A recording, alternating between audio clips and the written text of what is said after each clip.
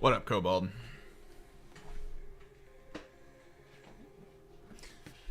Oh, we got stuff to do. Boy, do we have things to do. Not a lot, though. I mean, not a lot by, comparison. But it's still stuff. What the hell was that? Oh, I think I know what that was.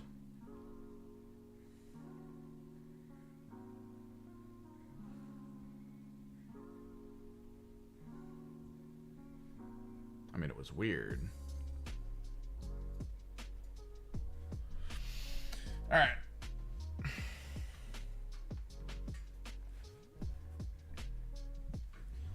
We have a lot of Enlightened to paint.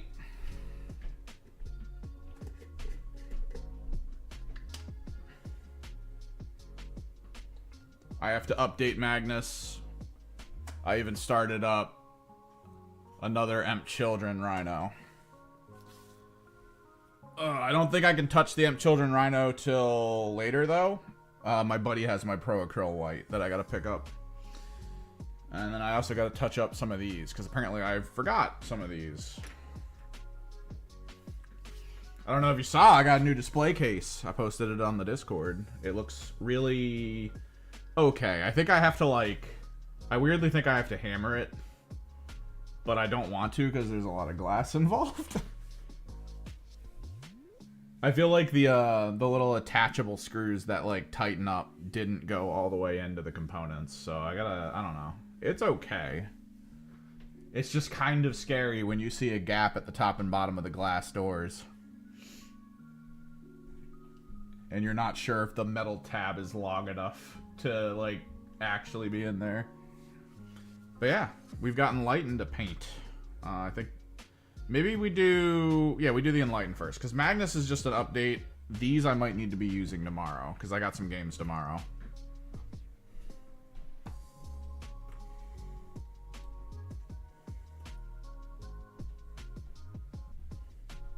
I'm so delicate.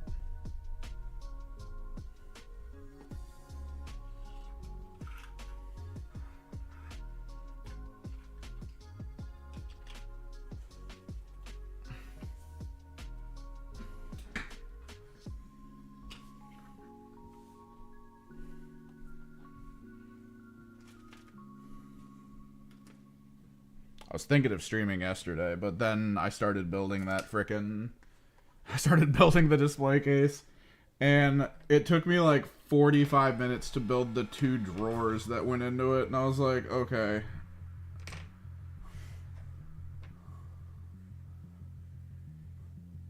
It was that immediate feeling of, yeah, there's no way I'm gonna be getting through this anytime soon.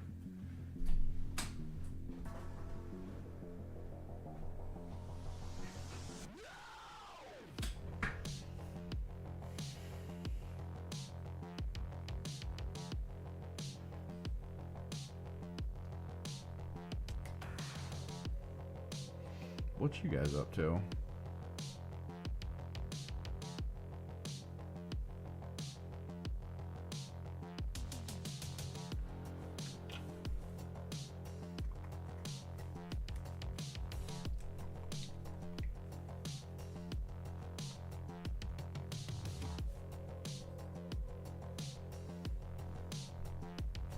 Touch this up a little bit, I think.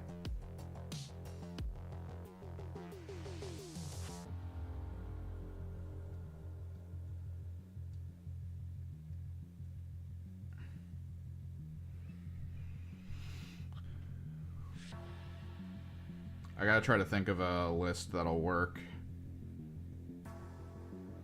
It's kind of memey, but the more I think about it, the more I'm like, alright.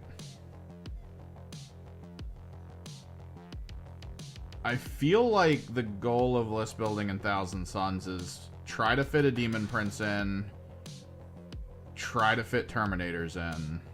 I mean, the Demon Prince is secondary to the Terminators, obviously.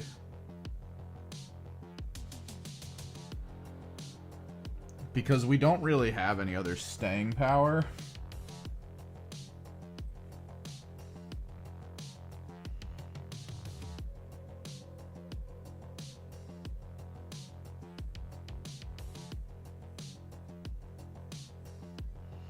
But I want to play the Mutant Herd detachment. So I don't know.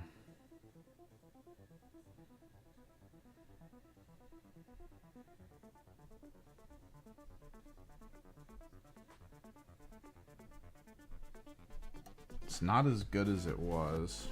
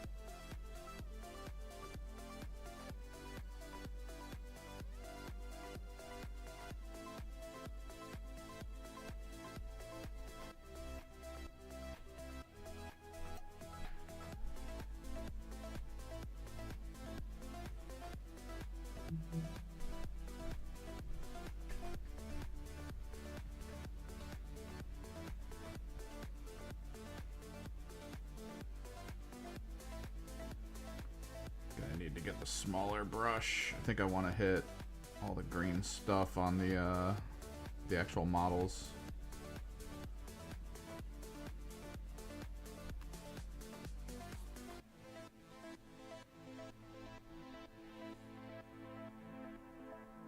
I'm so torn, man. I'm trying to hold my money for the Defilers, right?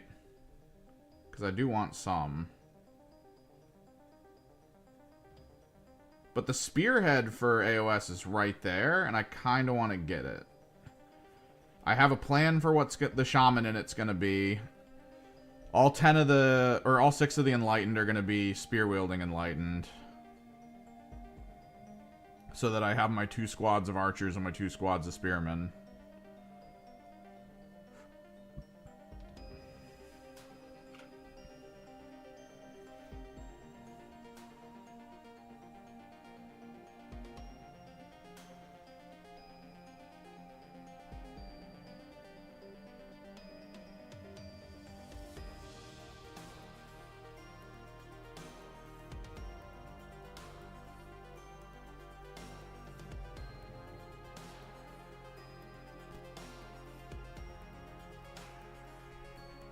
Then I can maybe move away from the thought process of trying to finish out the Enlightened. At that point, I would just need 9 more. One more full 6-man melee, and then 1 3-man archer. And then I'm done the bikes, and then I need 1 more Screamer squad, and I'll be done the Screamers, and I can make the Flesh Bike list. That will never work at a single tournament ever, but I can kind of do it.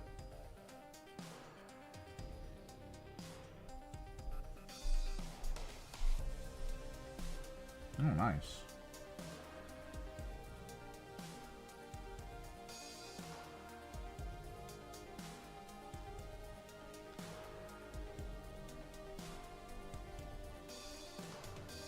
Even though I'm certain that list will never win a tournament, that doesn't mean I'm not gonna try, right? Not unlike Paul is bad and stuff and his Centurions, I kind of want to hit like a proper tournament with that list and actually like place top 10, right? I'm not talking top 5, not talking podium.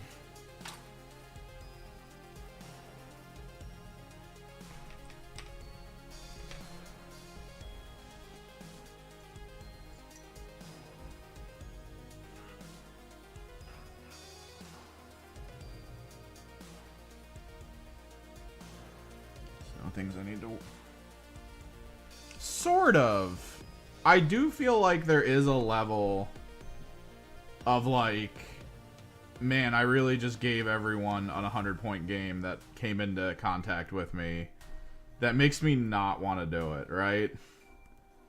Because to a degree, especially if it's a tournament, you're trying to like get people to test what's good and what isn't.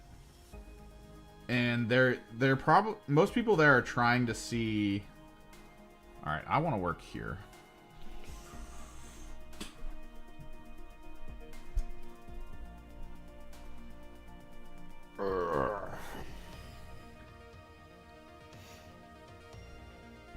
And, like, they want to test things, and they want to feel like, you know, the victories were good, but there is a level to it where when it gets to the end, and it starts looking at win ratings and opponents and stuff, the person who fights that list from me might not then be able to win the tournament, because going forward, I just don't score enough, I have a bad record. Because that is a thing. Like, if you beat me in round 1, you're going to hope that I beat the next 2 people to improve your standing. And if I'm bringing the list of I can't win a single game, I've kind of screwed you out of a good victory, right? Or a potential good victory. If that's kind of what you were going for. But on the other hand, staring someone dead in the eyes as you put down that many biker base units,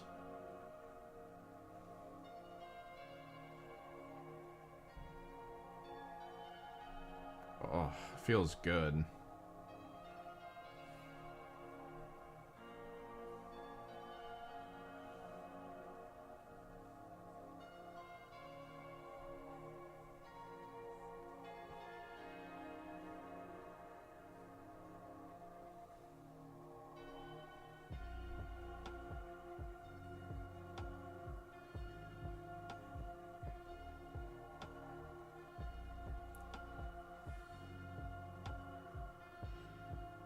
Yeah, it's partially like the good sportsmanship. You wanna approach a tournament like a proper tournament. Like, if it's just a bunch of people dicking around, then yeah, do what you're gonna do, right? Like, it doesn't matter at that point. But like, if I one day make it to a GT and like some big names are there, and I make sure one of them doesn't get to a first place position because weirdly we get matched up early, and then I give him like a 100-point game, but then get shredded for the rest of the tournament, and then he loses, he gets like second place at the end instead of first, literally because I just get absolutely obliterated with my list against everyone I play against. That's gotta feel bad.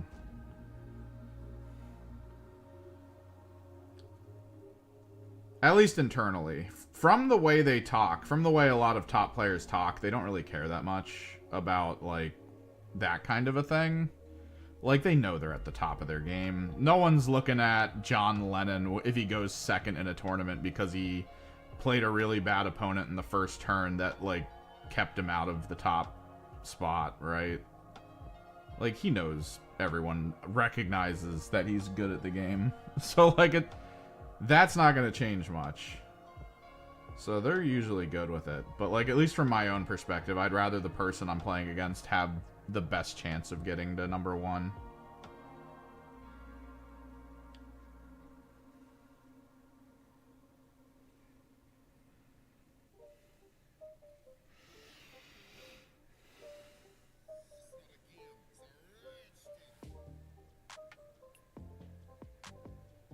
Which is kind of something I like about the competitive side. Even though it doesn't always play out that way. It's the idea that, like, your opponent wants you to do well going forward. For that one reason alone is just like, yeah, do well. That way I can, you know, get to full tilt. Get that podium spot. It's like, hell yeah, man.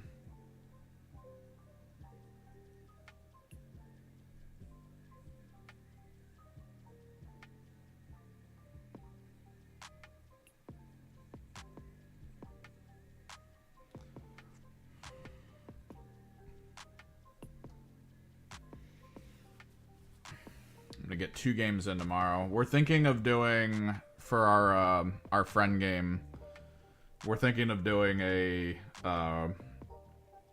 sort sort of like a clock meant for the specific action area rounds. Like if it's the movement phase, you get like 10 minutes kind of deal. Shooting phase, you get like 15 or something.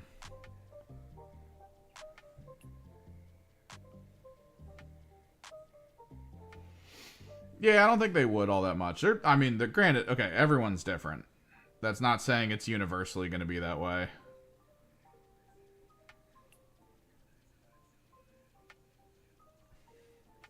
But for the most part, it's probably fine. I think the key and greatest component of what makes your opponent happy to have fought you in a 40k match is that everything you do is, like, fine, right? Like, you're not messing up your rules, you're being relatively quick with your plays and interactions. You execute your plan rapidly, and then, like, that's it. Because, like, nothing's better than getting done before the end of the game.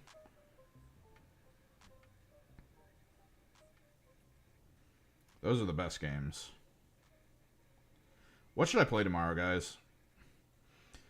I'm painting these to try to get them ready so I can run 2 archer squads.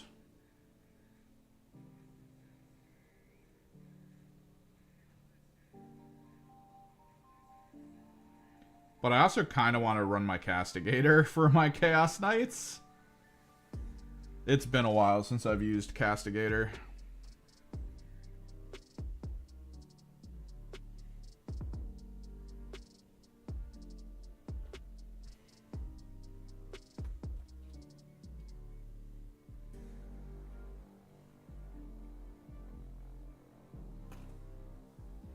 I got one game against most likely a Chaos Space Marine player who runs, I think, the Siege detachment with a lot of Terminators and stuff. And then we're doing a 2v3. And the random team generation made it so that the 2 players that we have that are actually good are on the same team, which would be me and my one buddy. So it's gonna be rough for our friends, which is why I'm trying to think if I want to meme with my team.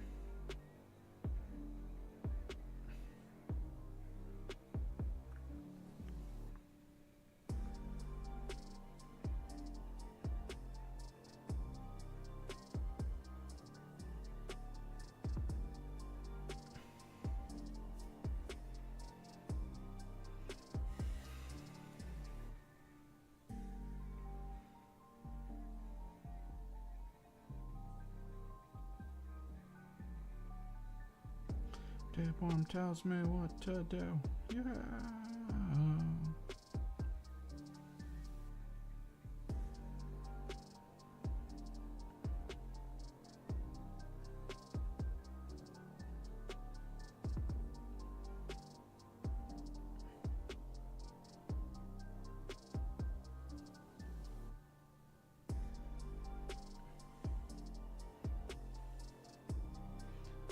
Like a single knight to a Chaos Space Marine list? Well, currently in the meta, it's usually Despoiler Questoris class or Tyrant. No, it's not. What the hell? Defiler? Despoiler? No, Despoiler. That's the word. It's the Gatling Cannon Despoiler is what everyone usually adds, because that's going to be your backline that sits there and just like anything that appears in front of it dies kind of situation. It's obnoxiously powerful. There are things that skew well into it, but it is obnoxiously powerful.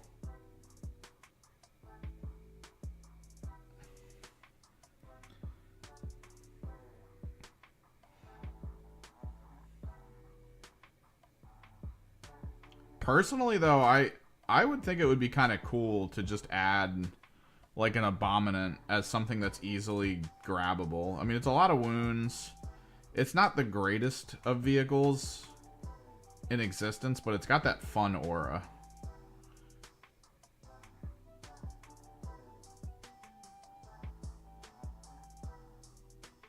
which is kind of why I was thinking of adding it to my Thousand Suns list, because if I run MVBs and that, then I have 2 Mortal Wound auras that are walking around the field.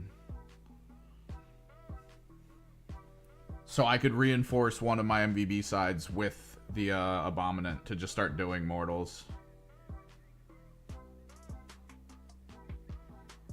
It's not good in practice at all, but I think it'd be hilarious to just go places and be like, pick up half your squad.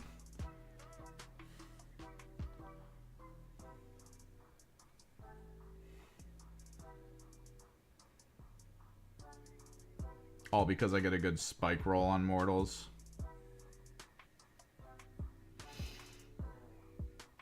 It's the biggest issue with my list building process. It's kind of what I've been shown and talked about with list building and like where the problems come into play for tournament play. The trick is like on a scale, you look at it and think like, okay, I have, you know, I'm able to, how do I put this? You would want to get to a point where you're like, every turn I could do 50 wounds, right? Like every turn I could probably do 50 wounds. And then armies usually, when you build them, they either go like, yeah, I'm doing anywhere between like 48 and 52 wounds pretty effectively every turn. When I list build, I'm doing between like 20 and 100 wounds each turn. And it's like, that's it. And it can spike so hard. Night kits are pretty cool. Personally, I would see what happens with the mid-tier knight, because if the mid-tier knight is getting added in to the chaos side as well, I wonder if they're going to let us take 2 or like 1 or something with it, or if like the War Dogs, they let us take 3. At which point, like, maybe the mid-tier knight, if we get like a Lancer variant for it, for chaos, oh, that'd be cool. 2 of those with a lance running across the field.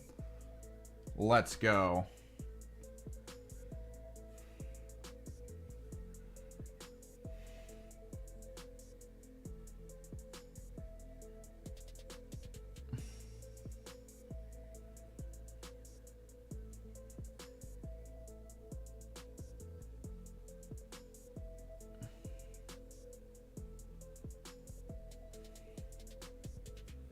Yeah, we need to see what happens with that mid-tier Lance Knight. There's like 2 variants to it. It's like a Lance and then like a Battle Cannon sword variant or something.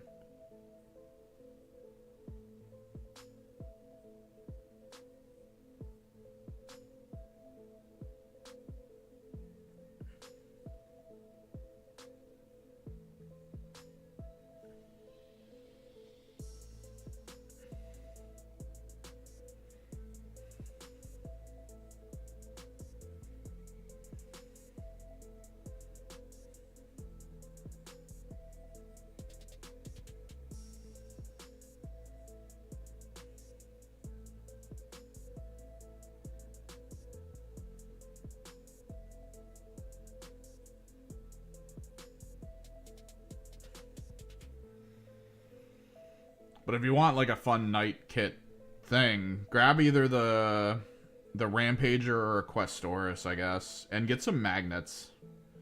It is the easiest thing in the world to magnetize those, and it'll give you a lot of options. Which I imagine is something you would want. The ability to be like, I'm taking this as a Despoiler. I'm taking this as a Rampager.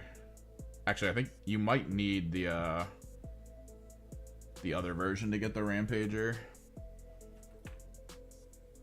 I don't know. Maybe the I would say that the new Chaos variant, the box comes with like the other stuff, right? The Abominant and all that, the Desecrator. There's a world, in my opinion, where like that's a pretty good pickup, but I still haven't figured out how to magnetize the new one's arms.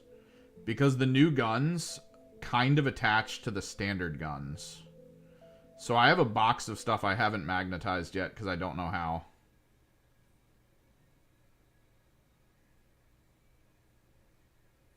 I run it as a despoiler though, so it's not like that big of a deal to me. Especially because I already had the parts to make it a despoiler. I think I 3D printed the cannons, so I get to just use the 3D printed cannons.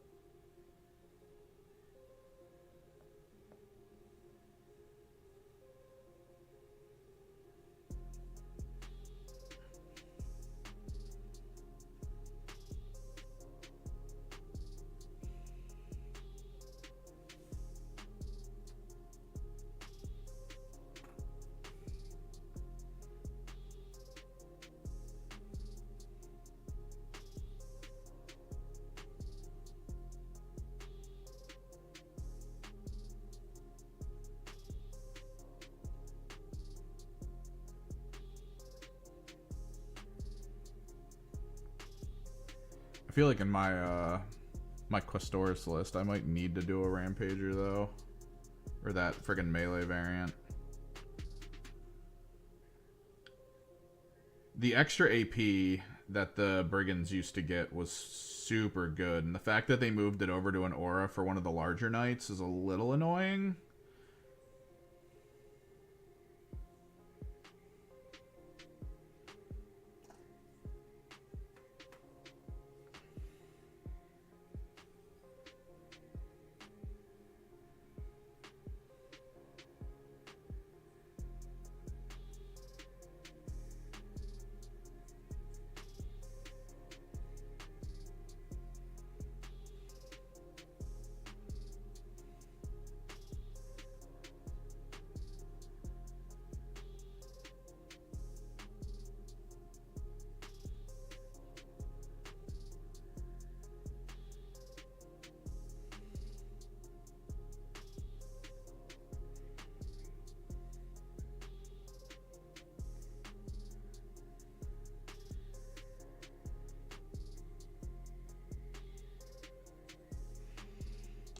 I'd say grab the new Chaos Knight kit, the large one. Magnetize it and maybe run an Abominant. Like honestly, an Abominant's kind of cool. Especially if you're running like a Night Lordy list, which seems to rely on like battle shocks and stuff. If I'm not mistaken, the Abominant comes with battle shock based things, which then helps you out a little bit further. It's one of those weird like rules that help from across army lists, which doesn't happen a lot. Most of the time, because you're running an ally, you get a little bit of weakness in your army. Like, running allies 9 times out of 10 is just running a stat stick. There's no other benefits that it brings to the table. There's no crossover it brings to the table. Like, you're not getting a lot.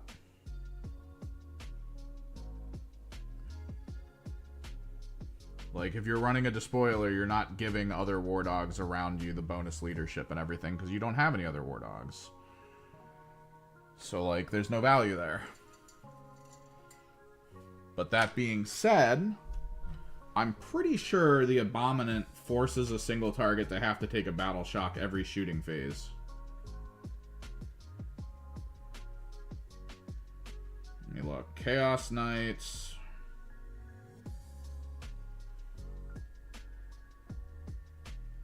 So it itself does D3 mortals to every unit around it, within 9 inches on a 3-up for a test. That being said, at the start of your shooting phase, you select a visible enemy unit within 24 inches and force it to take a battle shock. So when you're playing Night Lords, if you're playing the Night Lord detachment that is explicitly plus minuses based on battle shock, that's actually not bad. You send that thing forward as a battering ram to sit on objectives in middle because it's a ton of wounds, it's a ton of toughness. You just put it on the middle objective and just have it stand there while the rest of your army does stuff around it. And then within 24 inches, if someone steps out or you slightly adjust and can see someone, you're like, that, battle shocked. And then it's whatever minuses they have based on your other locations that you have on the field. And then it's like, oh no, I battle shocked. And it's like, cool. And then you just slam into it for all your pluses.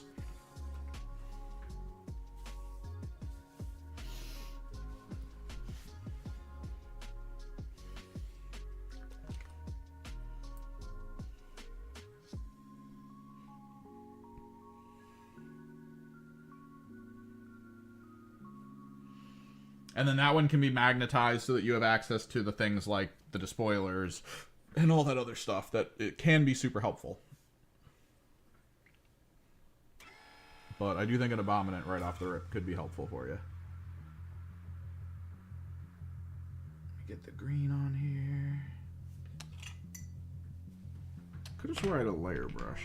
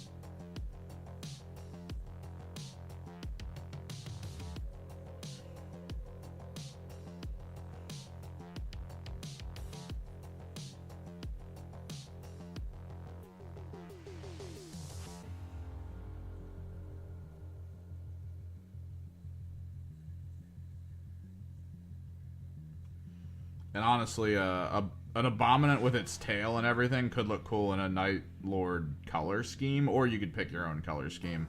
Because technically, Knights as allies are pretty much like other Knight houses coming in to help.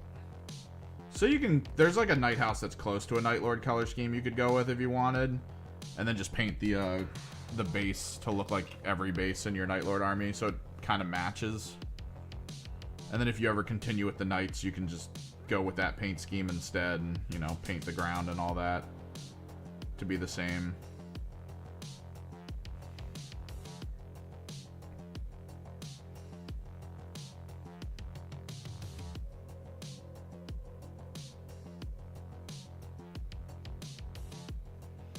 Like, sadly, I don't get to cross over with too many of my other models between my Emperor's Children and my Thousand Sons if I want my stuff to look nice. I can still do it.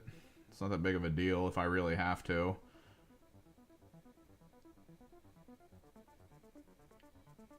Like, if Games Workshop was finally like, EC can use Predators now, I could technically use my Thousand Sons Predator. It won't look as cool.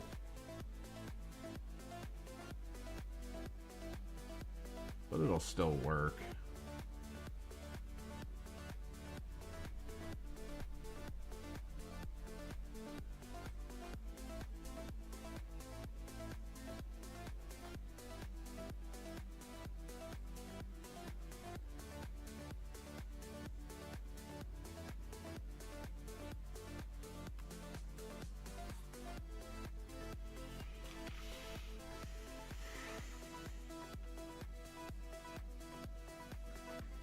Yeah, and you can do cool stuff with it on that large scale.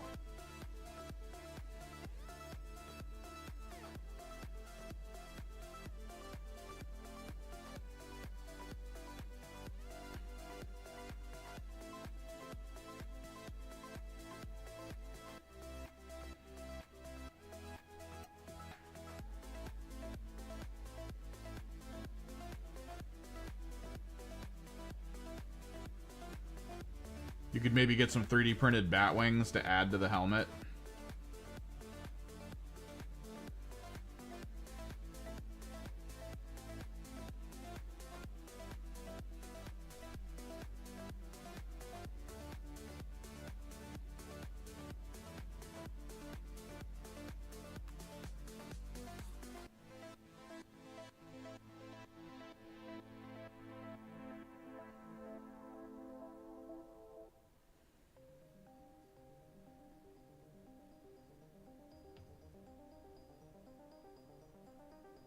Or if you have like a Demon Prince on foot, then you have like the extra wings. You could always put those on its helmet or on its back even.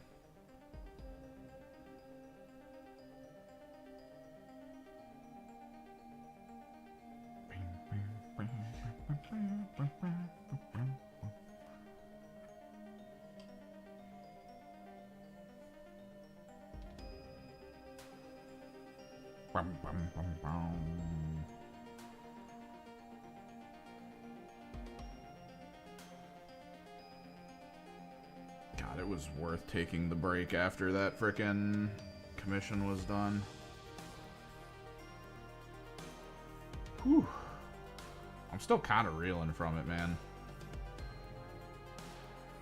That plus daylight savings time was just, like, brutal.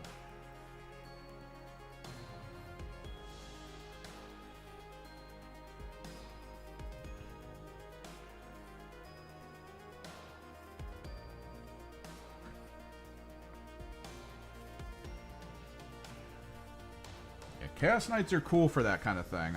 Did you ever see my Castigator? Because I'm going to have to do what I did to my Castigator to my Defilers that I buy.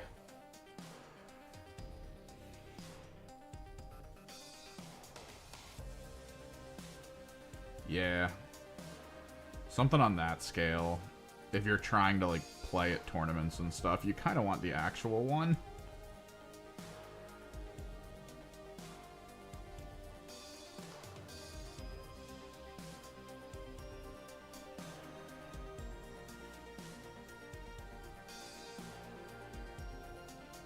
Yeah, my Castigator was a project, and now it's over here in my display case, so I can easily grab it here in a second.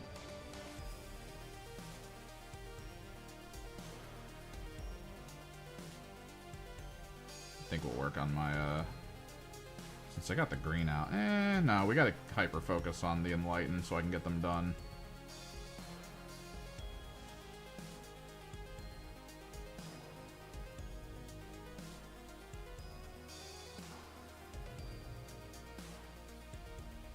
We'll work on Magnus in a bit.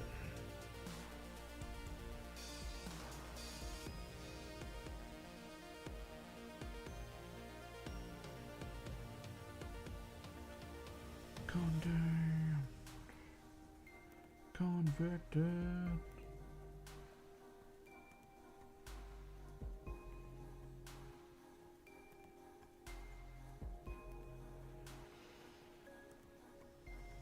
Because I honestly think this process that I tried on my Castigator, for people who have way too much, like, extra parts from their faction, it's perfect.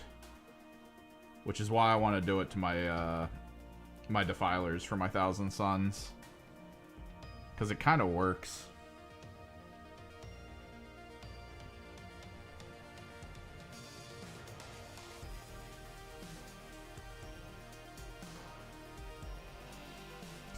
Printing's a double-edged sword. I mean, if you got local friends that just play at houses, I mean, it's fine. But, like, a lot of businesses, like local game shops and Warhammer stores and tournaments, are trying to, like, walk away from it.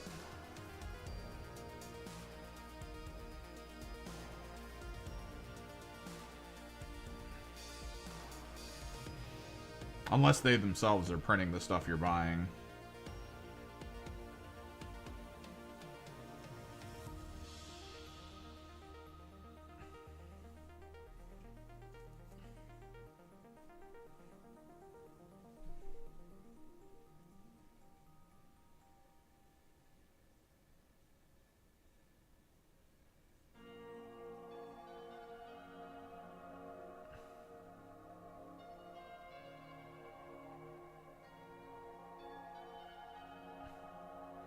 Because, I mean, that's really it. We're getting to that weird place in life where, like, I go to a store to play a game, and, like, the person that shows up has just mostly 3D printed models and has never purchased a thing at that store that we're at, and it's like, oh, dude, you're gonna get yelled at.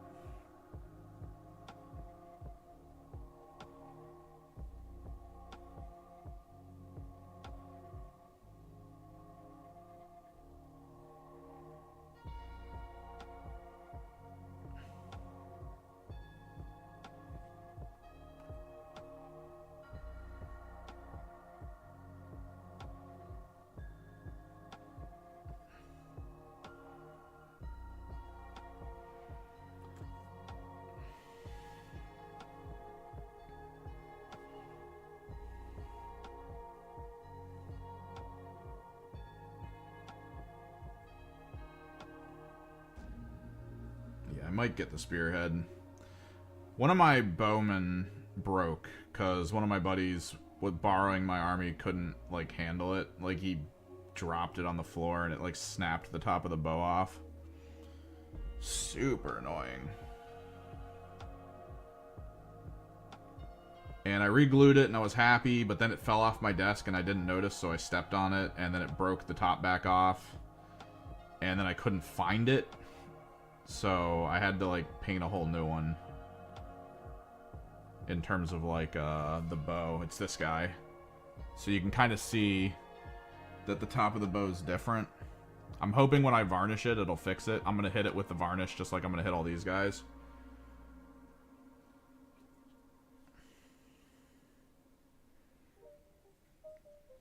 But, like, if I get that other shaman body, I can just make a bowman shaman. He won't have a shaman hat. I'll probably give him a regular Zangor head.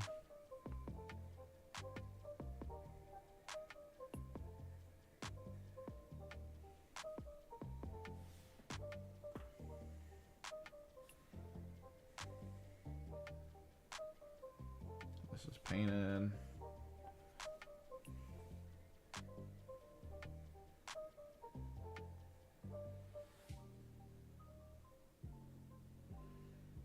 And then I can get my spearman made.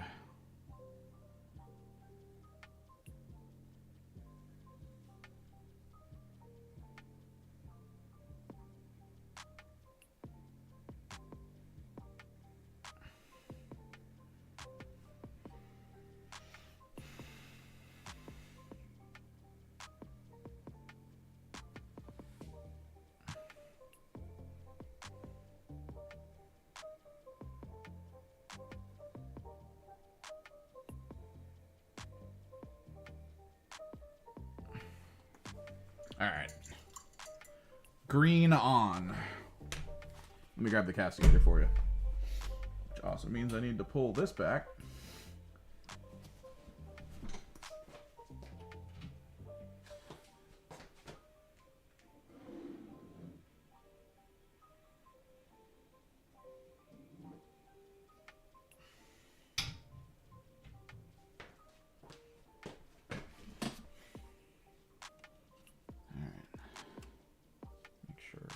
Holding well. Here we go. Castigator. With all the relief sculpture Zangors. And relief sculpture Lords of Change.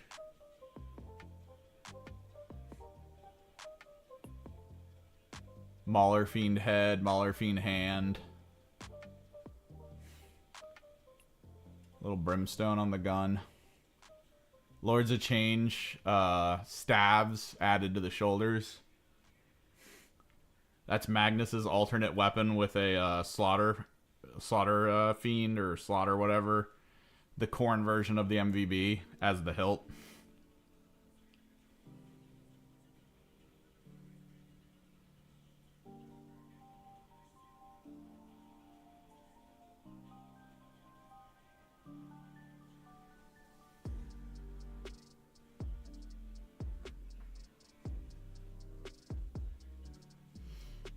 Yeah, so this was the, I put all the Zangor shields as well, chained to it as like extra.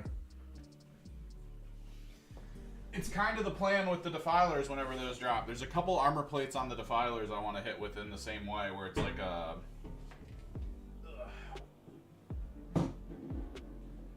where it's like a relief sculpture. I think that'd be pretty cool.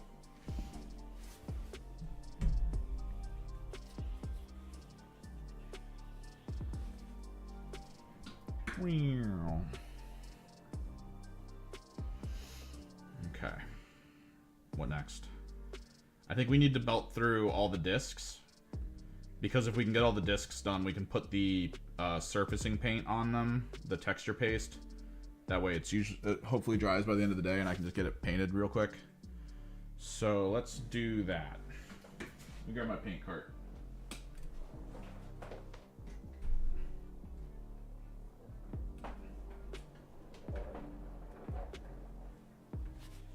Let's grab the extra paint.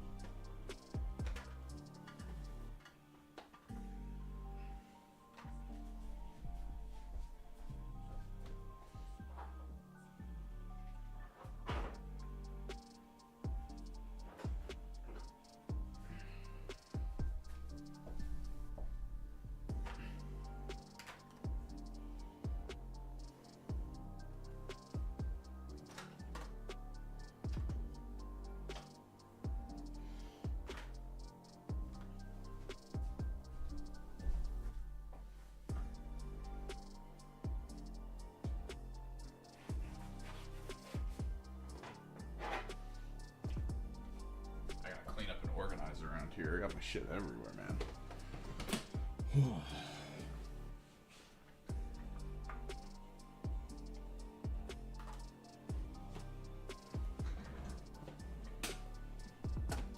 Start the gemstones, I think.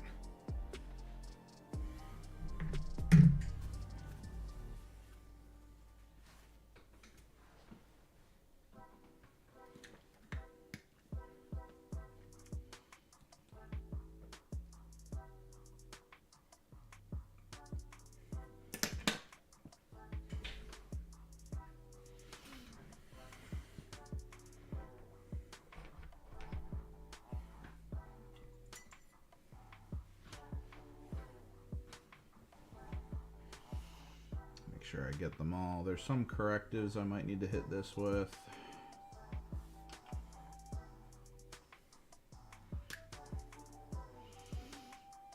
Yeah, that's good. You're working on a Night Lords situation. We're in a good time for Night Lords. You see that new combat patrol? You can get a ton of good Night Lords models out of that.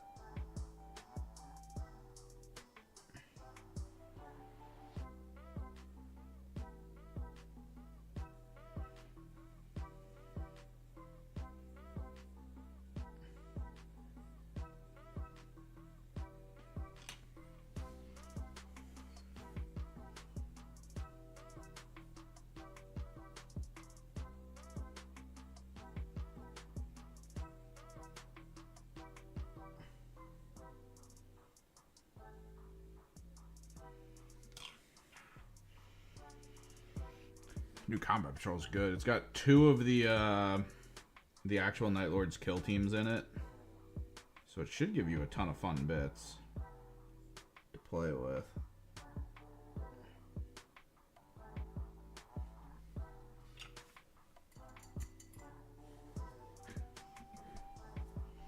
There's no gems on this, right? No. So the flesh ones just need their bones.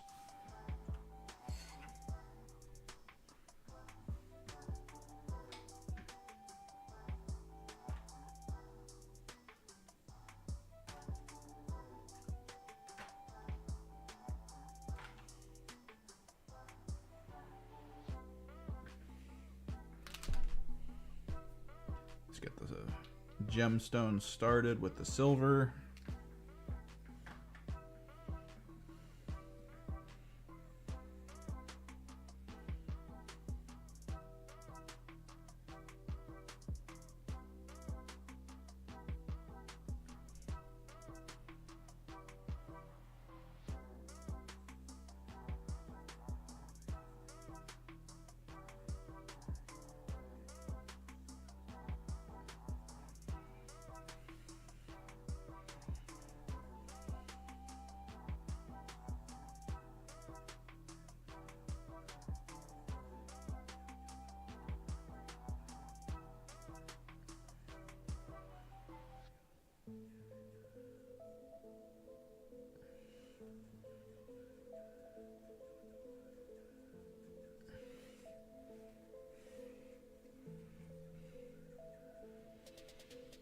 So I don't know. Do I play my Knights Army instead of trying to do a weird mutant thing?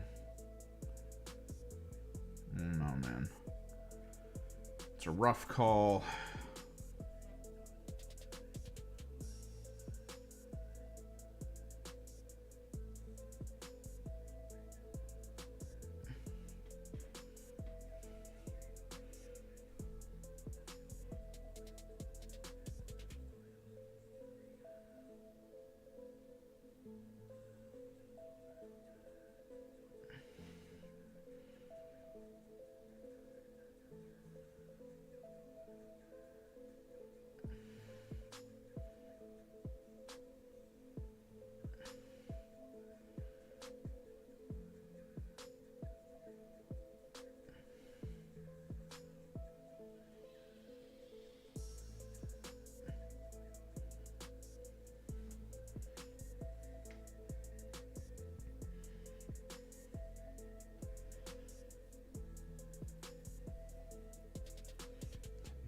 I mean, that's the peak, right? More Night Lords bits. That's what you want.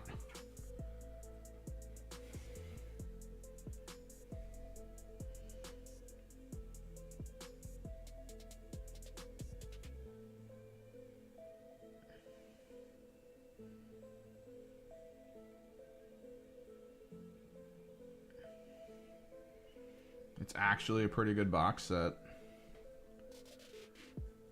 Definitely better than the Raiders Combat Patrol. The one with the Felgor squad, like one squad of Raiders and a Rhino. That looks so bad.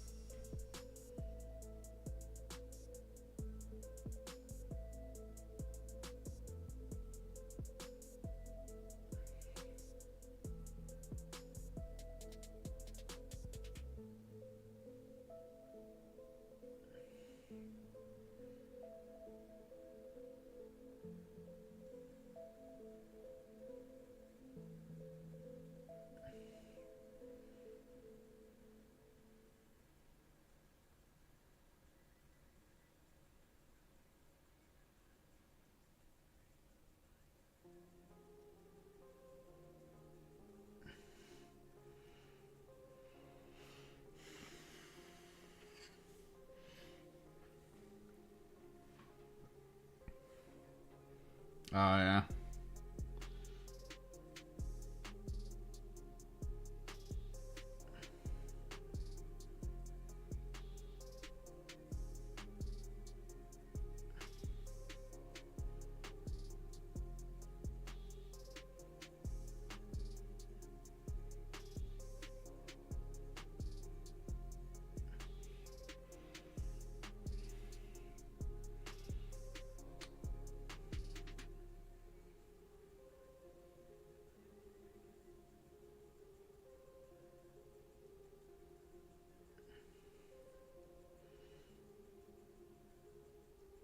I don't know. If I get these archers done, do I go the route of the demons detachment?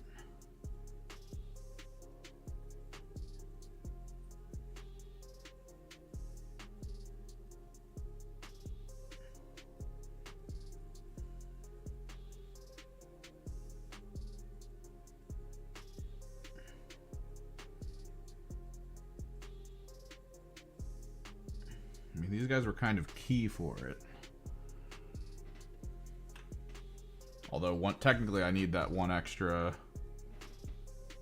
Yeah, just the eyes on top of this. I needed that one extra frickin'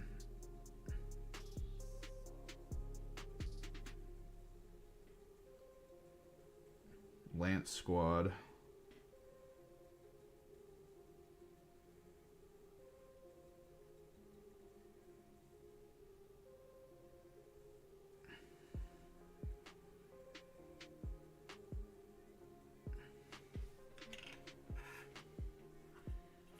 I wonder if my demon detachment needs to go the route of like engage on all fronts. And then one other thing.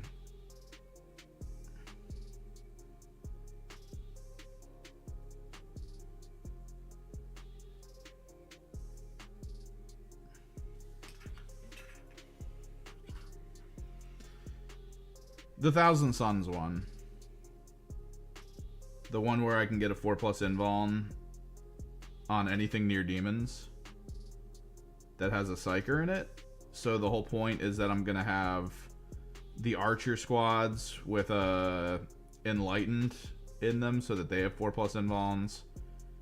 And then the Spearmen are going to be Shaman led. That way when they're moving with the... what was it? That way when they're moving with the Screamers, they also have 4+ invulns. Specifically in shooting.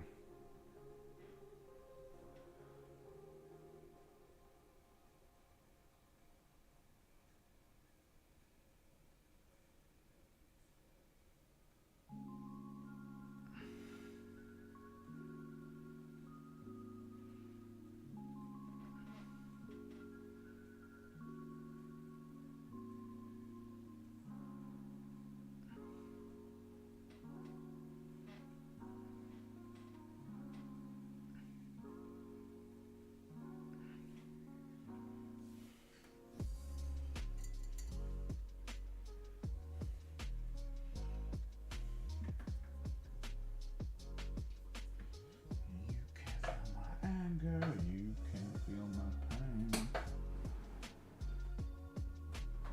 Where's my Titan buff? There it is. It's literally my favorite Thousand Suns detachment. It's not good by any means, but it's still my favorite. I just love the idea of demons running alongside Thousand Sun Marines. It's my favorite. Let's get this bone.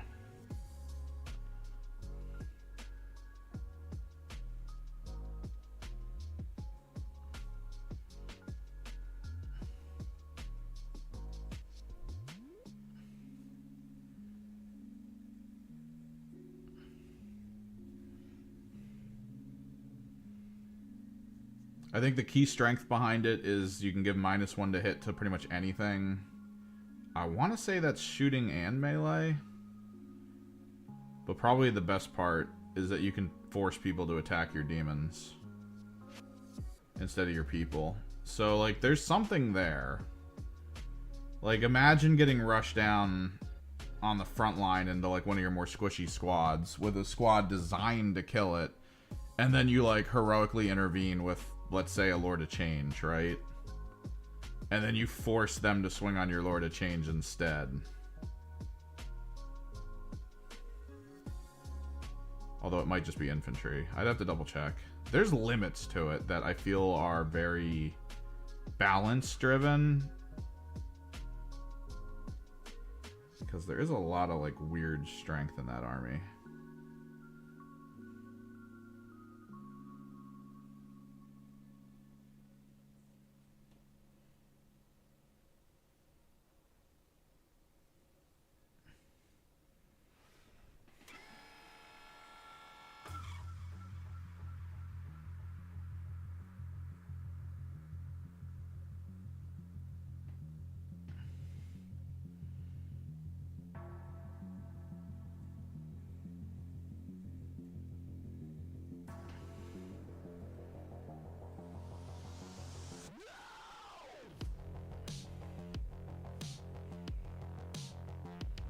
Bone tone.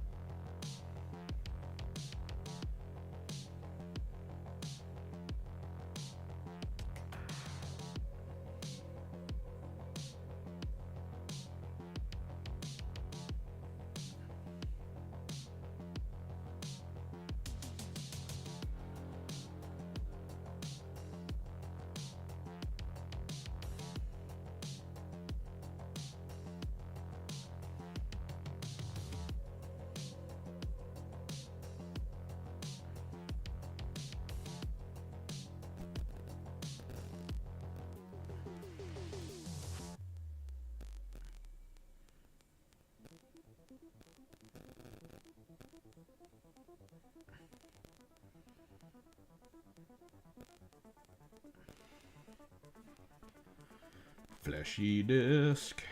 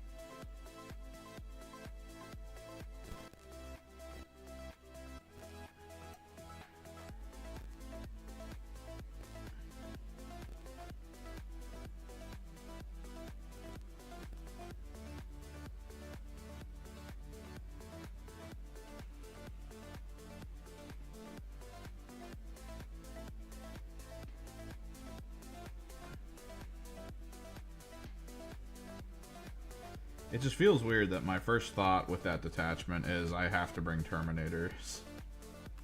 Which, like, they don't benefit from the frickin' rule. The only thing they technically benefit from is the 1 command point, -1 to hit.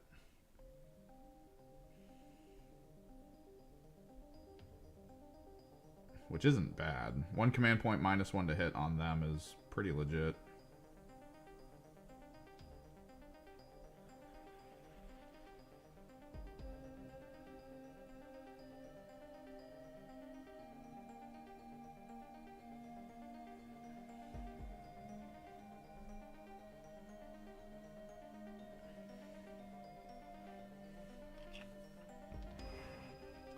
Especially if it works in melee, which I think it does. Sulfur, the sulfur stuff is supposed to be melee and ranged.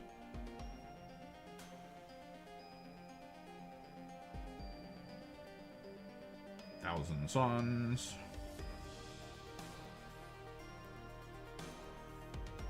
Change host. Strats. It's Sulfur Veil. Yeah, shooting or fight. I can technically give my Terminators -1 to hit in melee for things that target them. Which I can't easily give them in any other detachment. Which is why I usually put a Demon Prince with wing, or a Demon Prince on foot near them. So they can have stealth and shooting to prevent the shooting with the -1.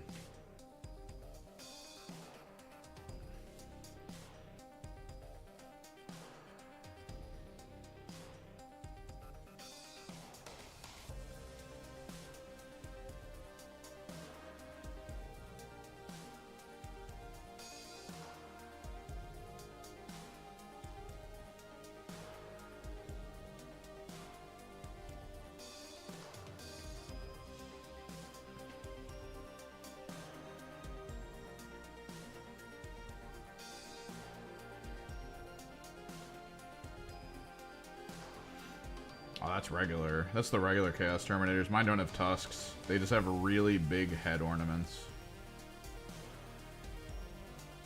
Frickin' Thousand Sun Termies.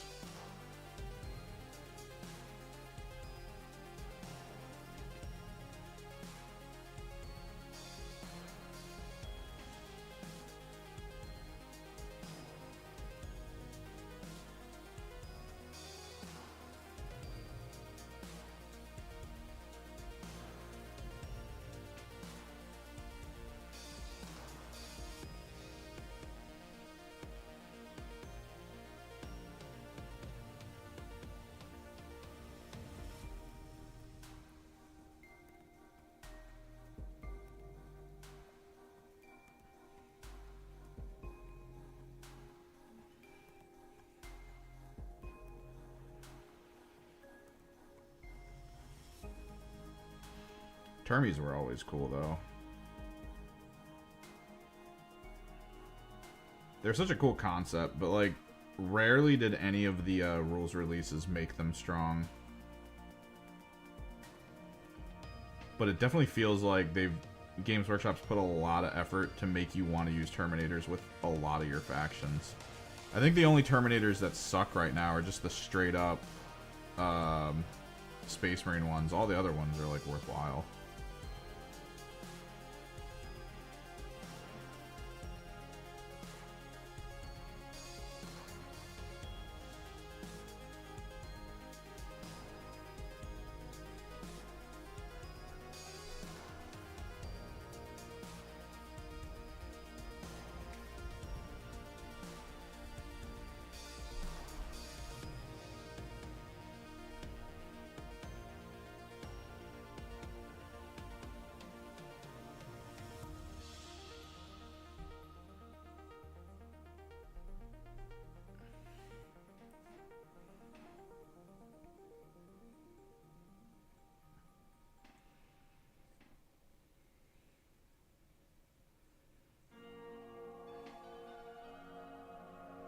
Like my friend and I have even been talking about how Emperor's Children Terminators are probably worth it.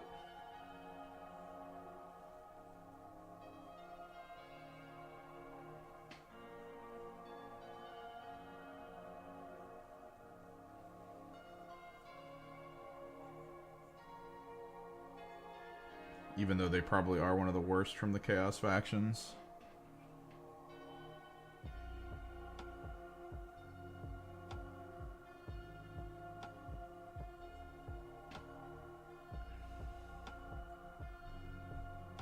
The only leader they can take gives them sustain on their really crappy ranged weaponry. So you don't really want to give them a leader.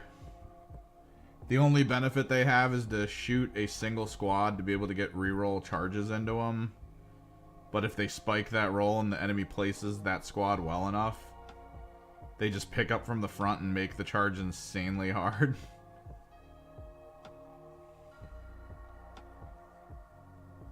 So, like, the best thing you can do in that list is to walk around a corner and shoot, like, one combi bolter at a squad. And hope.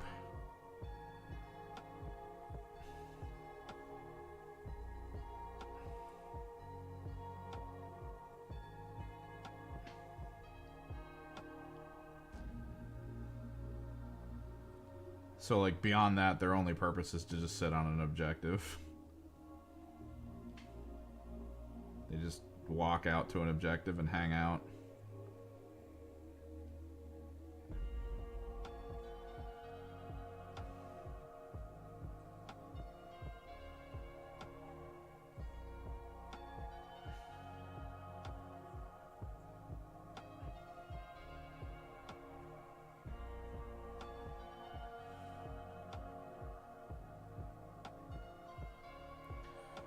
They're just too bland.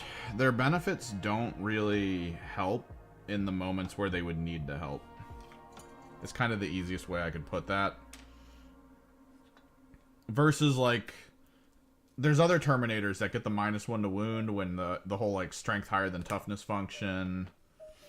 But they also get, like, other bonuses, like even better versions of saves, more health, faster movement.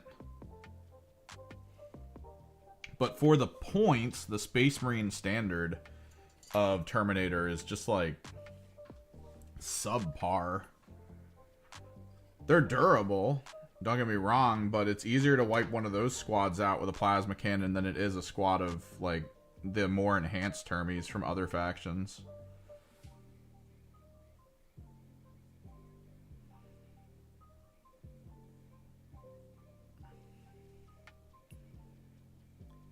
Like, compared to Scarab Occults, compared to any Death Guard Terminator, really. Compared to, like, I think the Space Wolf Terminators get that, like, 6-inch deep strike potential. Like, there's just on turn 1. Oh, no, it's a 9 on turn 1, I think. Like, there's just value there. Whereas Space Marine Terminators are just like, here's our stats, try to kill us. And because everything in the game is just durable as hell and high toughness, everyone's kind of passively meta stacked into being able to easily kill regular Terminators. Like, the amount of work I have to put in to make a Scarab Occult Terminator good, with the aura from the Demon Prince for the -1 to hit, due to stealth, the built-in -1 to wound they have usually. The reason they work so well in Hex Warp is if they're in my zone of control, I can also give them benefit of cover, which not a lot of armies come with, like, ignore cover necessarily on the big AP weapons. So, like, if I'm getting hit with an AP2 weapon that doesn't have ignore cover, I can easily just be like, oh, let me pop this command point. I'm saving on 3s now, too. So you're -1 to hit, -1 to wound, and I'm saving on 3s instead of 4s. And it's like, whoa. Alright. Like, that's so scary.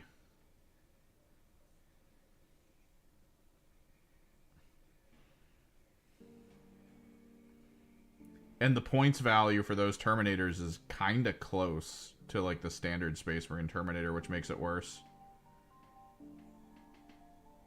Like, there's just more value in taking anything else but standard Terminators.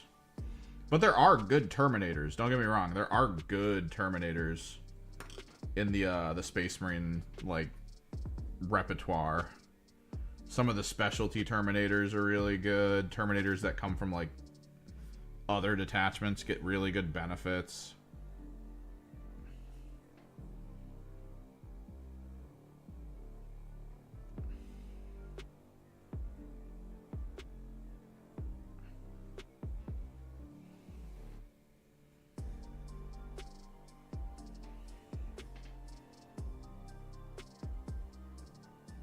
It's just standard Termies are usually Gladius, and then Gladius is like, eh. With Termies, you'd much rather have, like, bigger units of, like, weirder stuff. Or just do the standard Rep X's and Victrix. Spam that ish.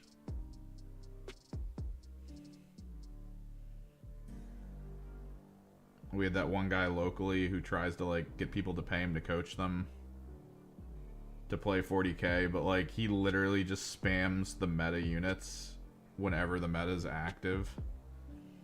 So, like, he went to a tournament with Rep X's and Victrix Guard, made a ton of very bad plays. From, like, anyone that played him, they were like, I don't know why he did that. That was not a good play. Like, he just made some bad choices while he was playing, but Victrix and frickin' Rep X's just carry. So it's that feeling of, like, what's your coaching, man? You just gonna tell me to buy Victrix's and Rep X's? Is that the coaching?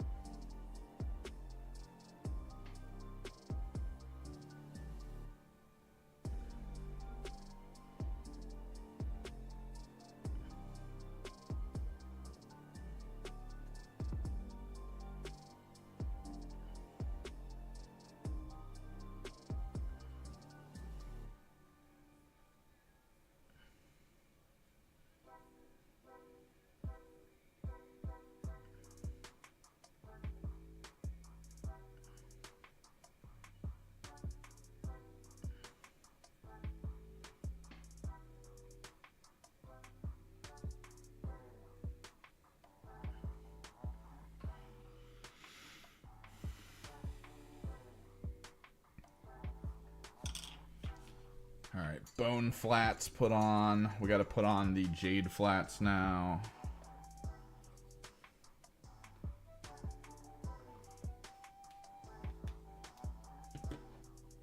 I'm gonna be making the because like the original discs for the rest of the teams are like obsidian blue. So I wanted these to be a little different. All the SM kill teams. Damn, bro. Damn.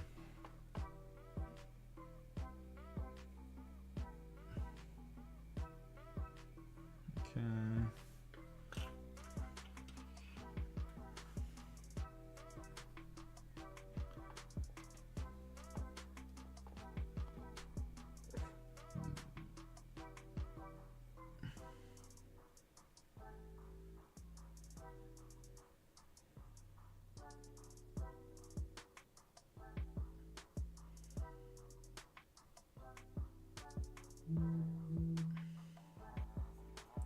Why does phone buzz?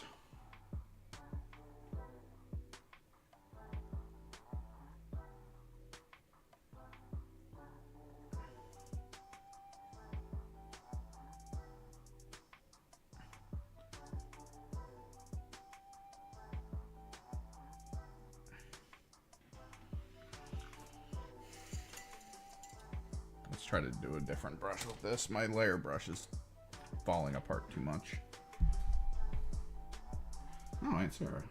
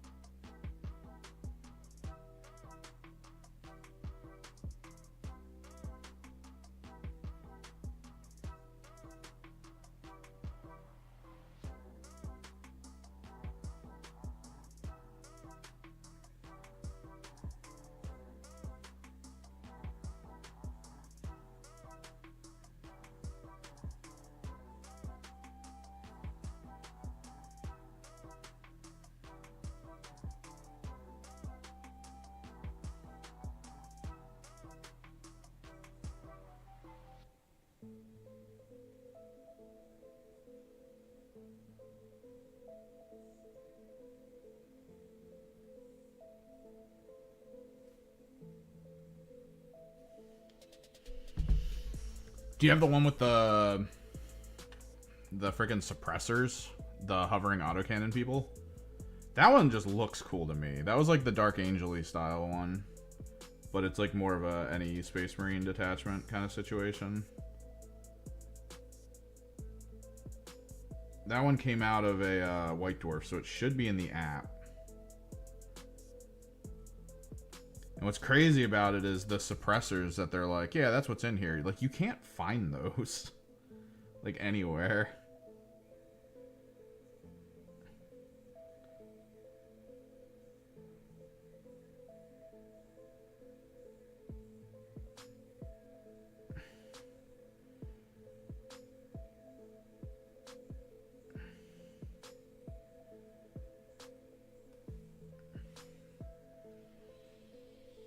Yeah, it's not in a box. I wonder if it is in the app. I'd have to check. Because I'm pretty sure they gave us the White Dwarf ones come out in the app like a month or so after or something. Because I'm pretty sure the Emperor's Children one is in the app now. The demon one.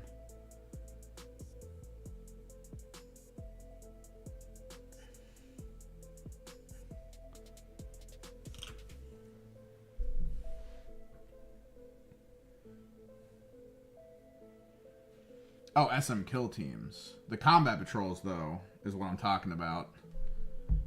The kill teams, yeah. I've got the Angels, I've got Phobos, I've got Scouts. I don't have Death Watch.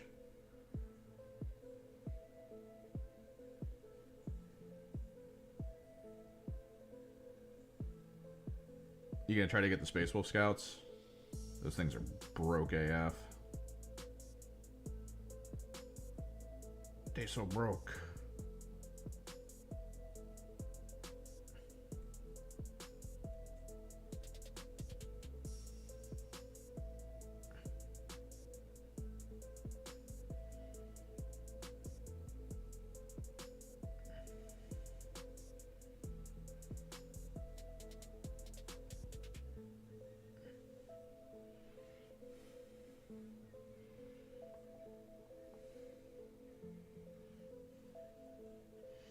Kill Team's in a weird spot. I don't know how much more interesting it can get going forward, because, like, I feel like the teams I was really starting to like were the ones that had, like, a couple weird units in them, right? So, like, you get, like, those weird mashups that create just a fun concept. But now Kill Team's just like, we introduce new squads to 40k is kind of our way to go. It's either new squads or we're just going to reestablish a squad. Like a remake or something.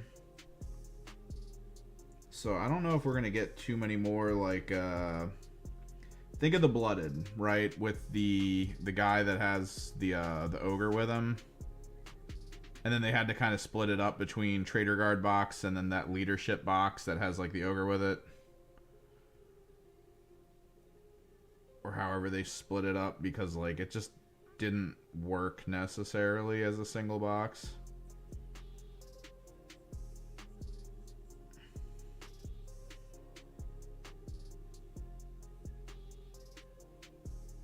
Like, I don't know if we get a Wormblade style team where you have a bunch of leadership options.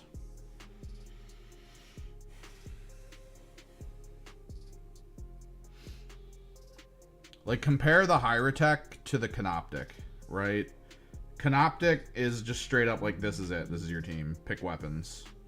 Whereas the Hyrotech was like, all right, we're going to give you one of the 3 leader options. If you want the others, you're going to have to go out of your way to buy them. Think of the Blades of Cain in the same fashion, where it's like, this is the relaunch of the Scorpions. If you want the full team, you're going to need to go out and buy Dire Avengers and Banshees. Which, yeah, you're going to want those, because they're actually very useful.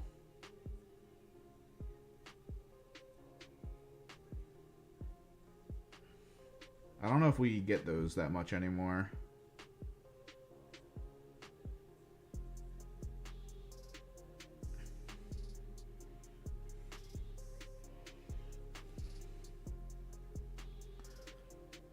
Well, I don't know what else you can add to the Horde side.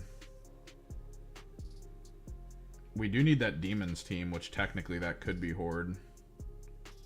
But, like, what does that look like? What does the Horde Demons team resemble? Is it just going to be like a relaunch of, like, the Tzeentch Pink Horrors or something? Is it going to be something Khorne related? It's not going to be Gellerpox.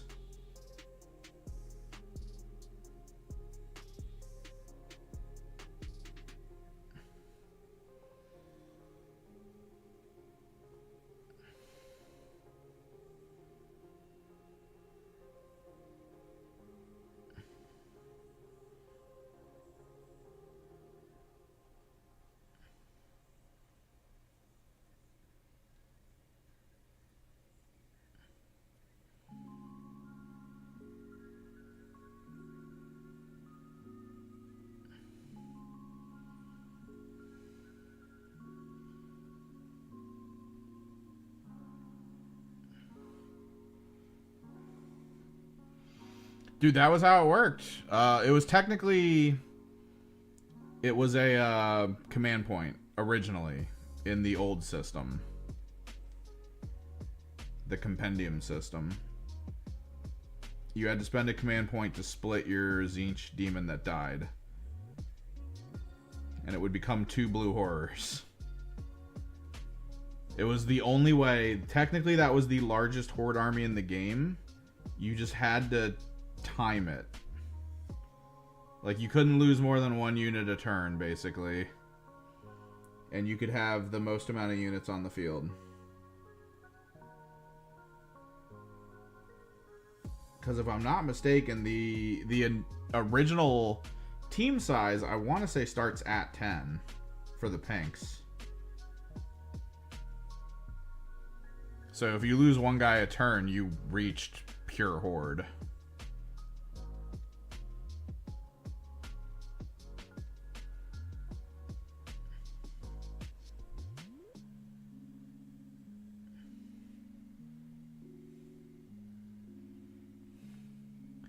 It depends on if they clarify it at the top. Like, if it says at the top, in order to get a kill op, you have to kill...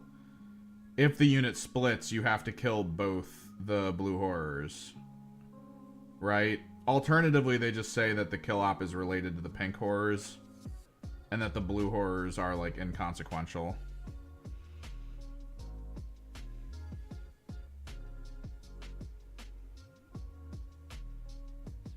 Although that still was a genius play by that Inquisitor player to turn off the rule on their list that made them inconsequential and then kill them. That was 100% genius.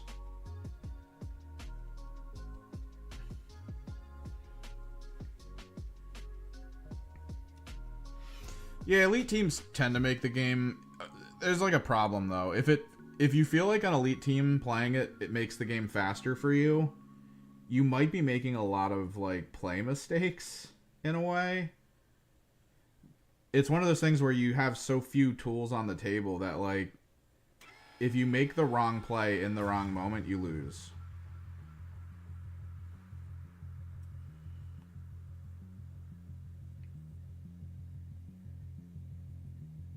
Like, I played a Angels of Death kill team as my Votann. And the things I was doing was basically setting my opponent up to put himself in a really, really bad position. And I kept warning him about it. Because it would be one of those, like, chasing cars plays. Where I would send a guy in, put him into a pretty safe spot, and he'd be like, well, I guess I'll just back out of this spot. And then, like, yeah. And it's like, alright, dude. You can back out. You won't be able to shoot when you do. And then, whatever you follow up with, I'll be able to just kill with what's going to come in the room after you. Because you've basically given my plasma gun, like, 5 targets. Wrecca Crew's nice. It's that halfway marker. And you can always end up just killing your own units, which is hilarious to me. They're more chaosy than chaos right now, honestly. Like, there should be way more chaos function to be like, hey, do you want to re-roll that? Take D3 mortals.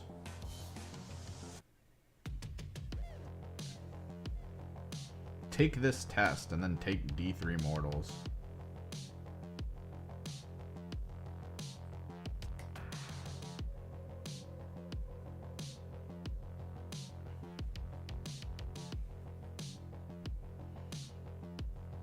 The amount of times in large-scale 40k where my Chaos Space Marine armies have gotten to a place where they've killed themselves more than my opponents killed them.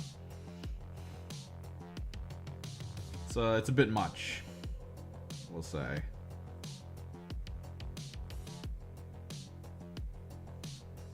I played in a tournament where in a single round I put more damage into my own vehicles than my opponent did.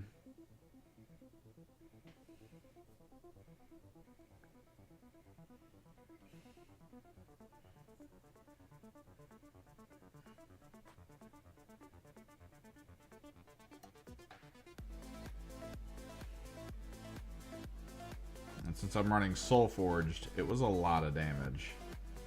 Soulforge hits itself with so much extra damage just from existing. Oh, what's that? You want to improve things? Take bonus damage.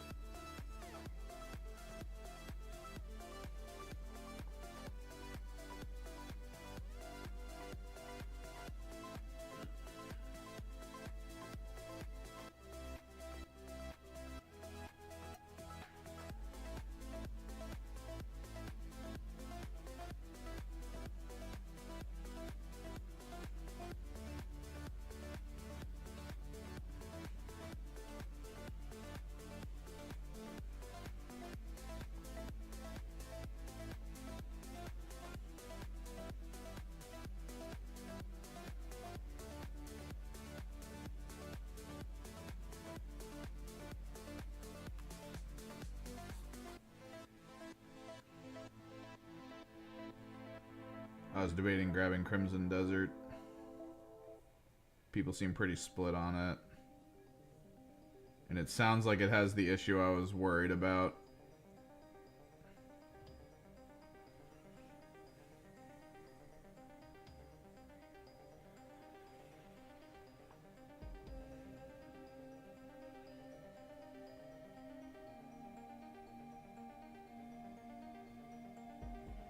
Oh yeah, Plague Marines, you gotta find the perfect moment with Plague Marines to like go to a spot and screw with people. I remember I was fighting a deathcore kill team list back when we were kind of like early in the kill team new season stuff. Or new rule set. And I caught like 4 of his units off guard with that flamethrower that the sorcerer has. I was like, dude, if my sorcerer dies from this, I'm okay with it. Like, let's be real. I'm about to pick up 4 of your units in one go. And, like, some of them were key units, too.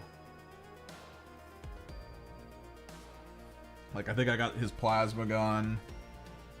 And, like, one of his mini leaders or something. Just picked them up. All it took was a move, a dash, and a shot. I kind of don't like that there's no counterplay to poison.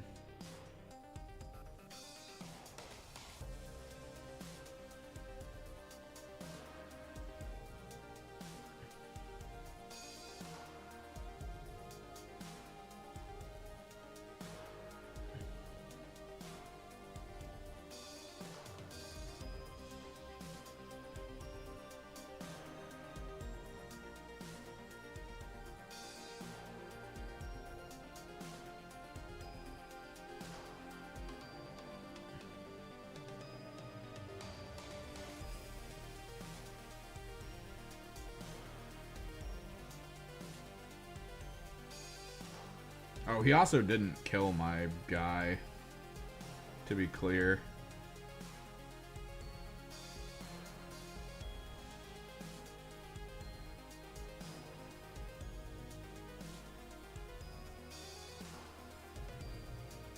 If I'm not mistaken, I think, I'm trying to remember that moment. I think I used Cloud of Flies in that moment. Like, I had it over there. And then I ran to it, because I think it doesn't Cloud of Flies only obscure enemies shooting at you if you're in it. I'm trying to remember what the hell I did there. I basically set it up so that I could have swore that I set it up so that he ran up and was in a zone of obscuring, and then just ended a major chunk of the team. So even if he got attacked in the aftermath, he was fine.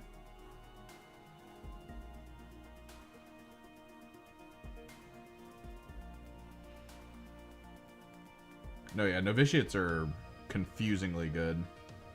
People don't expect it. I remember early in the new launch of the system with all the new rules for the teams, and I watched a tournament on stream. One of the first guys was like scouts versus novitiates, and the novitiate player just picked the scout player apart. Just kept putting into situations where he was like, nope, can't shoot me. Blinded, haha. It was bad.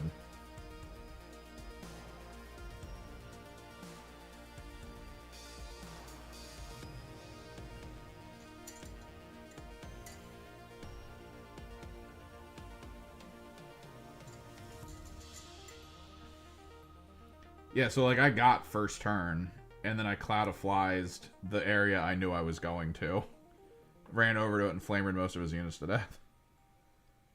It was good. I keep having those plays too, even with my my salvagers. I was playing against a battle suit team, the stealth suit, and I caught him. I caught him in a moment. I had the missile launcher guy, and he was just close enough to like 4 of them, or 3 I think at the time. He was trying to hold down this one objective on one side.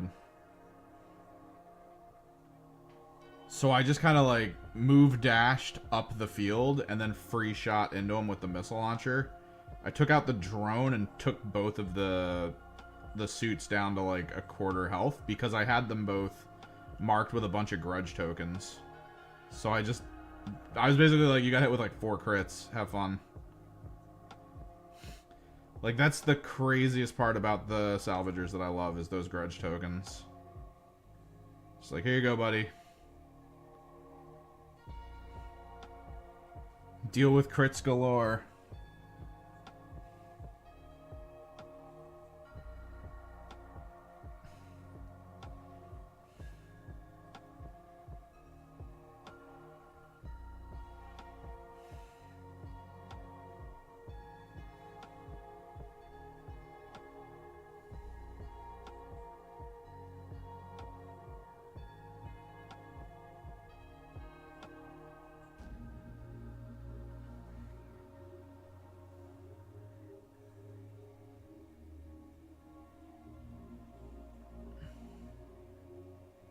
It's such a strong ability.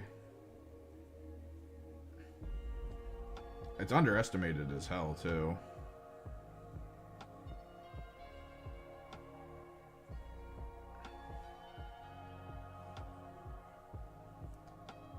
If you're playing them in Kill Team, do not expect them to be good. They suffer so much from the rules of Kill Team. There's not enough of them. Like, they're highly mobile, which is awesome.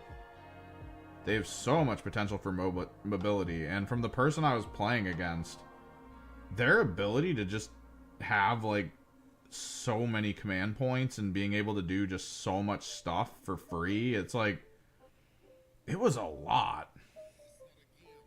Like, his ability to just control the field with all these different abilities was so cool. But, like, it just didn't work. I basically tabled him by turn 3.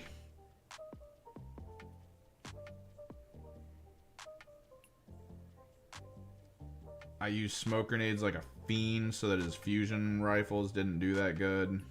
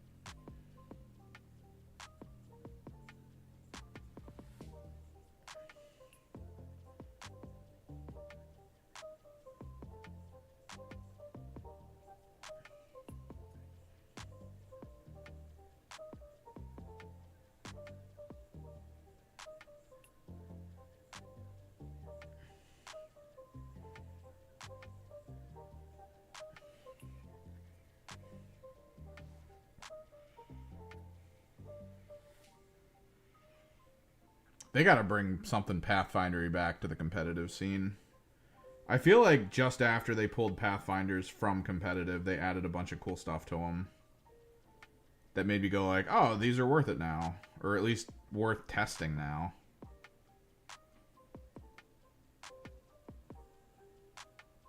But they're declassified, so you don't get to take them to GW-sanctioned friggin' GT tournaments and stuff. Which kind of sucks. Because they really did apply a lot. They're doing what a lot of teams needed, I think, where they're making it so that abilities the teams have aren't really like costly anymore. They made the one breacher unit guy, he just de-obscures you for himself regardless. Like, it's a rule. He doesn't have to pay an action point for it anymore. So like, a lot of teams started getting that recently because they've started to realize, like, over inundating the action economy with cool abilities is not a good idea. We need to give some of these characters the ability to just be like, oh, I get my thing at all times, or I'm activated, therefore I get to choose to do this. And I don't have to pay for it. Yeah, like their marker light benefit and alteration, just, it was good. And it's like, well, can only use them in small-time tournaments. Kinda sucks. They did that to like 3 of the teams that are declassified. They gave them like really good updates.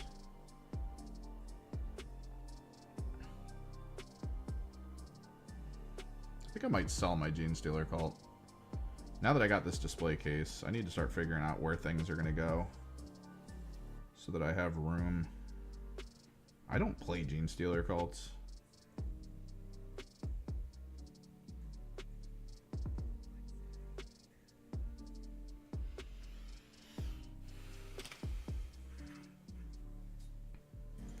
Jade Blades.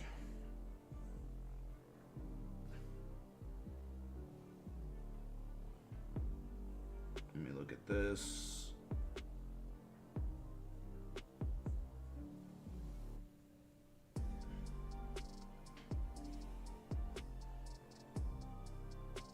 I could probably get away with straight up gold.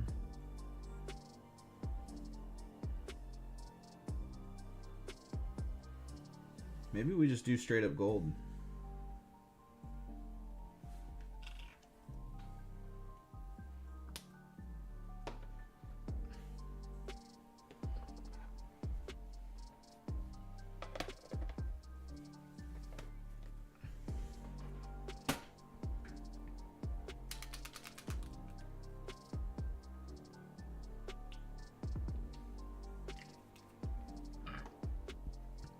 I mean, maybe.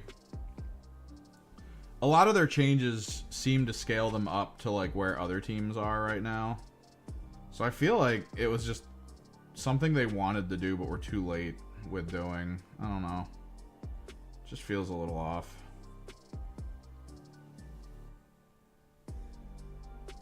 Because like, yeah, that should have been done in the prior data slate.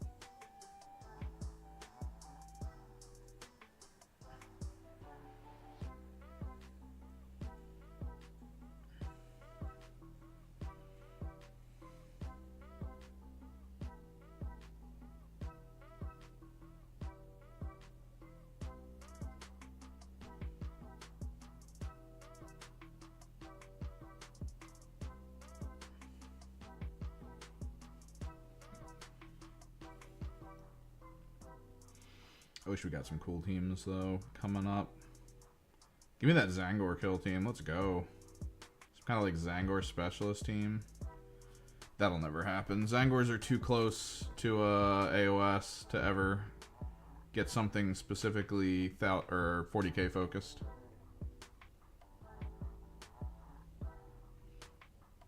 Closest thing we got is the upgrade sprue, which isn't even that good.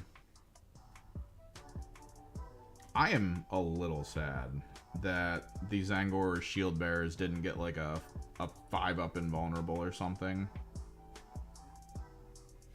in 40k. The shield bearer got a bonus in the actual like kill team.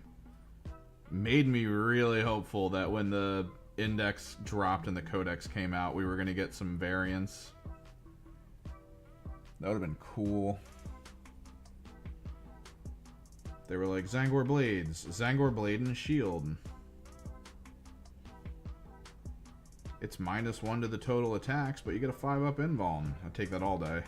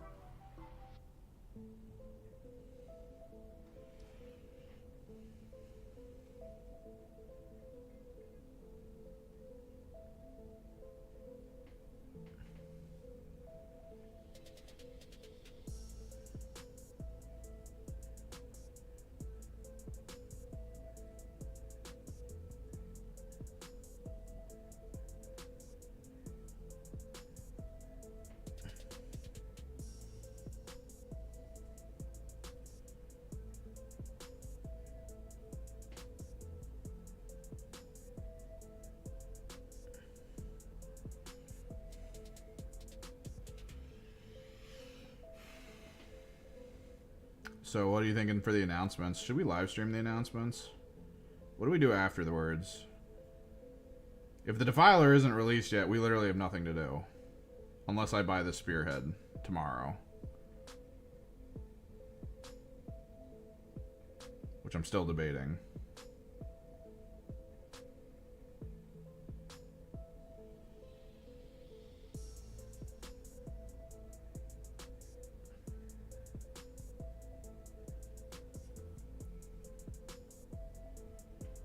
But what do we think? They say kill team. I don't think it's going to be a new zone.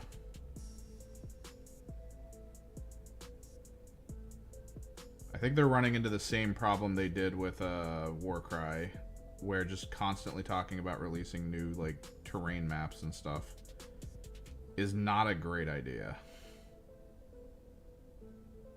I could see them expanding a map a little bit, but the problem comes down to organized tournament play. Like, unless you have easy access to the terrain pieces needed, like, you can't really sell the terrain with the squads without immediately selling the terrain pieces separately.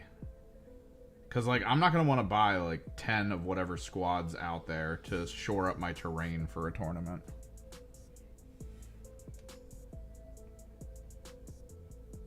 So if the terrain's getting added, it's got to be for, like, PvE. Or maybe it'll be part of the actual squad that's coming out, where they get to, like, utilize it somehow. That could be a cool thing. A bunch of teams that drop that are like, these are pieces of terrain that are explicit to us. And they come with, like, these benefits. I don't think we expect a new zone. Maybe they flesh out tournament rules for combi zones. Like the, Tomb World plus Vulcus kind of situation.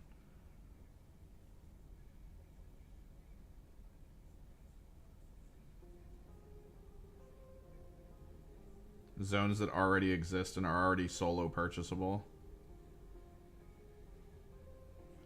Because I don't mind the 2-tier tabling. I think 2-tier tabling is kind of cool. Needing to know where to send people to split up forces. Not being able to easily cover your teammates. It changes the flavor of, like, dealing with elite teams. Because, like, one elite with a sniper rifle is not covering the whole table.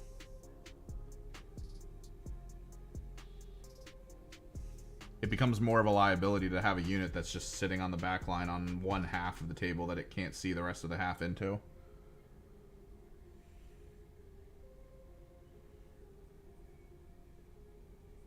Yeah, I wouldn't mind, like, terrain pieces being part of teamwork. Imagine the next AdMech team coming out with, like, a couple small plasma coil pieces of terrain where you can put them on the field as, like, a deployable, and then their position increases the quality of, like, your units and possibly even does damage to enemies that get near them.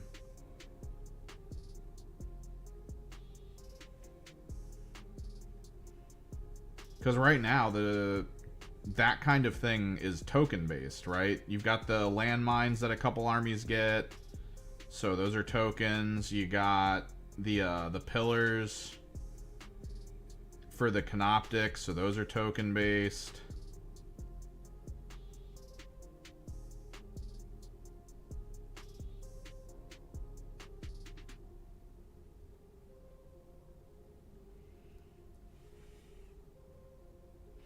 But like an actual thing that exists that you can't like easily walk through, that has its limits in terms of like can't be put within this range of these things, blah blah blah blah blah.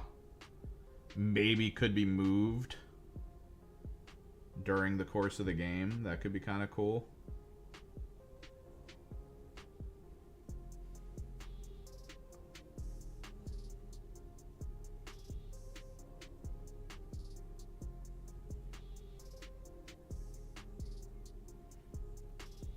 Yeah, people don't really take them.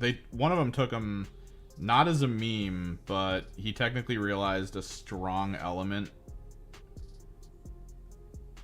from the Chaos Space Marine list. That was the Noctilith Crown and 120 cultists list, where it was Noctilith Crown, 120 cultists, and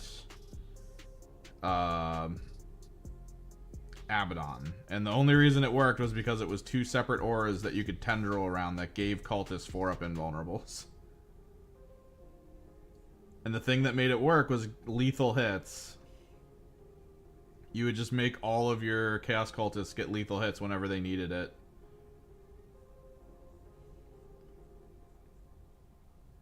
And you just attack outward.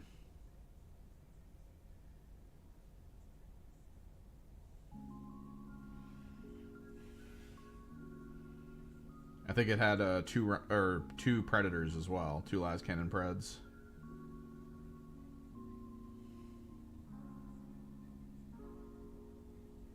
I kind of wanted to play that list. My Vastor list had a metric ton of blast in it.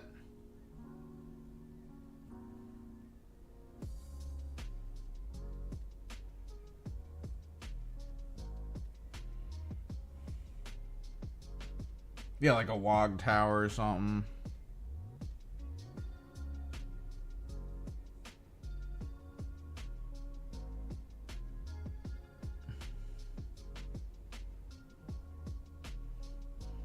Or like a little shack you guys call like the Grot Hole or something, and you play like a Grot team. And there's one like the Grot Slaver dude in it.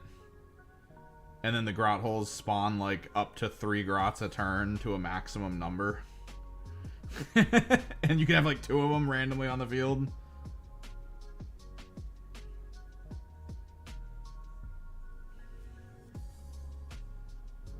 You're just spamming Grots across the field.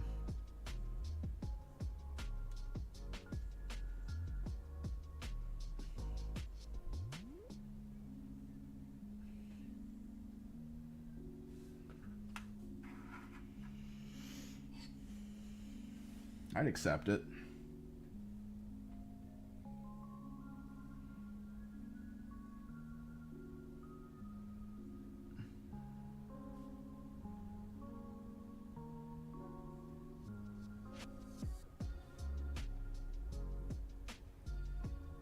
Or like pay a command point and then set up like a deployable turret.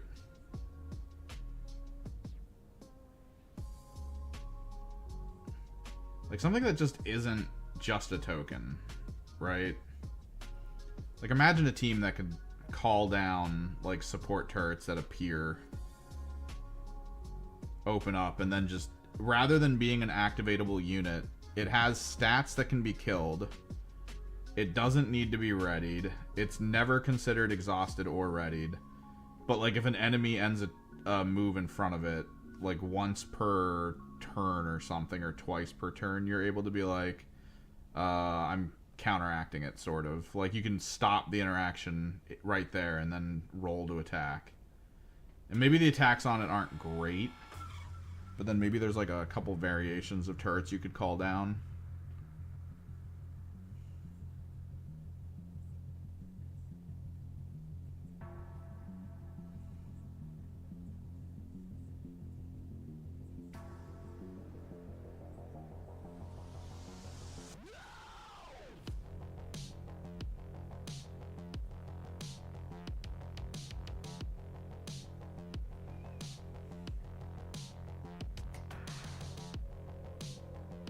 Yeah, there was a... When Into the Dark came out, there was one of the boxes, I think it was the second box, came with a turret. And all of the NPC missions, or like the lore based, like I guess the narrative missions involved that turret. And that turret was like controllable. There were usually things you could do to get it to stop shooting or tell it to shoot specific teams. It was pretty cool. Because that thing would shred. It was actually a twin-linked heavy bolter. If you found yourself standing in front of it with, like, a Corsair, that Corsair was dead. The only things that could potentially survive it were Space Marines. But it would get, like, 10 shots. It was crazy, man. The thing was out there. I think it, like, hit on 5s with rerolls. Thing was angry.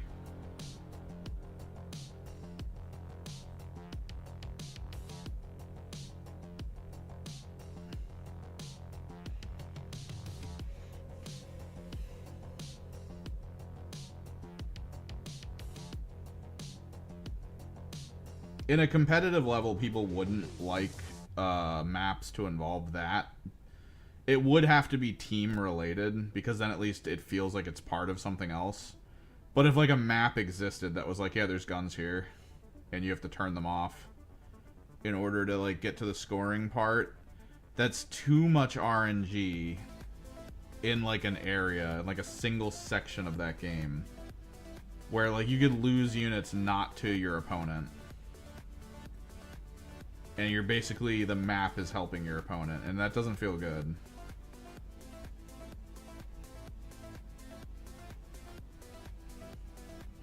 Maybe then stealth suits would work, because then a stealth suit could just exist and be like, haha, the thing can't target me.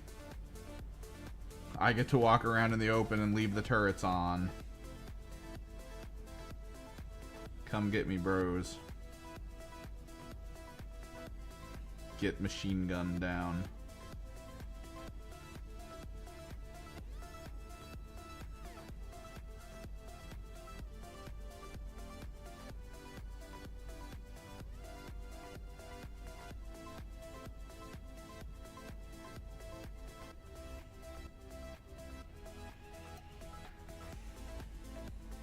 Yeah, we played that one time where you like mad rushed your Corsairs at it to take control of it. So I couldn't easily enter that one room.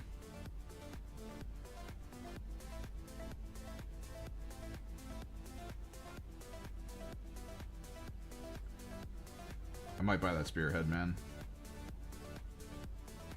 I think I'm gonna do it.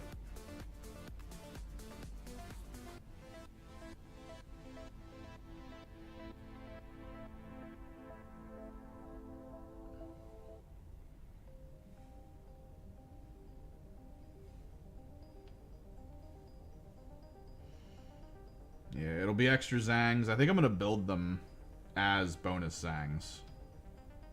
Like, I think I'm gonna build them one. It's gonna be like 5 blades and 5 blade with shields, I think. Oh no, it's a 10-man squad. I'm just gonna have to build them as like a 10-man shield squad without a banner. Because if I'm gonna play the full-sized Zang army, I need at least 1, if not 2 squads that are like full 20.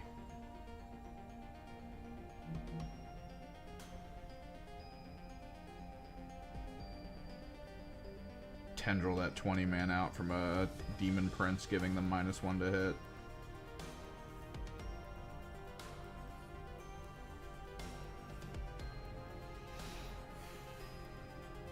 It could be cool, but honestly, yeah, I think, I don't know. Maybe that's where like the next team comes into play, is they just add like a terrain piece that they can put down either during the game with a command point or an ability, or that they have to put down early that provides benefits to them. Because that is kind of like a decent strategy is if you deploy it like you would deploy a one of the agents, like one of the operatives, so that you can at least put like 3 of them down and see where your opponent is gonna go. Like you make your first batch the deployable like units for the field, like that thing. Ugh, my back.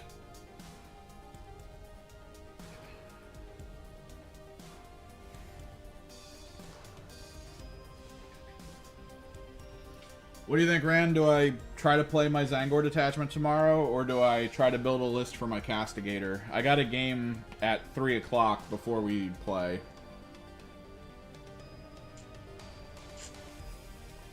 So it's gonna change what I actually plan on bringing.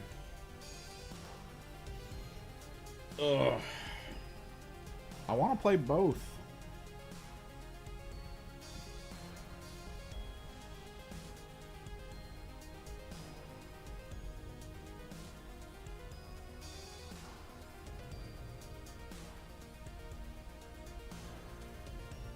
I'm trying to build these for it. I'm trying to get these done for it too. Like, these are part of it. Probably run 2 6-man squads of archers, so we have a backline flank. And then I was just gonna fill with like MVBs, a Demon Prince, a bunch of Zangors, maybe a Terminator squad.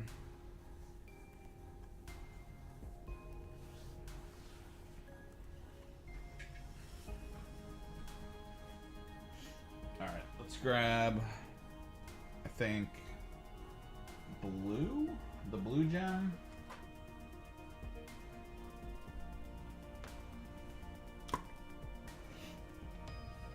We'll do blue gems. This doesn't have gems on bottom.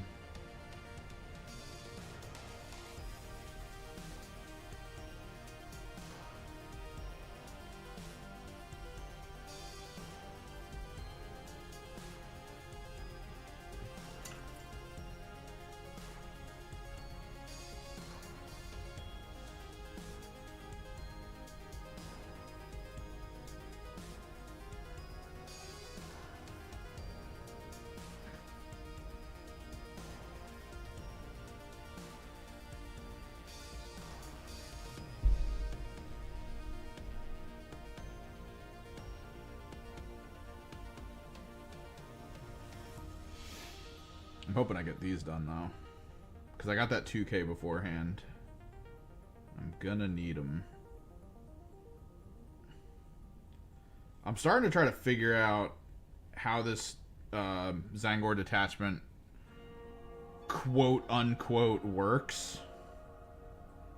I mean, I know how it was supposed to work. What they took away from it.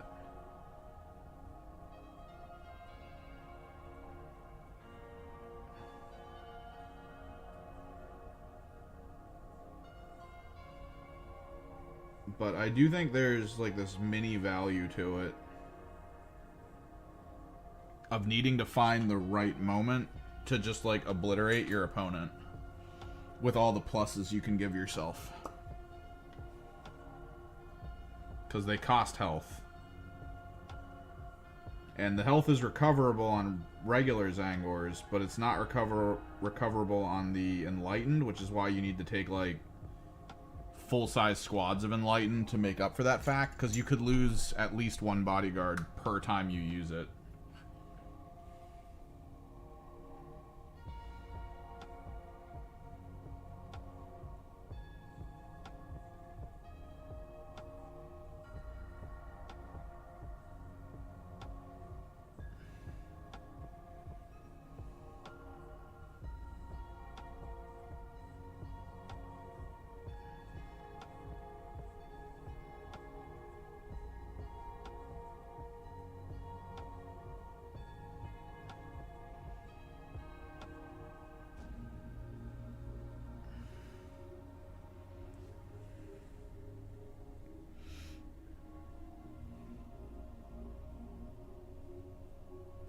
Are we going to be doing the round clock, not like the full game clock, but the round clock function?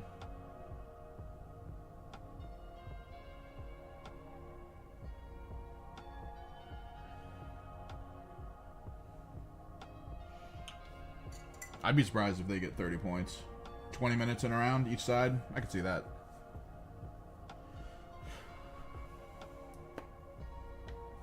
The main thing is if it comes down to like them trying to choose whether they want to use an ability. I think if they want to try to use an ability against us, like a ploy or whatever, we got to be like, we pause it if it's us, and we literally count down from 5.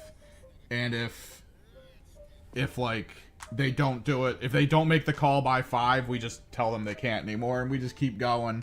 Like I'm so tired of them being like, I could Overwatch that, and then like that's a 20-minute conversation about like the pluses and minuses of Overwatching.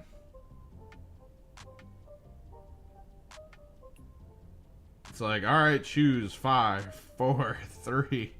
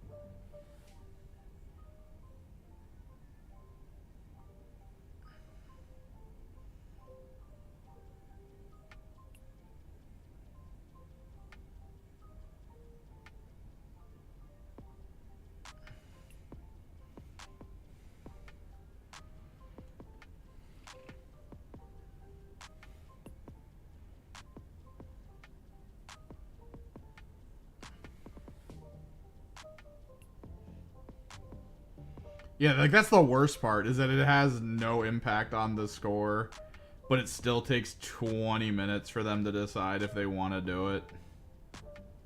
It's like, dude. So like I think we do it, man. We call it the analysis paralysis rush.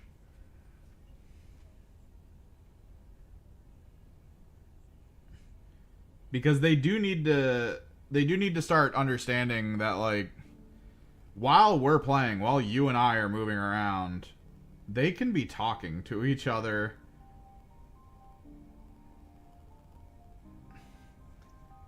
So, like, they can find out if they want to rapid ingress while we're moving. They can figure out all of those functions while we're moving around. They could be like, well, if we need the defensive, I can drop my guys here for a rapid ingress. If we want to kind of screw up their stuff, if they've moved their backline too far up, maybe we drop one of these guys on the backline. And then just figure out the list of things that can happen while we're moving. And then in the moment be like, yeah, we're rapiding. Let's do the defensive option. Alright, I'm dropping my guys.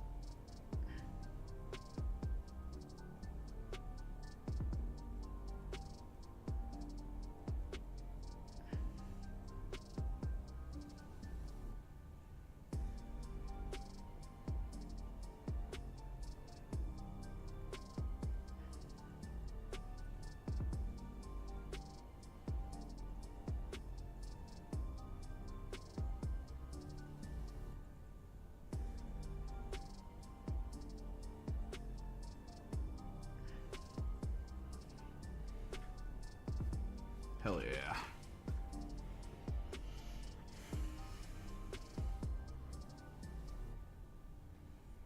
Alright, once we get these done, we gotta put the contrast for the jade down, the contrast for the bone tone down, then we gotta put the texture down. And then we get to work on the actual Zangors that are gonna go on these discs.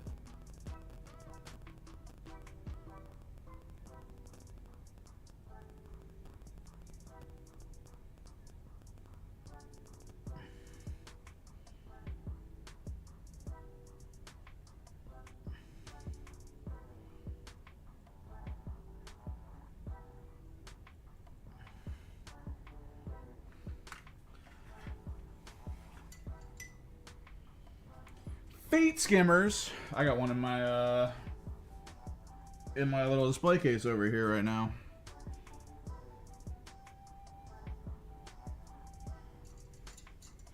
I wish he was cooler. He's fine. But from the demon side perspective, I'm kind of mad that, like, he can't go through walls. Like, I get it. Oh, wait. Fate Skimmer. Fate Skimmer's the... That's the blue horror one, right? The single disc with the blue horrors?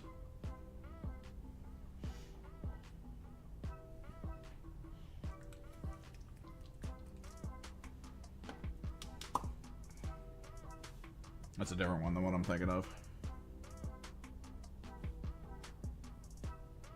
I've actually never gotten a chance to use that Fate Skimmer.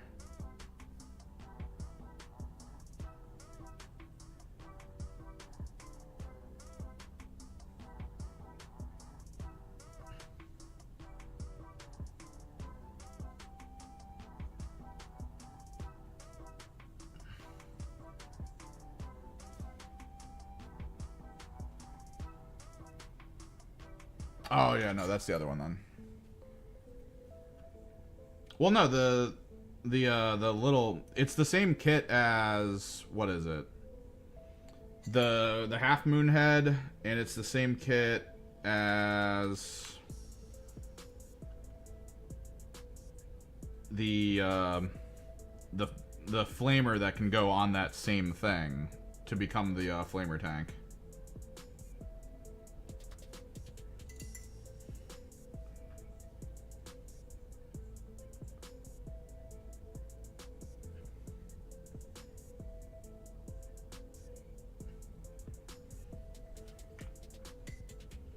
The actual blue horror, the scribes, that's what I'm thinking of. The scribes are their own kit. Let me grab them.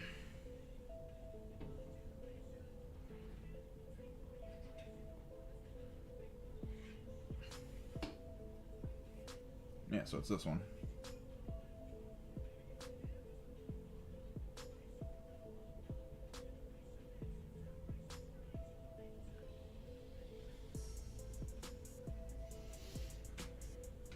Yeah, the fact that he slows down the screamers a little bit is kind of annoying. He's got an okay attack, though. And his once per game built-in uppy down, he's kind of nice.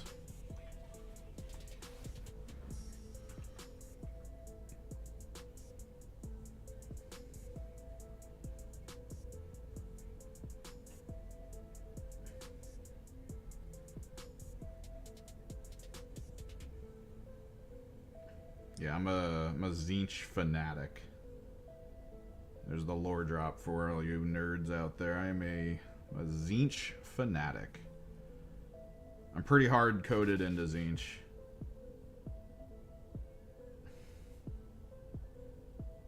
I have some Emperor's Children because I'm also a fan of Slaanesh a little bit, but like Tzeentch stuff is kind of where I'm at. I've got a Changeling.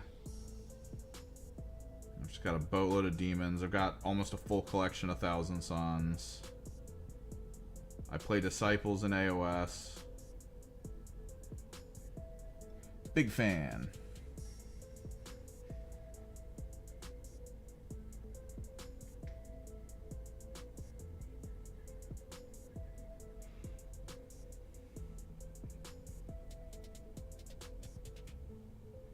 Yeah, like the issue though that I have is that he can't go through walls. So you have to play him interestingly. Like you have to put him in places that are like good for him to go around while the squad can go through the wall.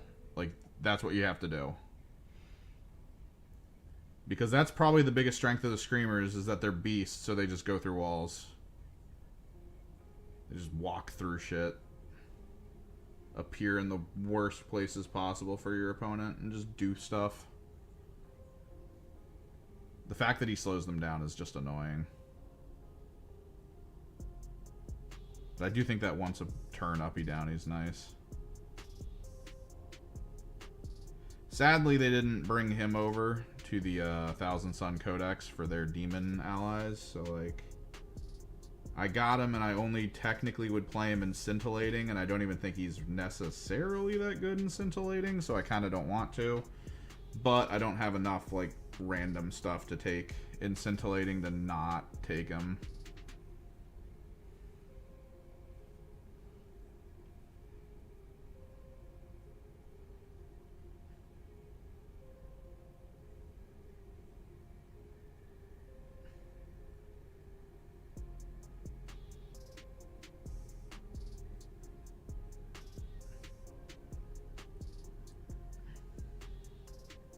Ugh, me.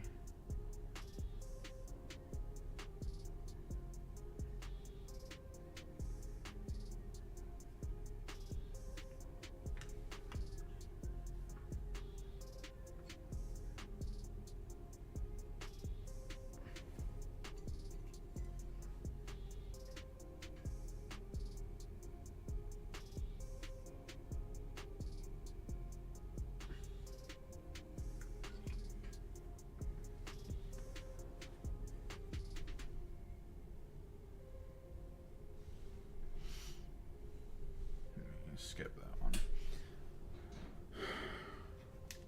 What Tzeentch we talking about? You just talking demons in general?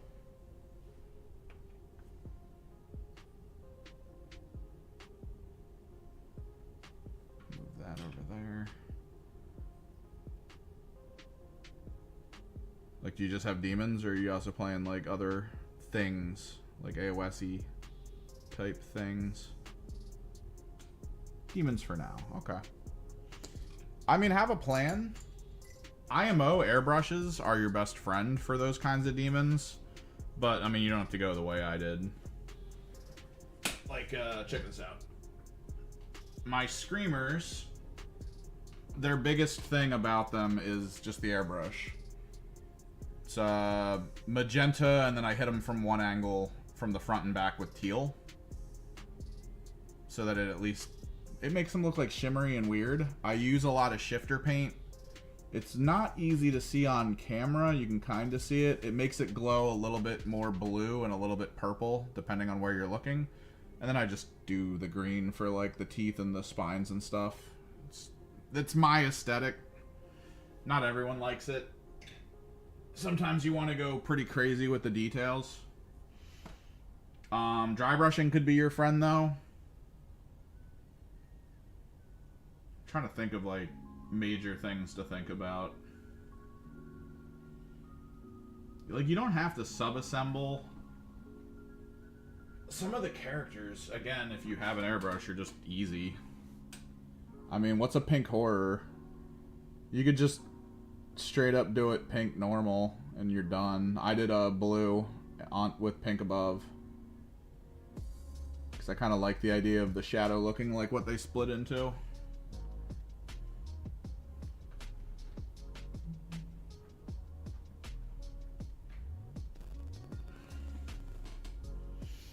The real trick comes down to when you get to your birds. Let me grab my Kairos. I've got 3 Lords of Change now. Kairos and 2 Lords of Change, technically. I guess coming up with like a good color scheme for them's worthwhile. You don't have to like match color scheme though. You can try to make them look slightly different. Give them like little variances so it's easier to determine what on the field is what. My Kairos is the only one that has the pink part to his feathers, so he stands out a little bit.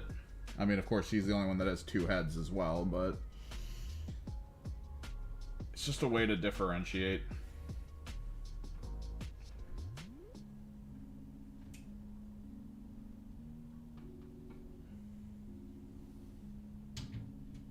But the feathers are where dry brushing is probably the biggest part for you.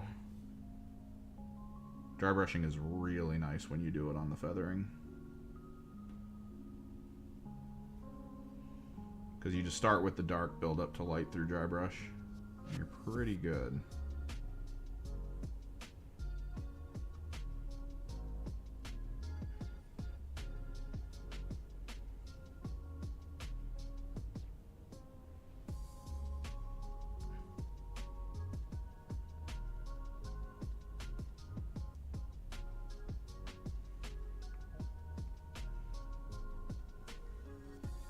I think I'm gonna edge highlight lime green on these jade stonings.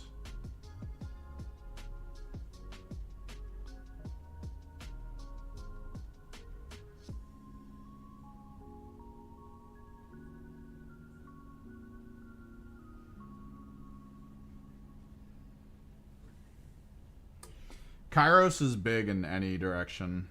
Like, Kairos's basic stats are really good. He's one of the few things that you'll have that actually generate command points on the field. In 40k and then in AOS, most of his abilities are just really good. So, like, you could start with a Kairos if you want, but if you're kind of still in the learning phase of painting and you want to, like, test some stuff out, maybe start with a Lord of Change and, like, keep it simple. Depends on how you learn, right? Because if you keep things simple on a Lord of Change, while you're working on it, you're going to be like, oh, I could do this on these parts. Or, oh, I could approach this side in this technique to give it, like, this cool effect and stuff. Like, my Kairos was my first, so he's kind of simple. Which sort of sucks.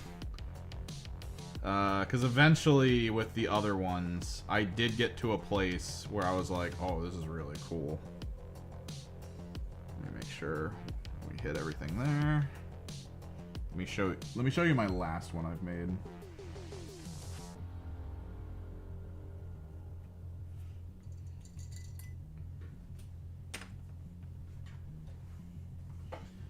I painted my Lords of Change after the parakeets I had when I was a kid.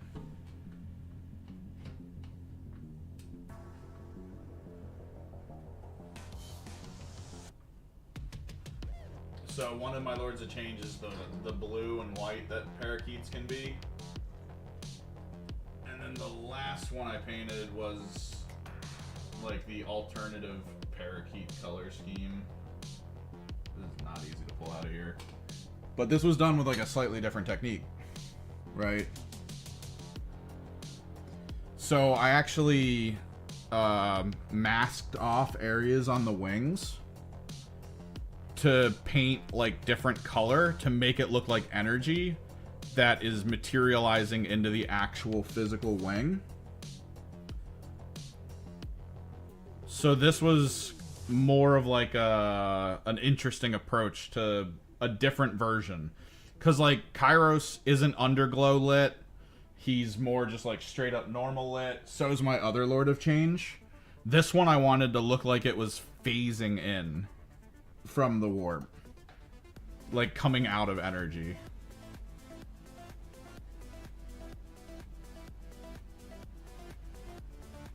So I got to use like all different techniques on it to get it to that point. So this being the last one gave me like all that benefit of it being the last one. So you could build your Kairos if you want, but if you want your Kairos to have like the best of your learned skills, maybe he's the last you paint.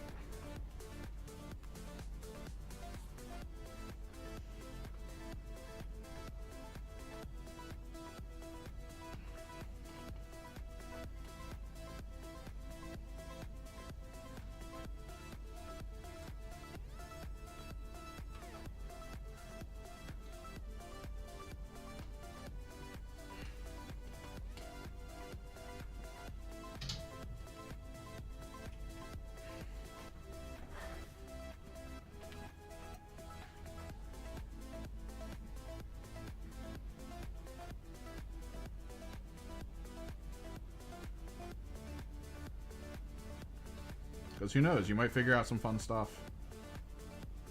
Based on tools you have, based on things you look up.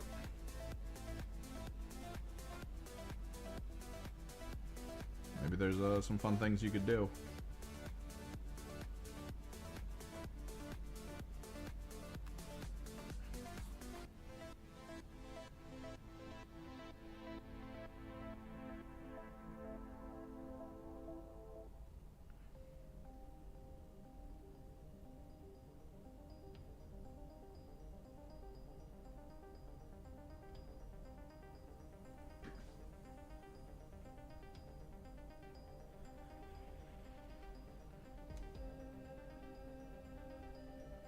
Because, yeah, regardless of what you're playing, he is statistically one of the better Lords of Change. He's not even that much more expensive than a Lord of Change. Lords of Change do have good abilities, though. And if you're playing bulk demons, you're definitely going to take at least one, if not two.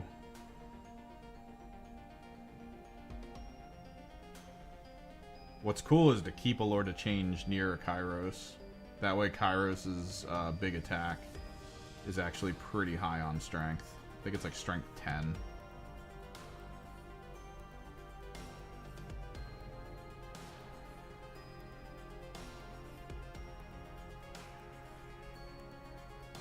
As an AP2 indirect, it's pretty cool.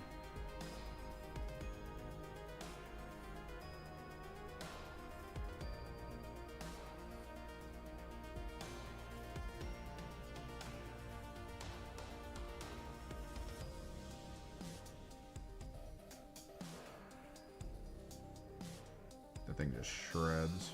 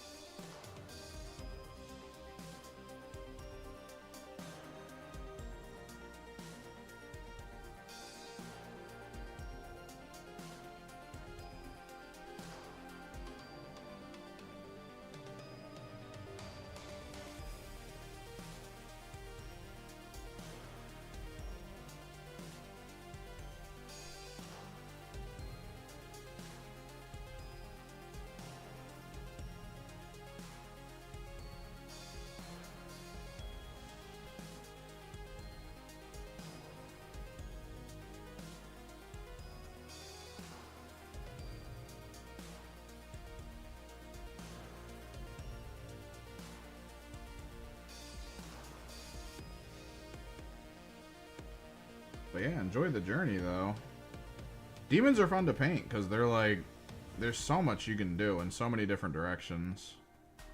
Because they're immaterial. They're what you want them to be. So you can at least have, like, a fun direction you want to take with them.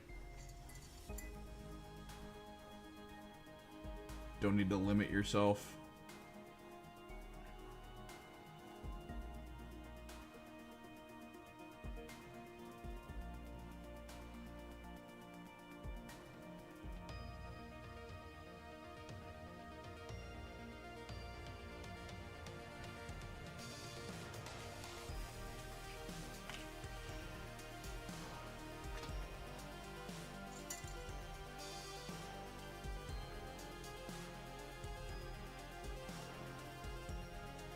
Oh yeah, they're good.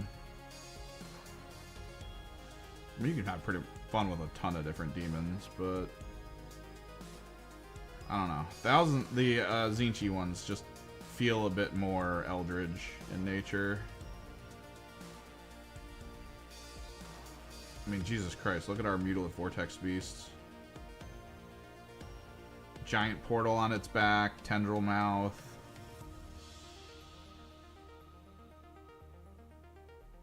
We're Eldritch as hail.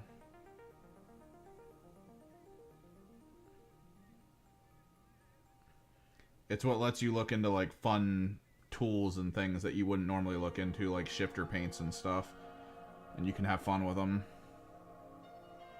Like, for my greater demons at least, the way I approach them is I actually apply shifter paint first after I prime. Like, whatever the base color layer is, it gets shifter paint over top of it, and then I dry brush over top of that. Or I airbrush at angle over top of that. That way the shadows have the shifter paint in it. So their shadows kind of like shimmer different colors, which is cool. Love that concept.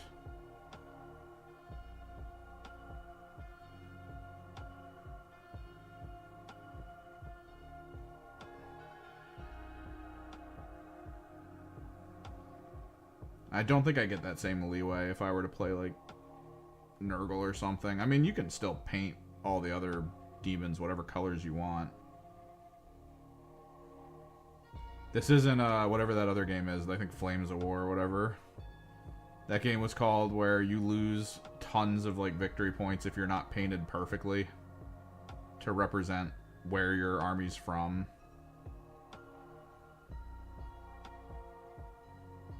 Like, that's one of the few games that came out where the freaking color coordination... Like, Vallejo has a whole line of paint that has a color key attached to it. And it's because of things like Flames of War, where if you don't paint your tank the proper color, the proper shade of green or yellow or whatever it's going to be, you lose points. And Vallejo has the color key. So when you buy the box and you look up the army that uses it, and it's like you need R5807 green. Yeah, Vallejo's got you covered. Shifter paint is more like a glitter in a medium. The way it works is it's kind of like a toned glitter, and depending on the angle that the light's hitting it, it will reflect as different colors. Think like oil. Oh, I think it's the bolt action then for that one. Let me see if I can find one of my shifter bottles. Here we are. Bam. So you see how this is pink and gold? If I were to apply this to a surface, certain angles will reflect as pink, certain angles will reflect as gold. You can kind of already see it in the bottle. These are very close to a pearlescent, right? And it's just how you apply it, right? Like, let's actually see if I can show you what I'm talking about. We might work on Magnus here in a second, but you see this blue? The shimmer of the blue? That's the shifter. And if I can try to get it to work, when it hits an angle, it turns purple. Because this is a blue-purple.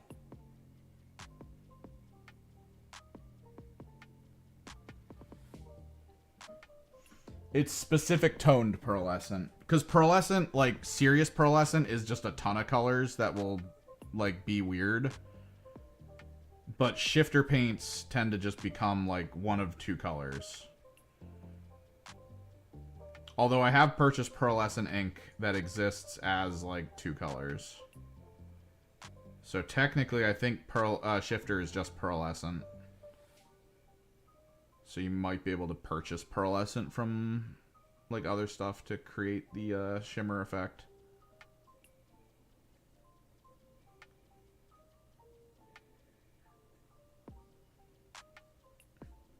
But yeah, definitely a fun place for exploration, the demons.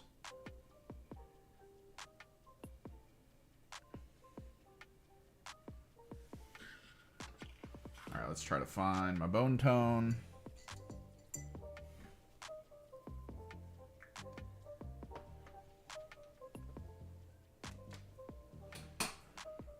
The bone tone.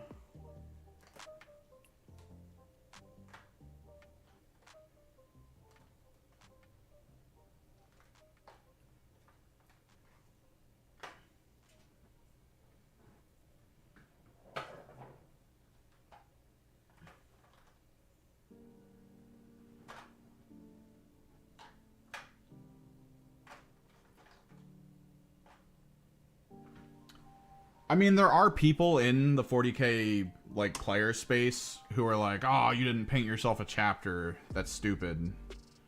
Those are people we don't play with all that often. Like, those are people who kind of set themselves up to not find games with other people.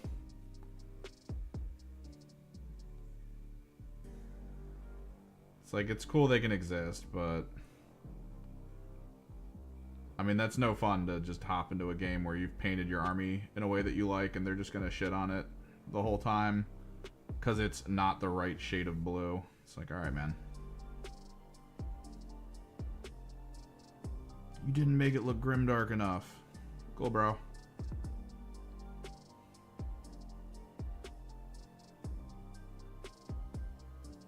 I mean, I won a painting contest at a tournament with my extremely bright pink Fulgrim, so I think we're in a pretty good space right now for like fun stuff.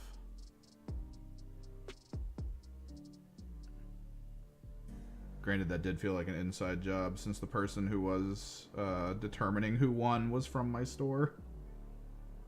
Ooh.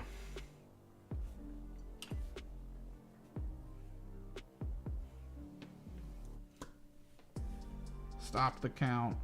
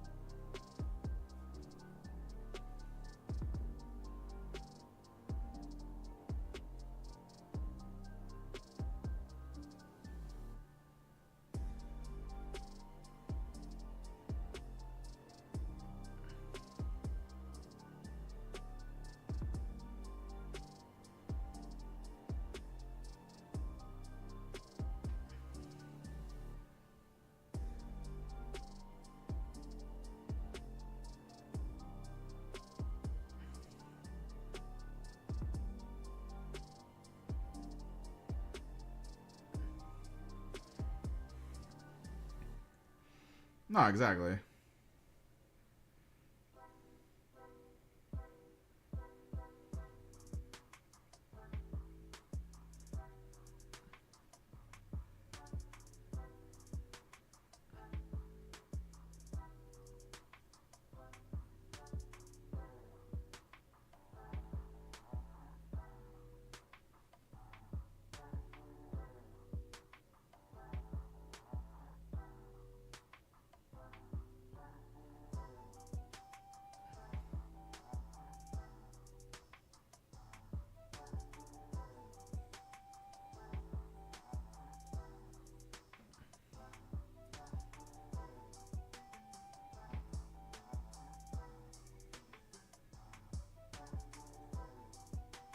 Might try to get a corner display cabinet.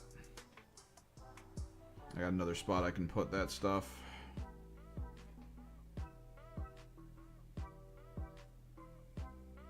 I've almost cleared out my back storage of everything. Like all my Thousand Sun stuff and my Tzeentch Knights are out, so it's nice. For tabletop, I mean, we've tried stuff. Competitively, or like, I guess communally competitively, not so much. We've played a few things, though. We've played, like, Nemesis. And, like, they're okay. But there really is, like, a layer of whatever built into it.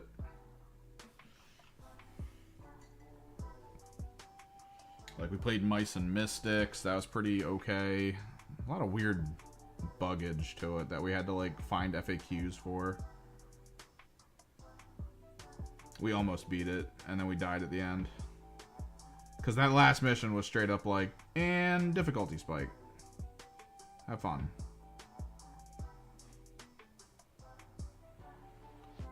Fight bosses and have a time limit to get the hell out. Get rushed down by tons of enemies.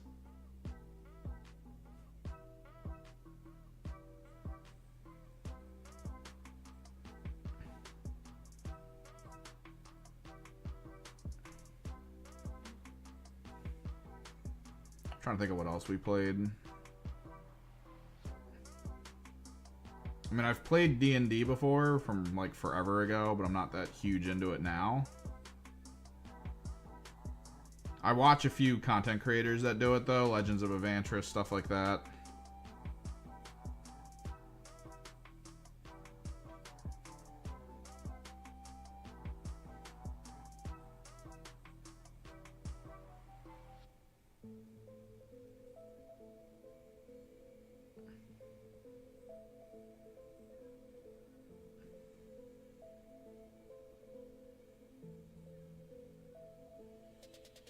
Back when it was first coming out, I was getting into War Machine for a bit there, but then it kind of fell apart.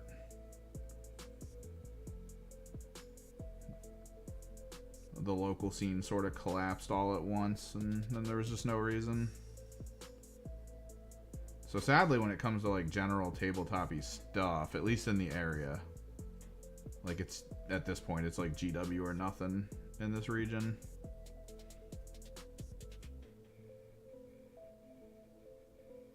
It's taken us a while to get people interested in the idea of playing Kill Team locally. So like trying to get people to play like Shatterpoint and stuff would be way harder. Or like the Halo Flashpoint.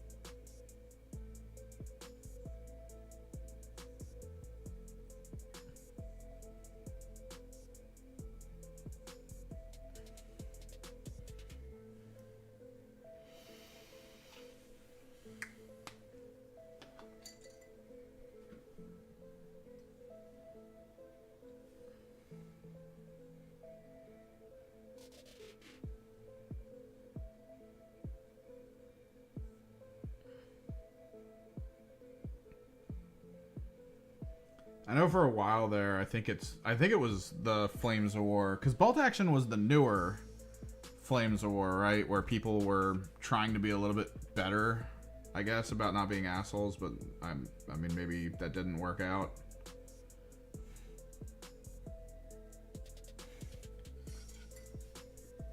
Like, we had a growing community for, I want to say, the Flames of War. It's whatever the big World War II or World War I. I think it's World War II. Sim tabletop game is. We had a community for that for a while, but I mean, I feel like that's a self-consuming community. Because anyone new that comes in is just gonna experience, like, misery trying to get into that game. It just gets people to quit quickly.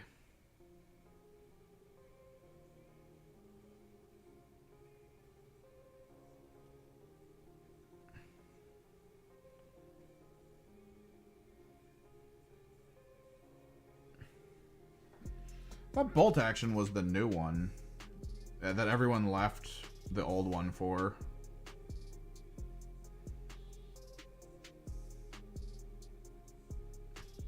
because it had like less in the rules, at least for a while. And then maybe it re-upped the need for accuracy in the rules.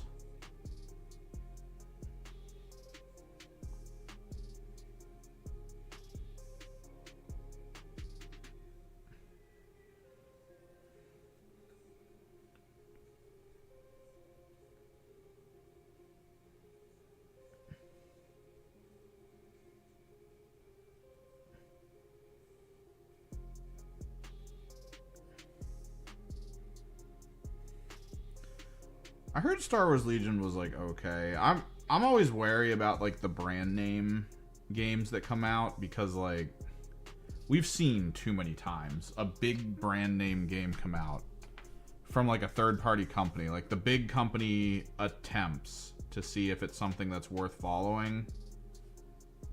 And by all accounts, it's successful, right? Everyone's looking at it and they're like, whoa, it actually blew up day one and it's getting big and people are like requesting us to put on events for it and like fans are working on it and it like starts getting bigger and bigger and bigger and everyone's like, wow, this is working. This is going to be awesome. We finally have a new game that we can play. And then like the head company comes forward and is like, yeah, we're pulling support for it. It was fun playing with you guys. That was awesome. It just doesn't feel good. Because it happens way too often. Way too often. Like scary levels of often. I mean, things like Lorcana is probably fine because it seems like Disney is actually fully backing it.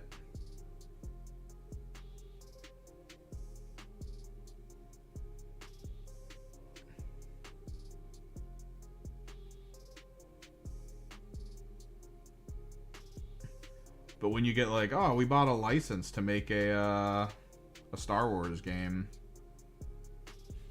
you just feel it. You feel that it's got like a 2-year time span before it gets pulled, no matter how good it does.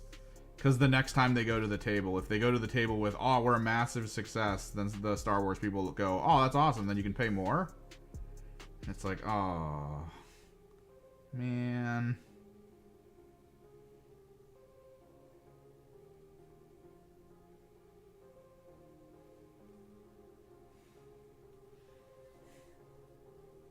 X-Wing was wild. That was so successful. That was like overnight success. It was awesome.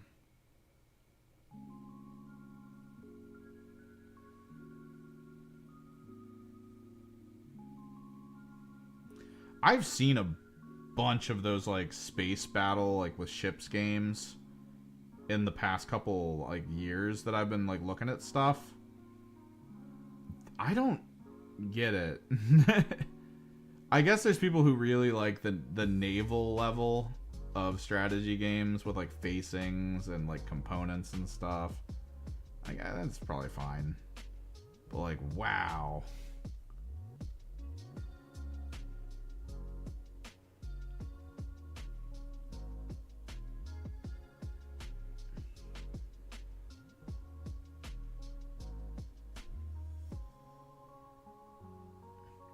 I am trying to keep an eye out for the Gundam card game, because the thing is, from the Games Workshop games, I actually really did like Underworld. I'm apparently in the minority on that opinion, because that game is basically just gone. I didn't mind the relaunch as much as others do, but I also recognize that what they did for the relaunch was a bit of a backstab for the fans who had been collecting for the game for a while. The ones that actually had all the decks and everything and all the teams. And for them to like relaunch and be like, oh, all your decks are invalid, throw them all out. It's like, oh, Jesus, man.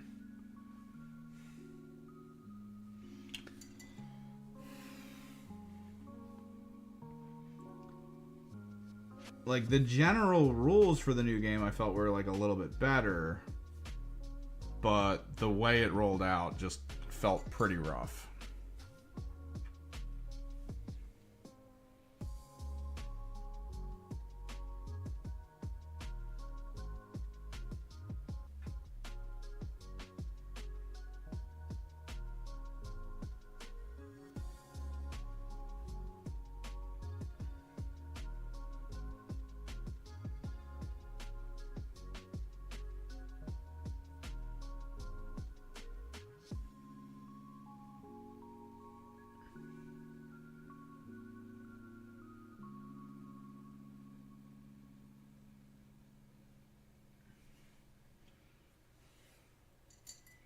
Yeah, but what reveals?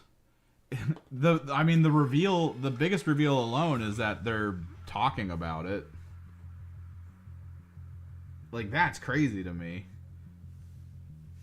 They did release a new chapter that I know a few people at my local store were like, this is actually really good. But we haven't really pushed it that far. No one's scheduled for games. No one seems to want to play.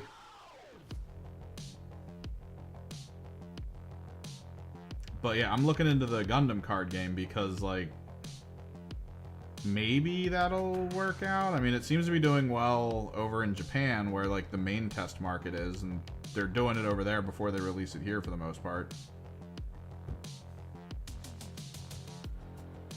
It seems a little bit more approachable, and it might be a little bit longer lasting. But I really want to paint all 3 Tallgeeses and have a team of all 3 Tallgeeses. Because that's my jam.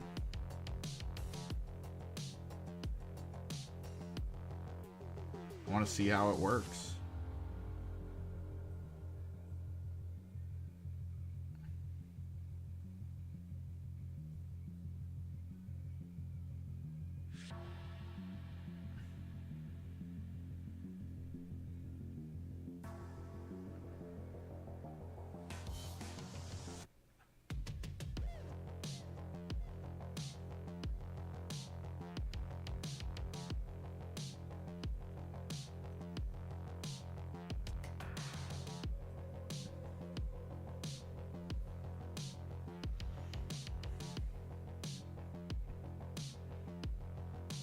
If they're just adding another team to Underworlds, I think that's, like, not enough. If they're just like, here's 2 more teams.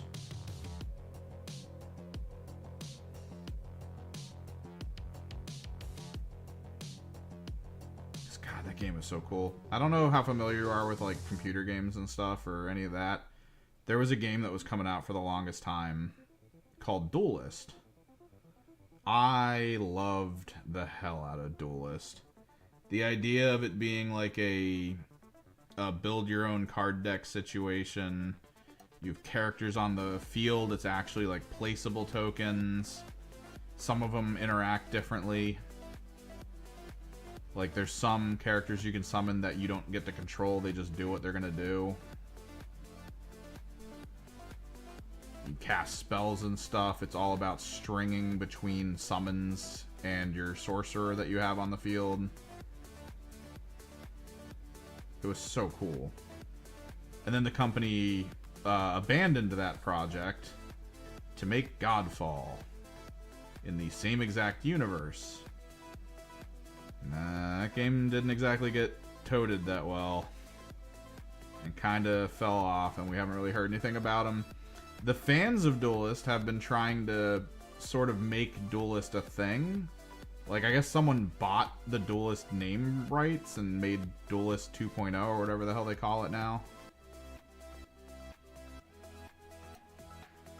But, like, people didn't like where that went, so someone's actually trying to develop a whole new game around the idea.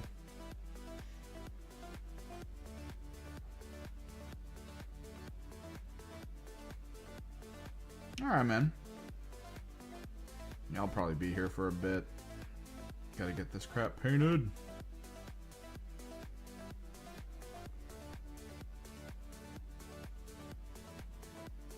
I need to figure out how we're gonna play this list. Something in my brain is telling me I need to try to put Magnus in it. I'm just not gonna have enough power. And I don't think Magnus is good outside of the magic detachment.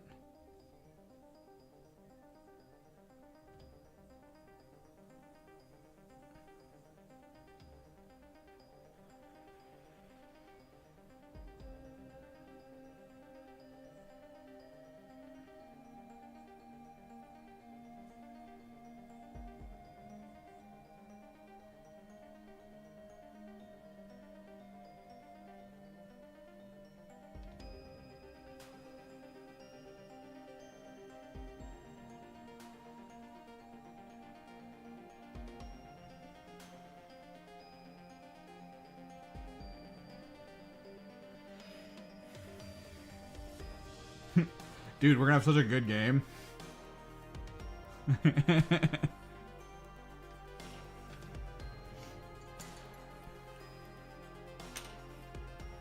I'm gonna have MVBs, but MVBs are literally the Casino Royale of attacks. I'm gonna have no idea if they're gonna be good or not. Let's do this one. We're gonna want the wet palette.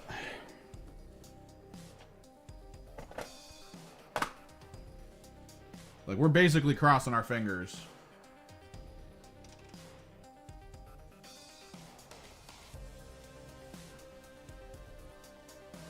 Because my MVBs are the ones that one-tapped Canis Rex, one game, only to immediately die to autocannons as a follow-up.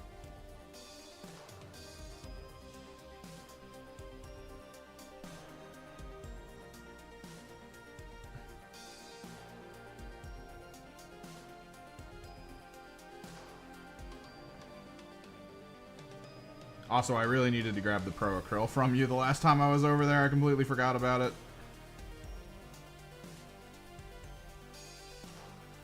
I can't work on this Rhino until I grab it.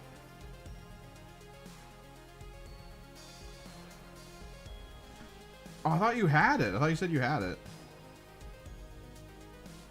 Did you get it after I left? Oh.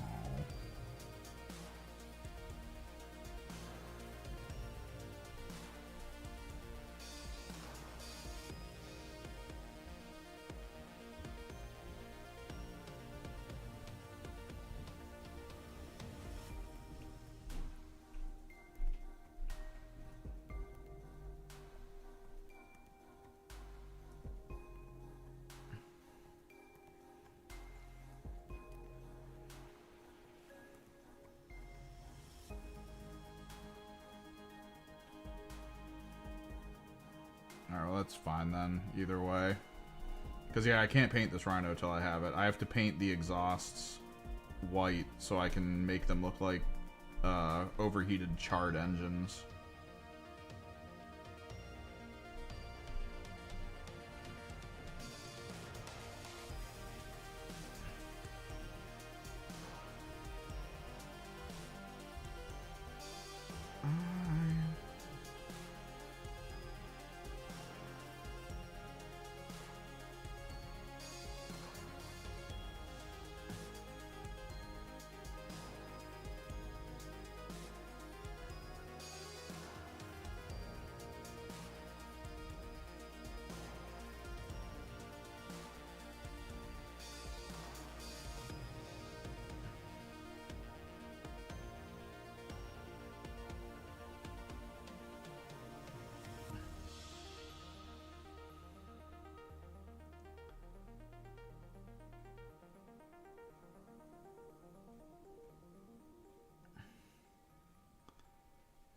Let me get a little glazing medium down.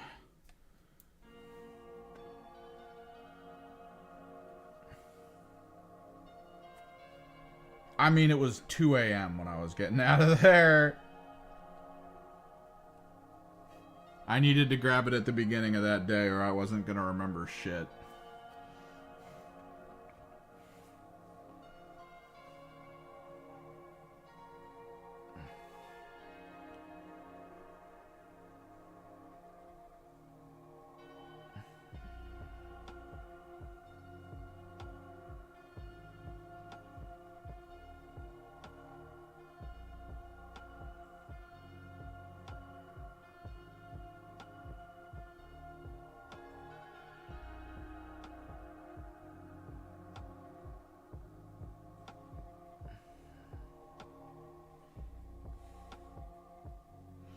Dude, I'm every day that I think about that game, I have a flashback of you going, "Yo, we could play a second game today." Every single time I think about it, I'm like, "Yo, we gonna get 2 games in today?"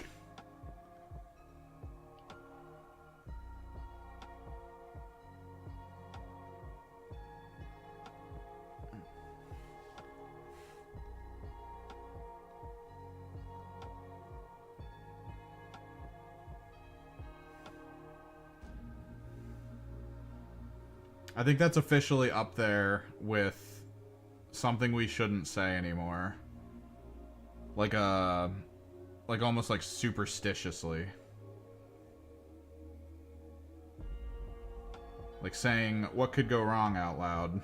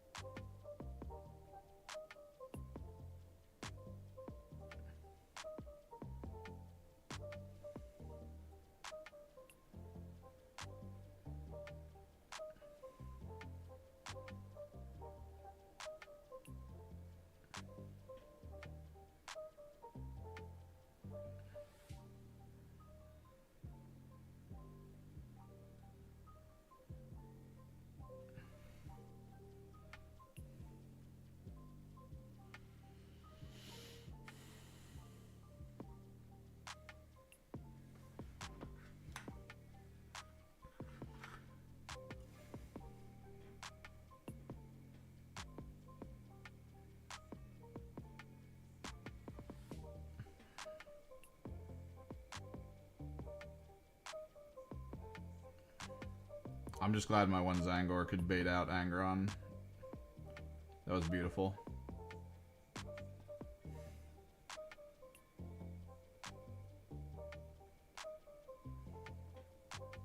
I'm so happy that happened.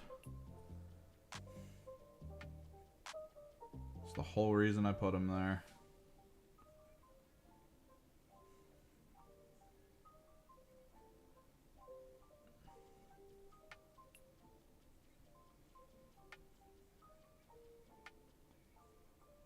Had Aaron overkilled that squad just a little bit more, he wouldn't have been there.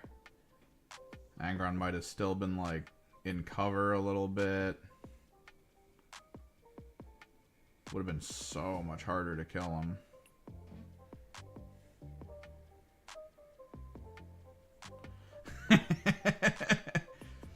You don't like that memory?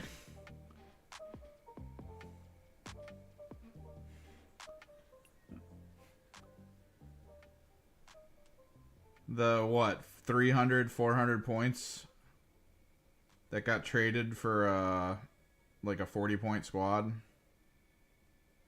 and achieved nothing.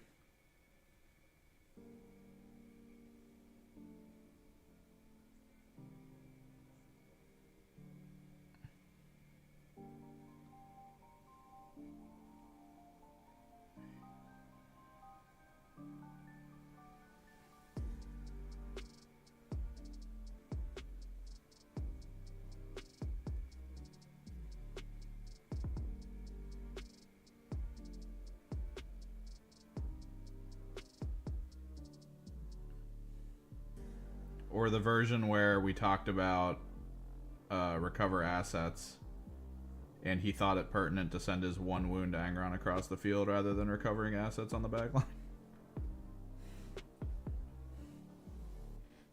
Which variant we talking about?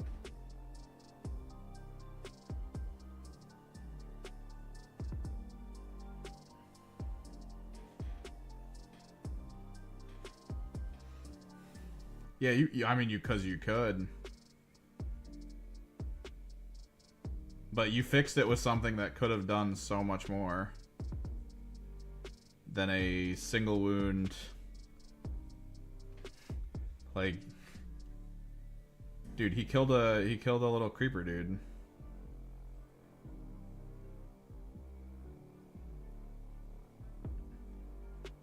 He got the little creeper. He walked so that your squad of guys in that tank could be crippled. Or that tank in general could be crippled from doing anything.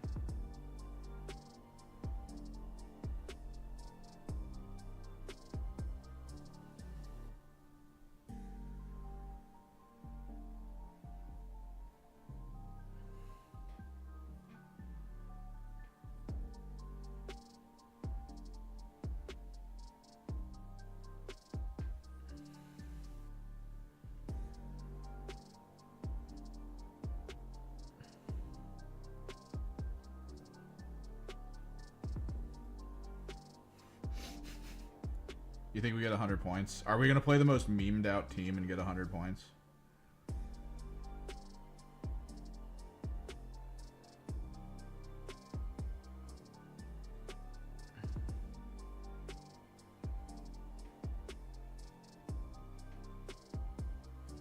Because reminder, the warp meld was good.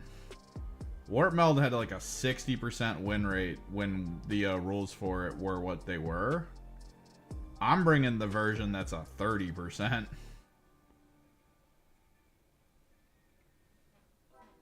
My main question is, what do I bring to try to like undo that problem? Like, how much do I just lean back into Terminators and freaking DPs? Because, I mean, that's kind of the reality of Thousand Suns now. How many DPs and frickin' Terminators did you bring?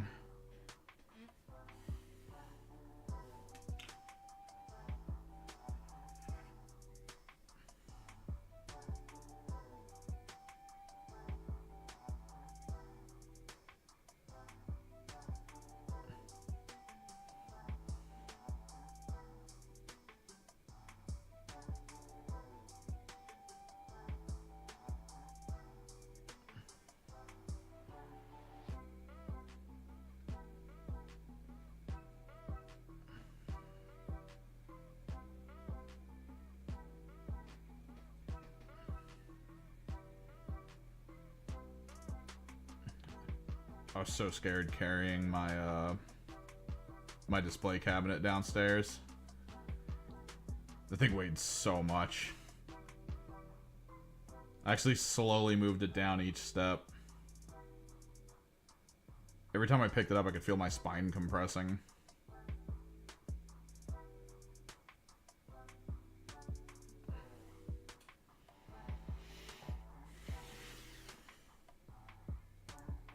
I mean, didn't you say Corsairs were kind of a meme?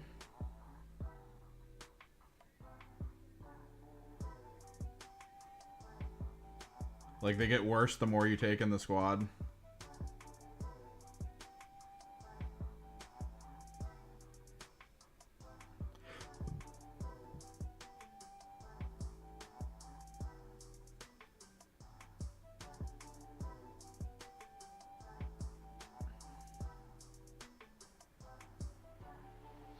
Trying to think of what I was going to eat today, then I remembered I had chicken parm. Yeah, I made chicken parm.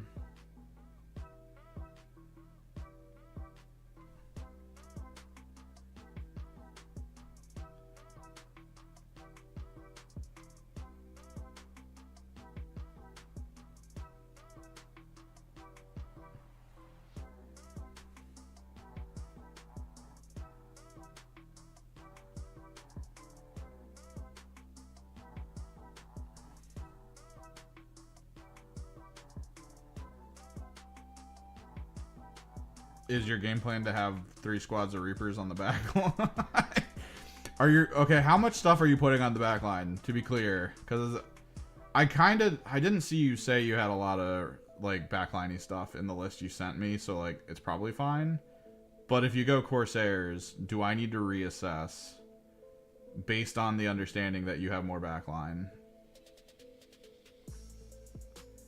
Because if that's the case, I need to reassess what I want to take as a list. At which point I might go Knights. And try and build around my Castigator.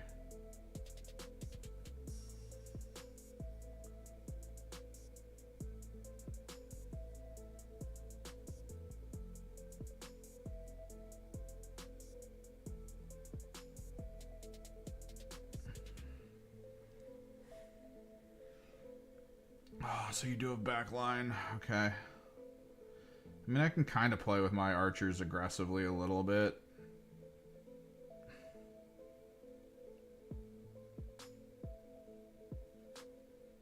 Sort of.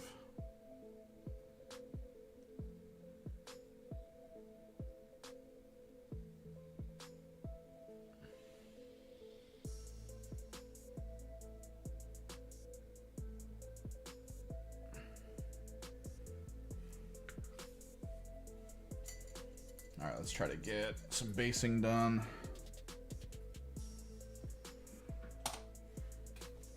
So they can start to dry, and then we gotta start getting some gold down on the Zangors. Let me go grab a paper towel so I don't ruin this cloth with the basing material.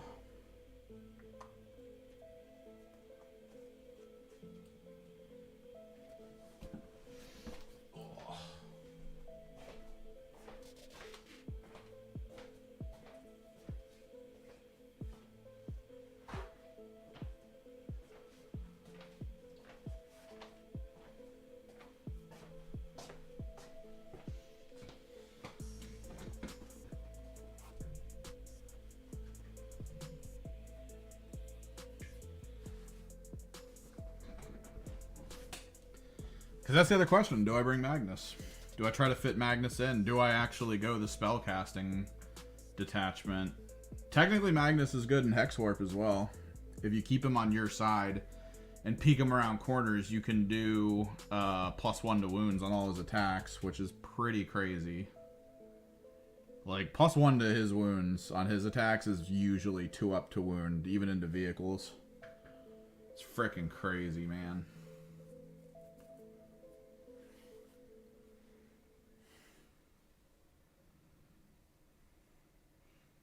He just has built-in -1 to damage.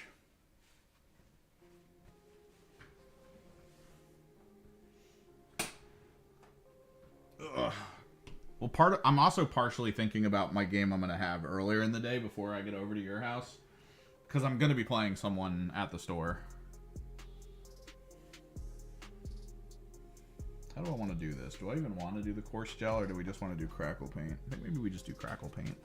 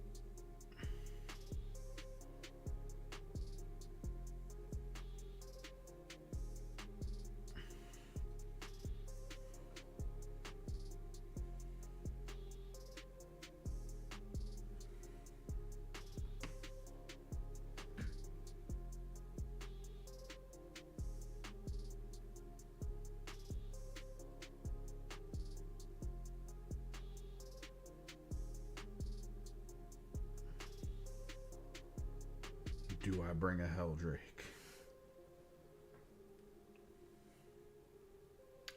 Most likely Jack, because Jack is... his stuff is so slow. And since it's mostly melee oriented and not a lot of shooting necessarily, he's gonna find himself in a lot of situations where he's like, well, I guess I can just cleanse.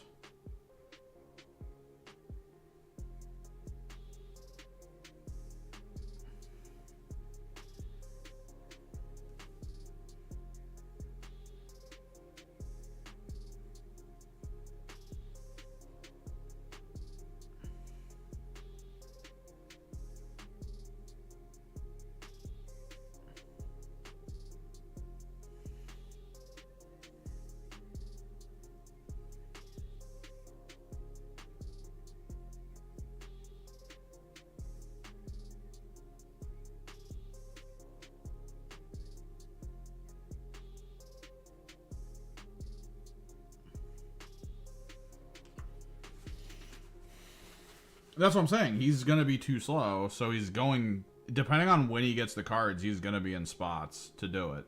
He's going to bring Chaos Spawn.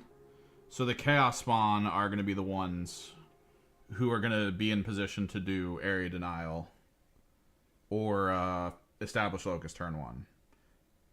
There's not going to be a single thing... Like, we have to consider that Max's team, he's going to be seeking the charge.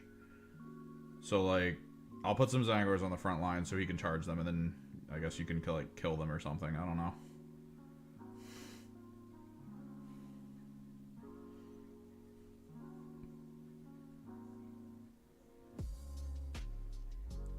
So he's probably not going to be in position to action, even though he probably should be.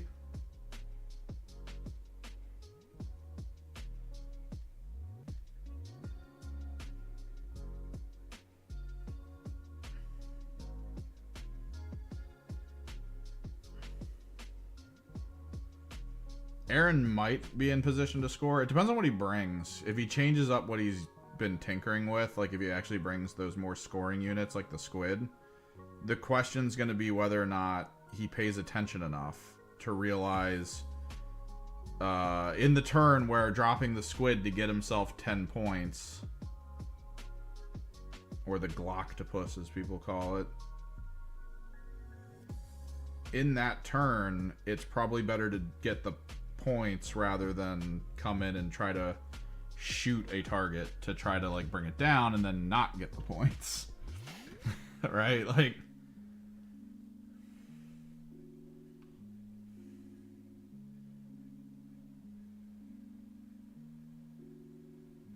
if he brings his Praetor, like he could put his Praetor in position to do the mid stuff.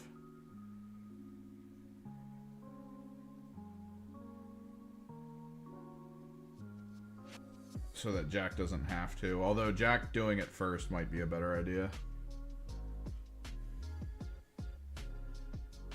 Because then he could just send his Praetor in and try to like start screwing with us a little bit. And that's kind of the whole point of that spindly crab thing.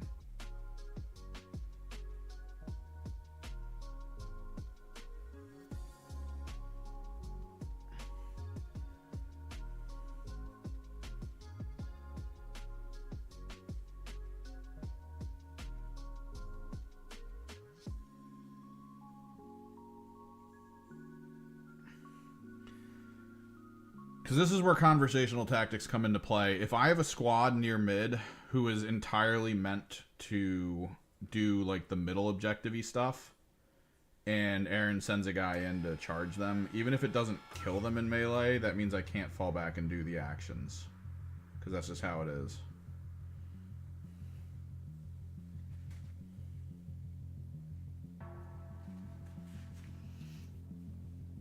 So we would technically need 2 potentials to go to mid if that's going to be the case. If I get charged because they go top and then we draw like Area Denial or something else like a frickin' Establish Locus. I mean, you got the speed for it, so it almost doesn't matter. This is one of the key things, because I know we talked about how we were like, oh, let's just make it so that Jack's aura only works for Jack's units. But in general, the imbalance to playing multiplayer like we're playing is the whole concept of like, if you're allied with Jack, you have speed that Jack will never have. So like, that of itself is already an imbalance.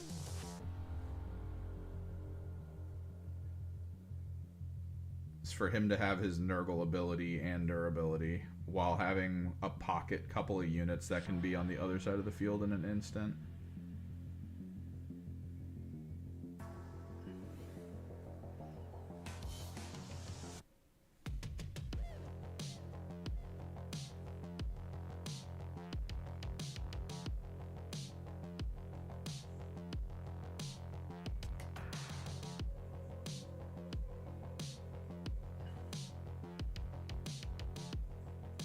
Or like if I bring my DPs with wings like I'm thinking of doing for this, I'm bringing a bunch of 6-inch frickin' assassins for Deep Strike.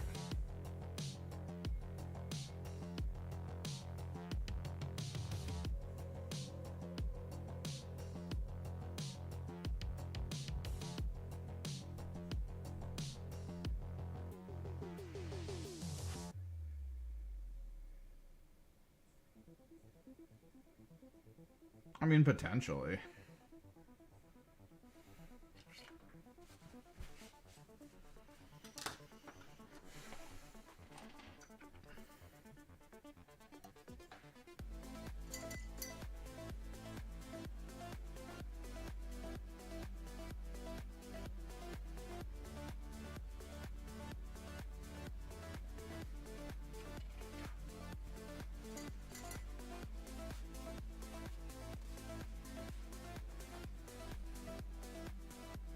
Is that for your Serpent's Brood?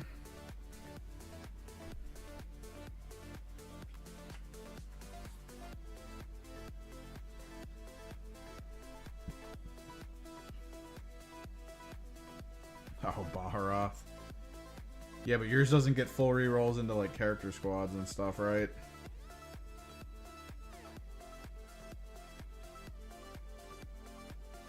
Can land and cast a spell.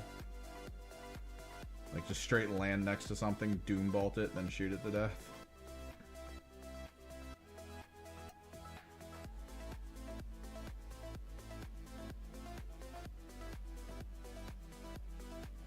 When you bring in Baharoth out of retirement, man.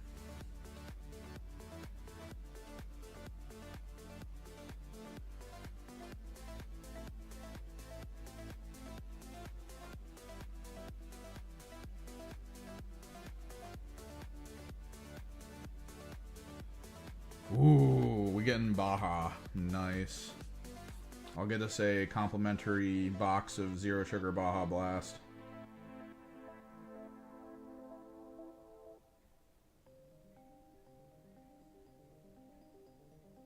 Every time you 6-inch deep strike him, we crack one open.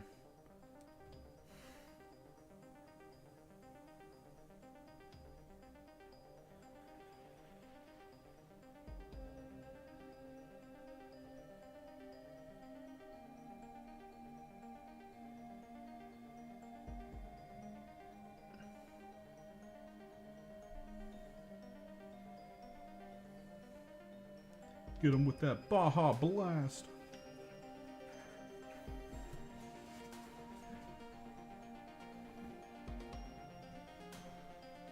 Trying to get the basing on now, because by the end of this stream it'll probably be dry and crackled. That way I can actually apply it. Get the color going.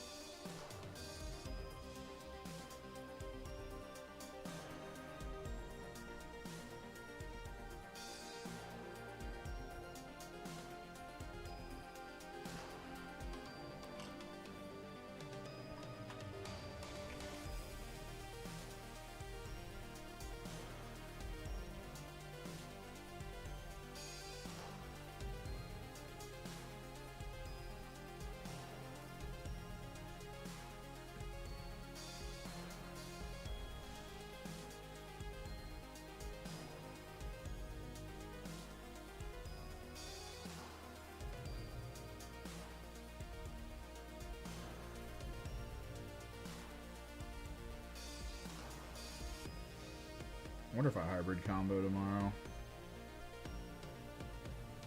Take the Abominant and a bunch of MVBs so I can just rush down mid.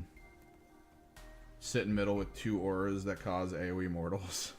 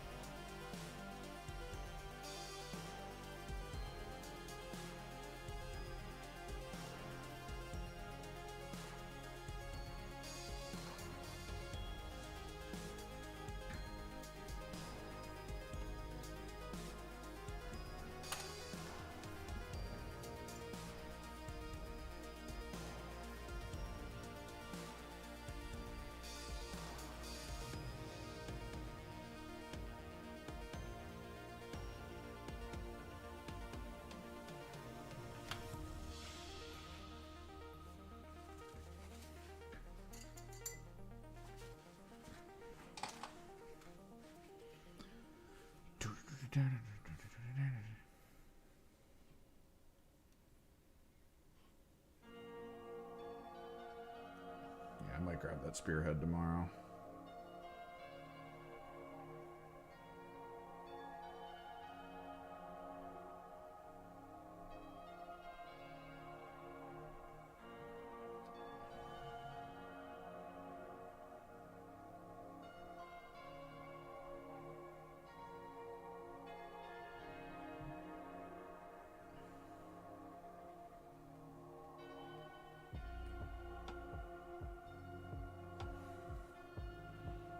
I talked to Craig about the idea that I had where one person just puts in for all the Defiler orders at the storefront.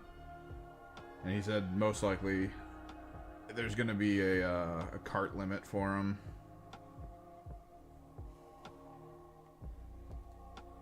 Which absolutely sucks.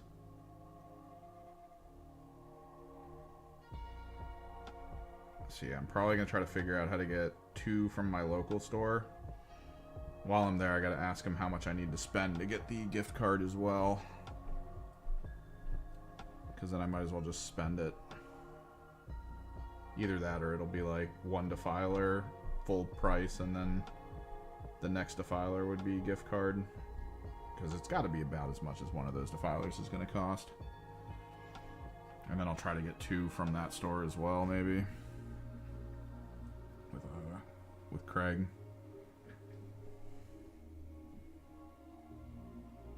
Because at the very least, with my local, I can just tell them that's what I'm looking for. And they can deal with it. Don't have to be there on the day to order it.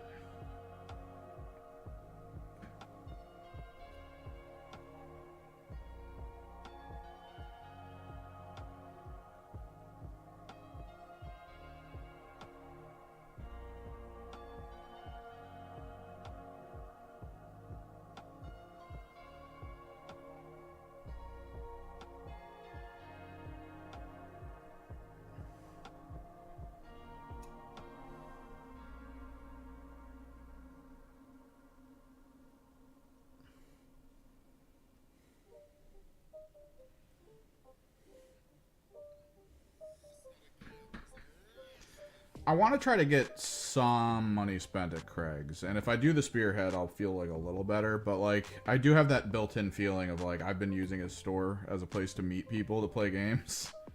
And I don't think I've spent more than like 20 bucks in 2 months there.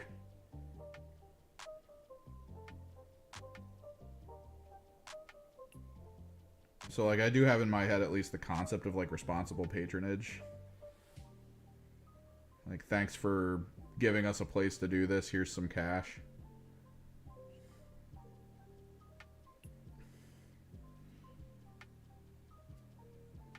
And I think the alternative, because no matter what those, yeah, like I might do 1 there, maybe. If I'm going to grab the spearhead on top of it.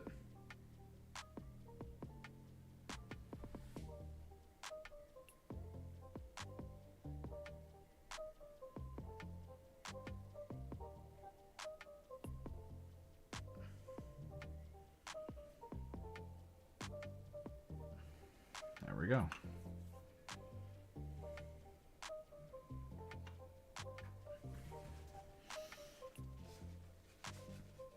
It all depends.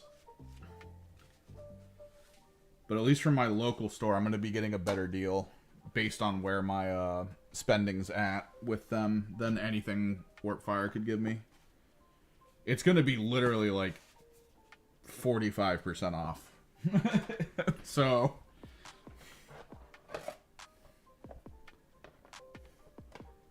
definitely going to try to lean into figuring that out.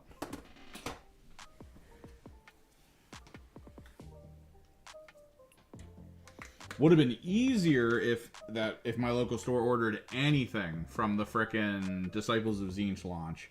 I would have bought the codex to put it over. I would have bought those hovering frickin' pillars to put it over.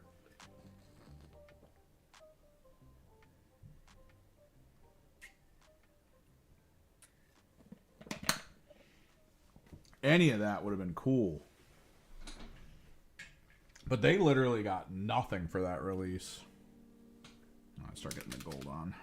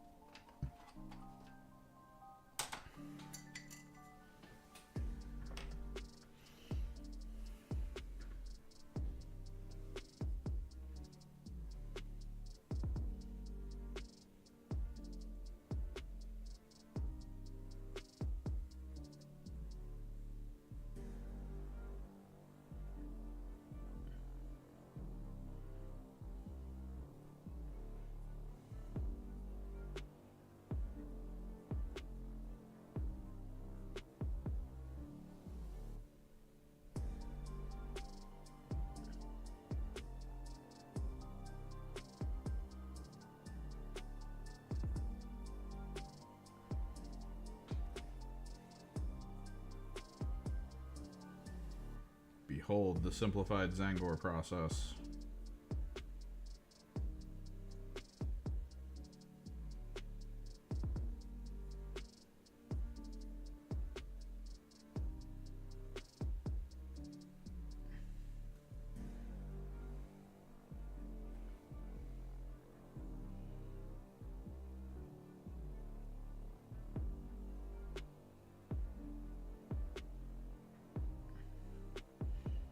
Been trying to find this plant that my mom wants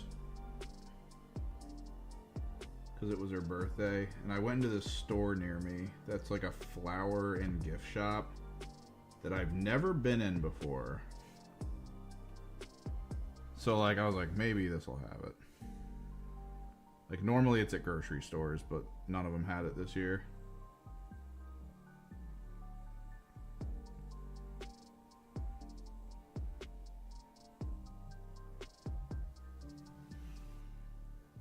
It was a weird experience. Like, I don't know if they have too many customers. I never see anyone going in there. It's a tiny store that's stocked in a much similar fashion to like how the junk aisle at Marshalls and Home Goods was, where it's just random assortments of crap. And I'm guessing the store owner occasionally like gets an interest in something and then just buys a ton of things related to it and then stocks it and tries to get people to look into them to buy them from him. So he had this section that was like, it's also a knife. So he had pen knives, comb knives, and cane knives. And he was like so proud of having them. And the one employee he had, which I'm guessing was like maybe a family member, because this guy was like in his, God, he had to have been in his like 70s or 80s.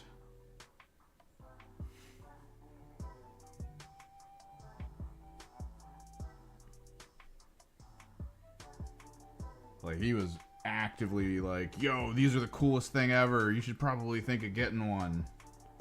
And it's like, I mean, sure, like cane knives or cane swords are kind of cool, but like I don't walk with a cane, so it'll look weird with me like walking around place to place with a cane. Like, I don't know, man.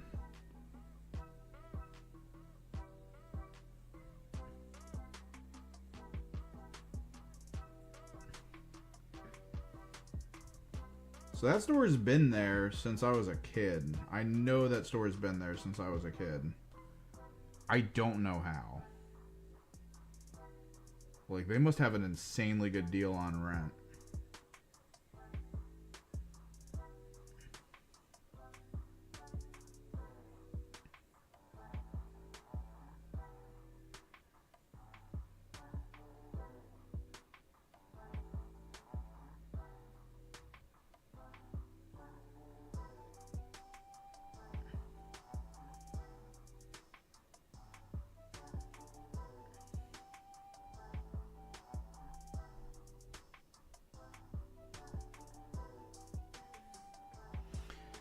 a flower and gift shop.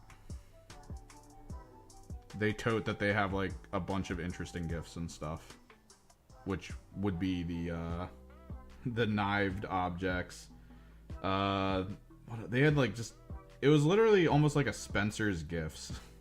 Like some of the things they had in there were basically felt like an old Spencer's Gifts, where it was like a cube that made farting noises or something, and it's like, okay, they had flowers, but it was just regular flowers. My mom's looking for like a very specific type of like purple shamrock. It's a rare kind of shamrock that's occasionally sold.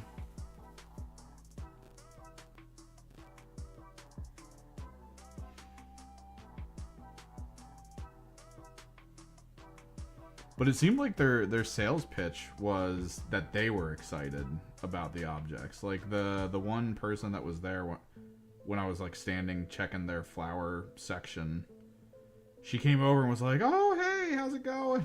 Like just super excited. She's like, "Oh, you gotta check this stuff out. Look at the cane swords." I was like, okay. This is a awkward conversation. Don't know how I feel about this.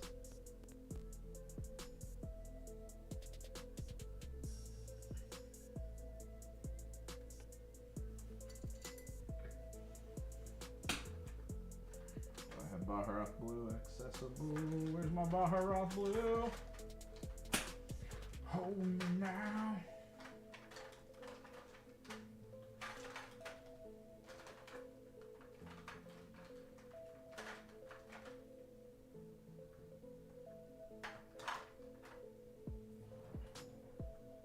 Did my Baharoth Blue dry up?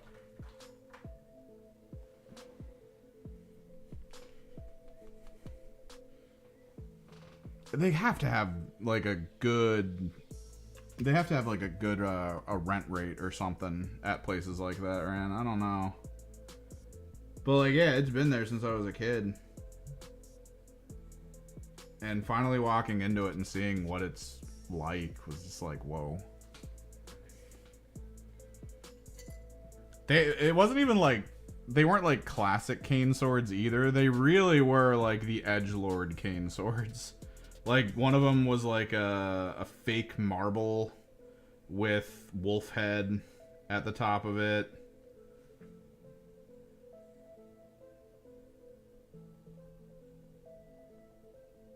Like it wasn't just like an okay looking cane that happened to have a sword in it. It was like, we're gonna make it look like anyone that looks at it goes, yeah, there's probably a sword in there. There's very high chance there's a sword in that thing.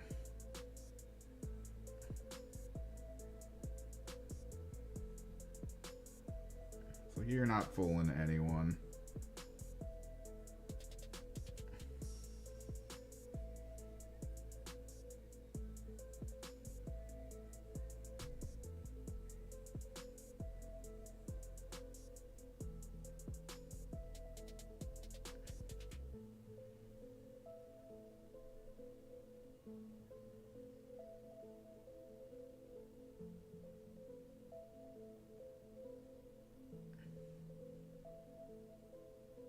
But yeah, I remember one of those stores at Booze Corners, the one that's had like the nunchucks. I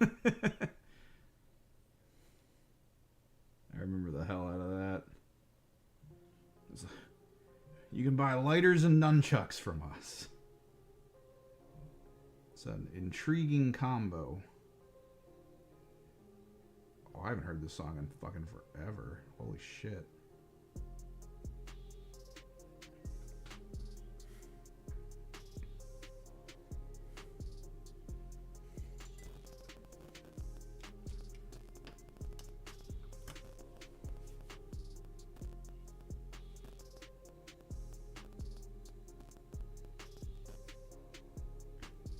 Like, I'm not gonna lie, I did buy a goblet from the DOK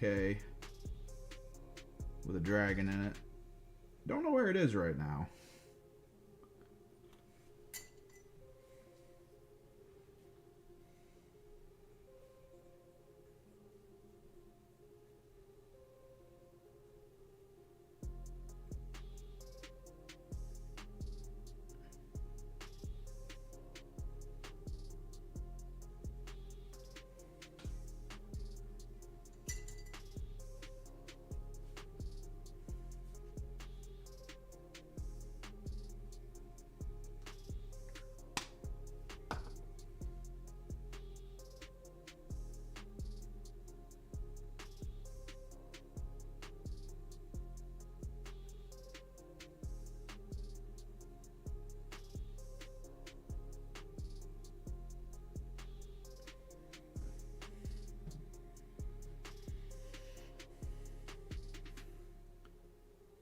Nothing sadder than an old edgelord.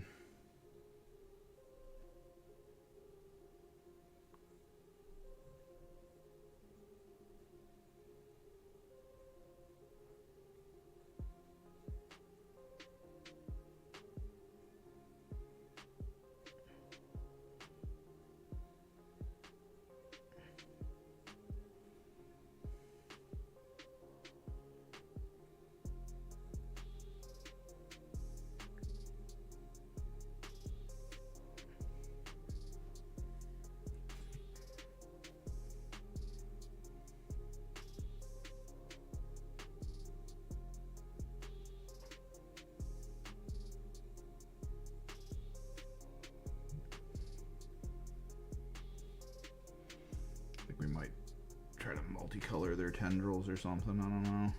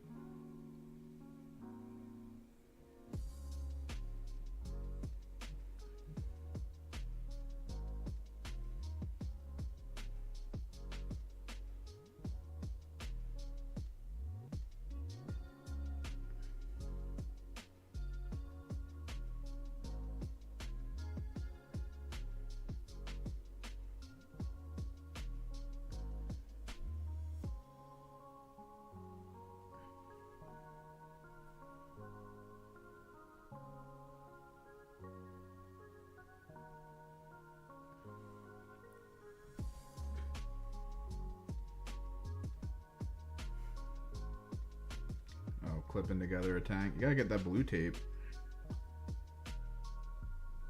I know when some people glue together rhinos, they pull it as hard as they can together with the tape so it doesn't separate. I was actually worried mine was gonna separate like one of them did when I was gluing it together. So I actually I sat there for maybe 15 minutes just hard flex squeezing it. I didn't want a seam line to open.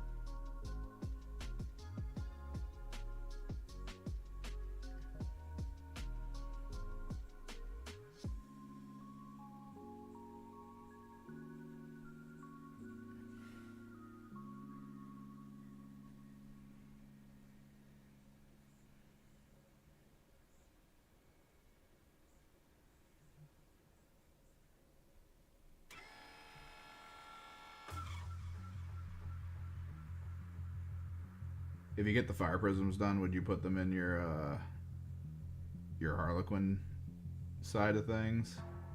Were they on your Harlequins list? I know you texted me it. I glanced at it, but I didn't look too deep into it.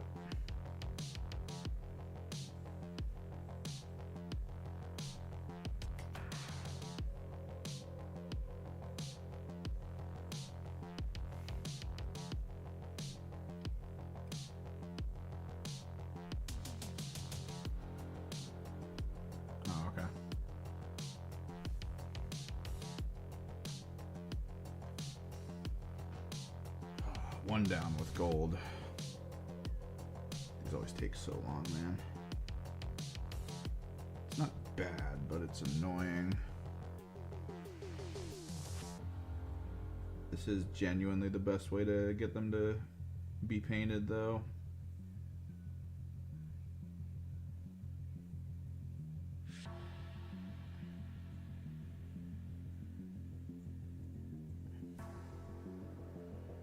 Just gotta make sure to limit the mistakes.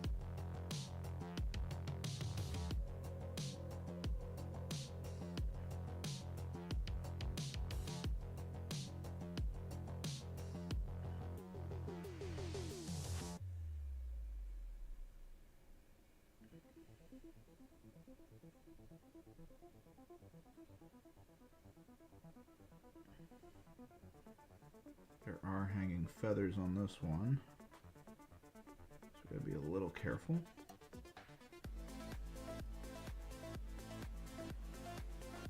Yeah, sounds like it. Are the fire prisms the old models, the one where they had the giant pewter frickin' prism on top, or did they actually get new ones? Because I could have swore the old ones were just like a giant pewter prism.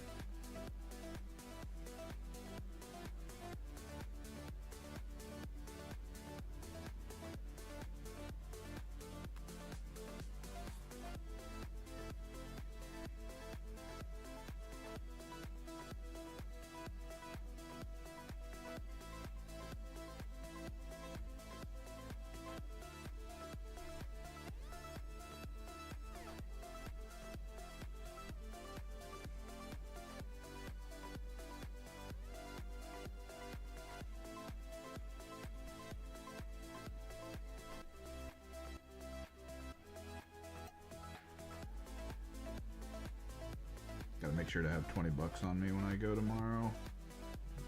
If that other guy shows up, he should have my Noise Marines. He said he was going to leave him in the car.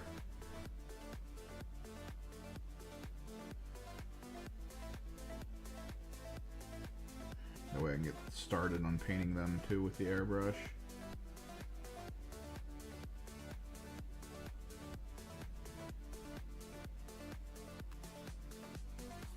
Yeah, so this is not pewter, because you had one, if I remember correctly, and it weighed a ton just because of that cannon, which meant it was like super top heavy.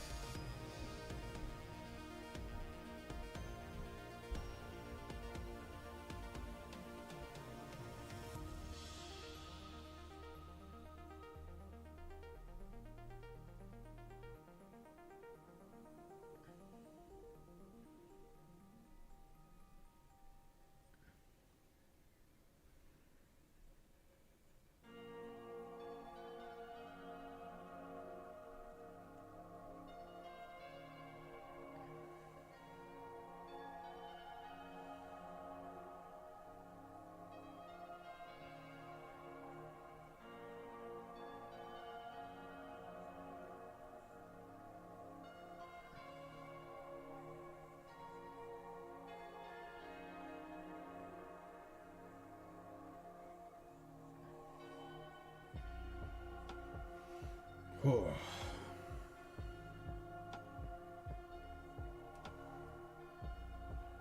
least these guys aren't helmeted. I think the rest of them are going to be, though.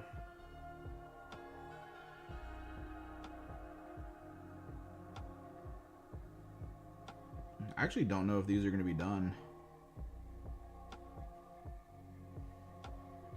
What time is it? 4:28. Technically, I don't have to end stream until, like, late. But I am going to want to eat. And I do think I'm living in a world where I kind of want to put something on to watch and continue painting them.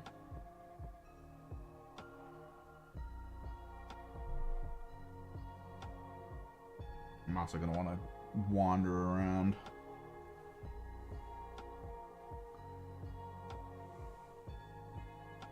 So I'm trying to think of how we're going to do this.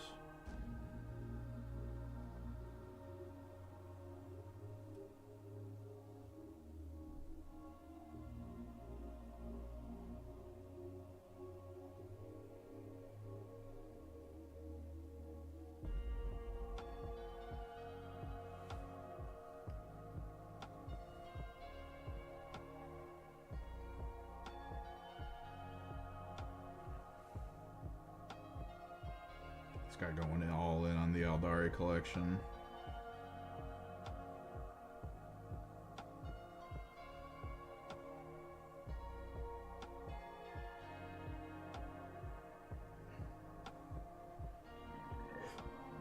We should get the Seer Council stuff together. Hit us with Seer Council.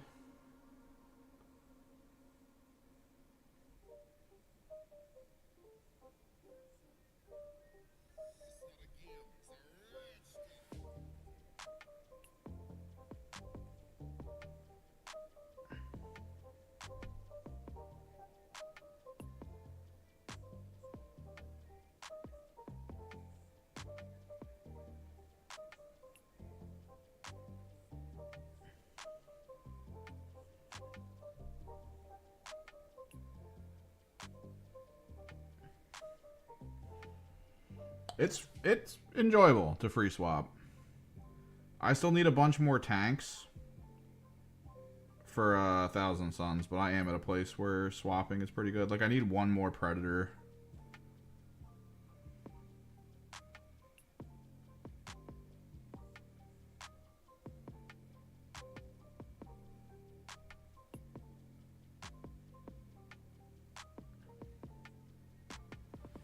I probably need full tilt robots.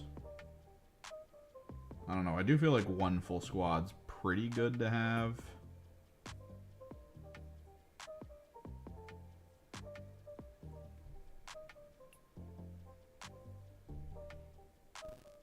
But I do feel like there's a world where if you have full tilt robots with flamethrowers, you're probably gonna do okay.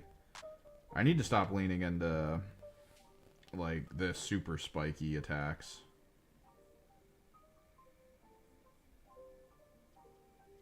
I need to bring my refined, reliable wound count up.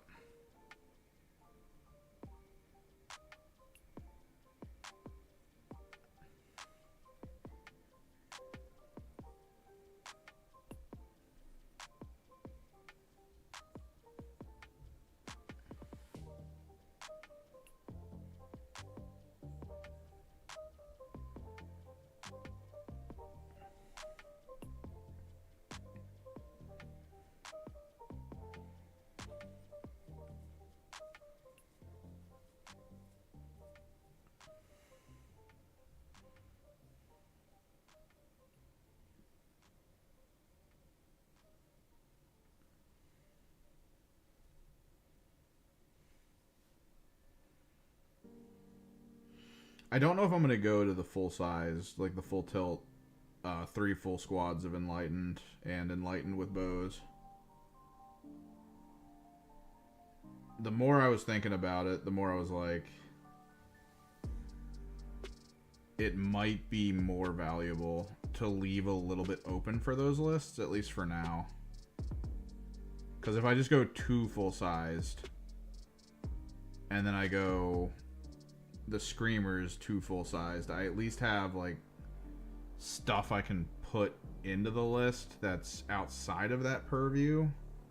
Like, it would allow me to fit more Lords of Change. It would allow me to fit more of, like, the nice, big, beefy things that probably will be good. Yeah, and then 11th edition drops, and they're like, we don't like Zangors anymore, so we're removing them from 40k, and it's just like, god damn it, bro.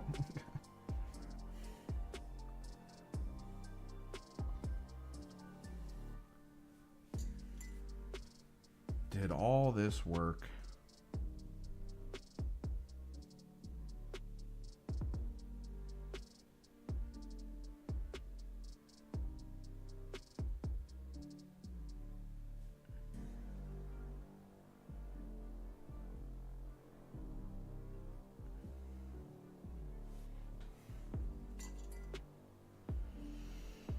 I mean, at least they'd still be in AOS. And I have enough at this point where I could technically run Arcanite. And it sounds like with the new Codex, Arcanite's actually not a bad option anymore.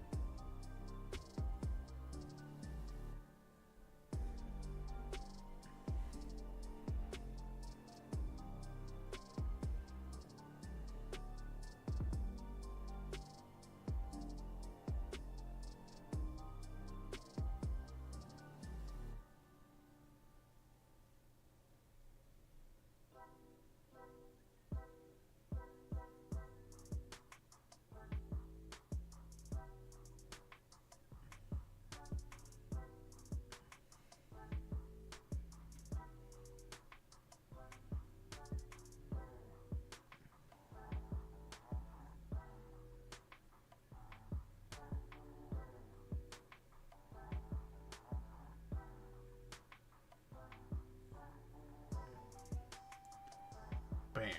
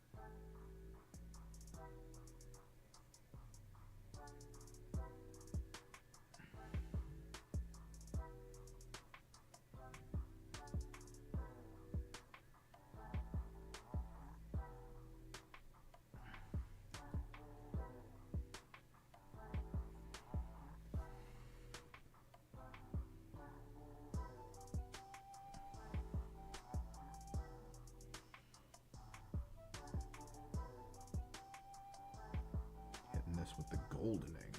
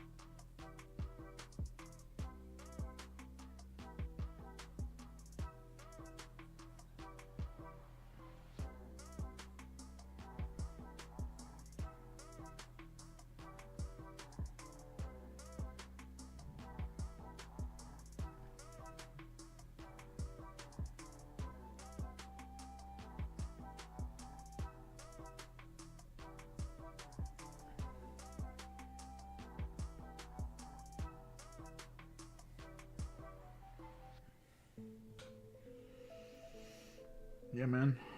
Get on that bike.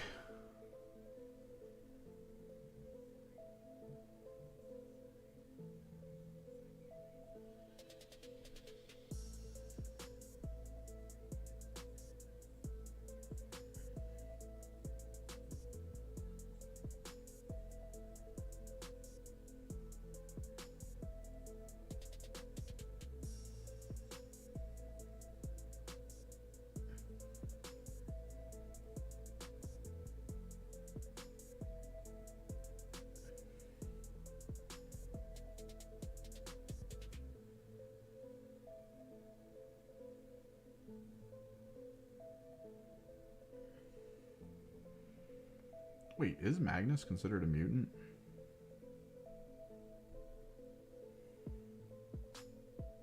I don't think he is. I'm trying to think of the other stratagems that I'd have access to.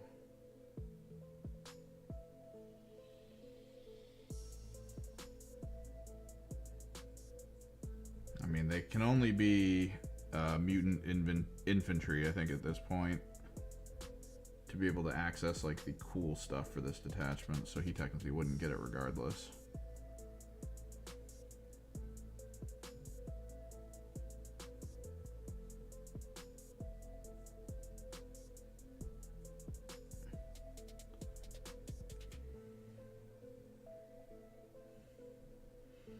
He would give my army a +2 to move, which could be useful.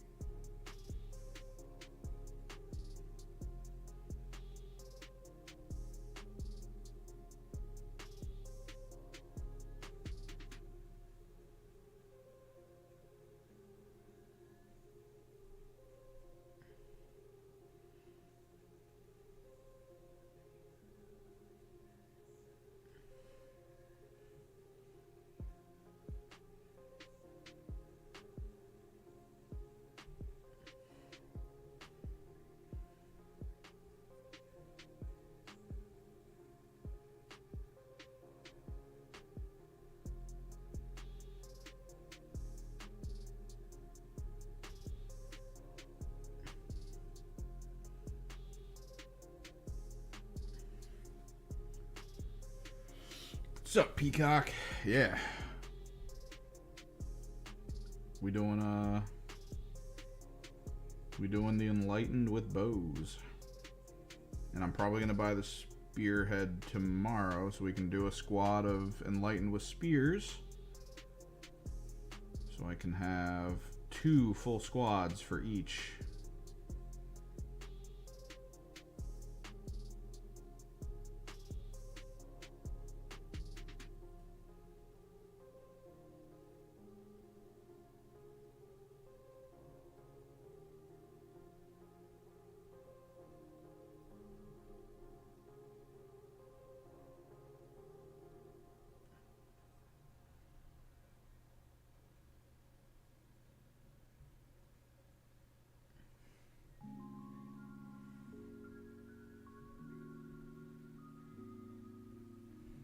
Ooh, Void Dragon.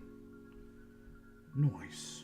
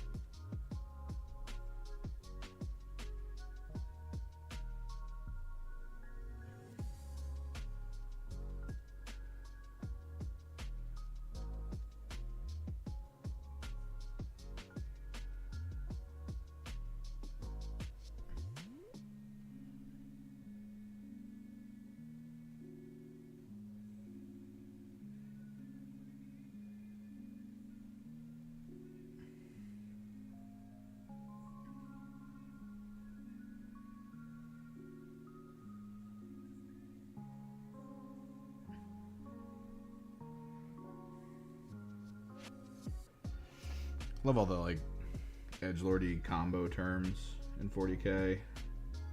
Void Dragon.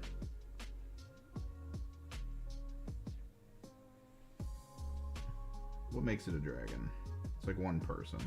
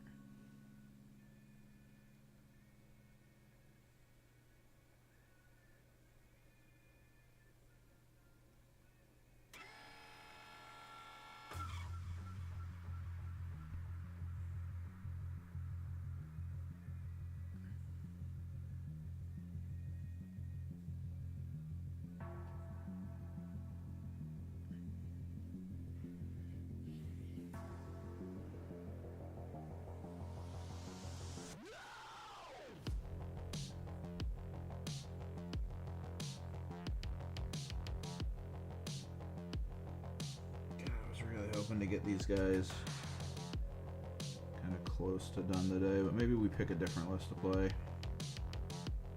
Maybe we do lean into the Knights or something.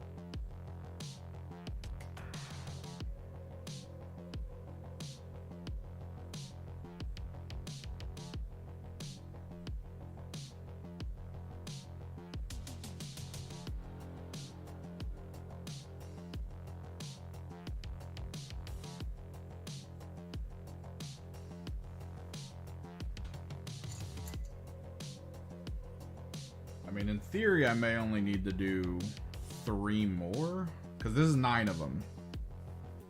And I might only need 2 squads of 6.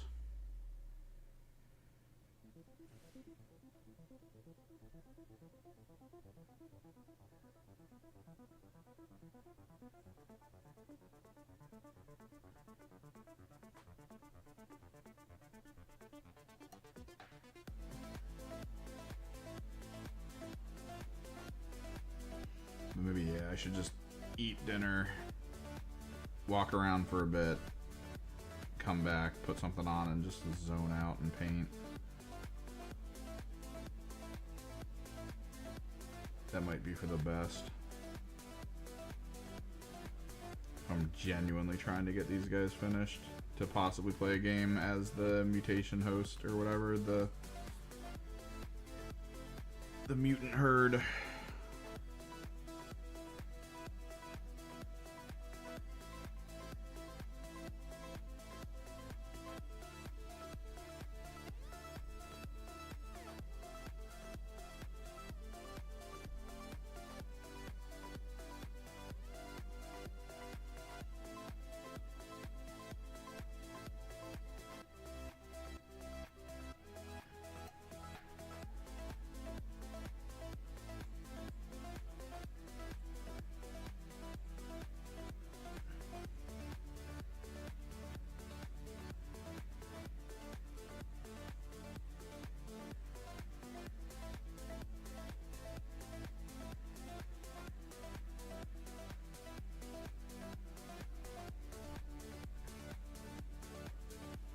Maybe I attempt to make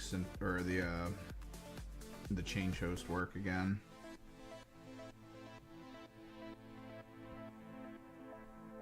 Because I think I need to put Terminators in change host. They don't get the benefit of the 4-up invuln, but they already come with -1 to wound. I could take a DP to give them the -1 to hit, and then if they ever get into melee and I want a -1 to hit, I can also do it there because of how that detachment works with the sulfur.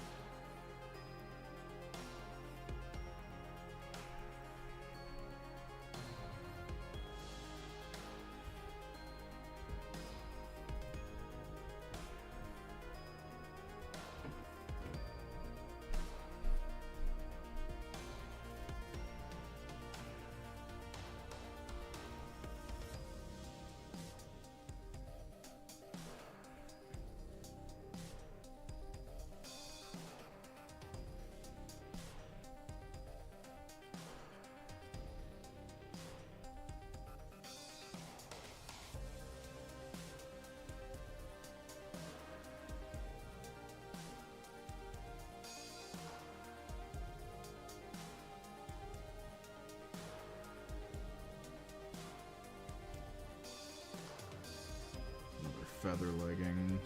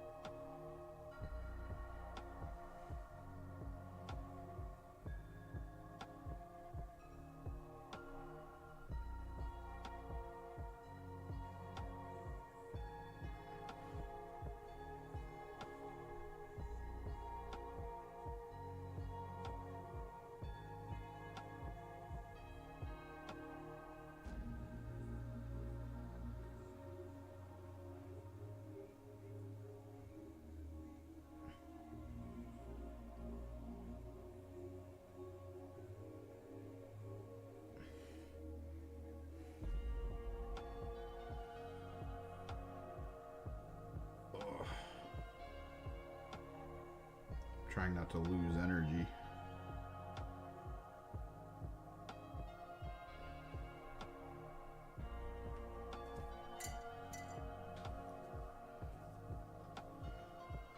Almost 5. 4 of 9 about to be done.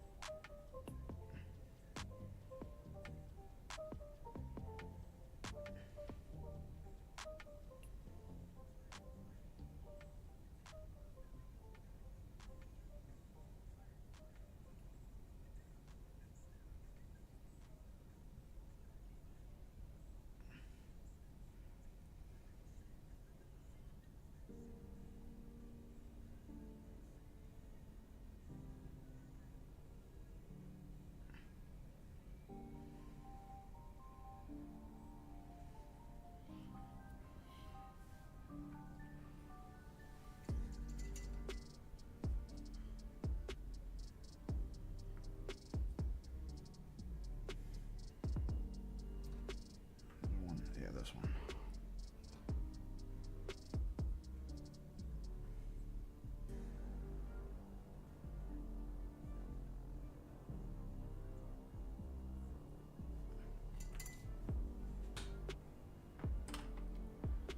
I'm a little annoyed that I could have swore I had more liner or layer brushes.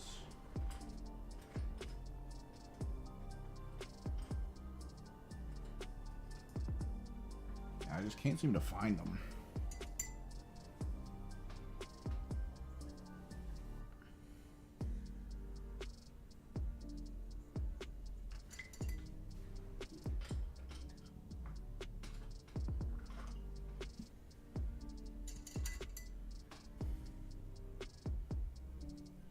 Like every single one of my layer brushes does this.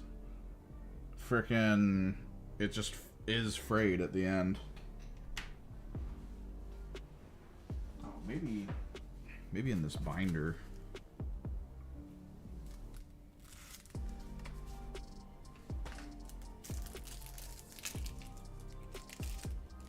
Keep forgetting I want a set of brushes.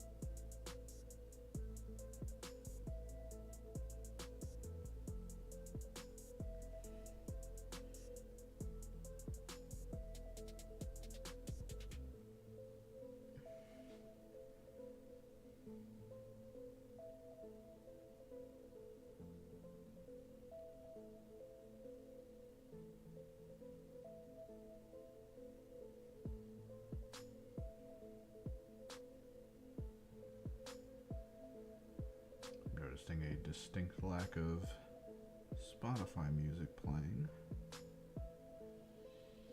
which is a problem for the Twitch side of things.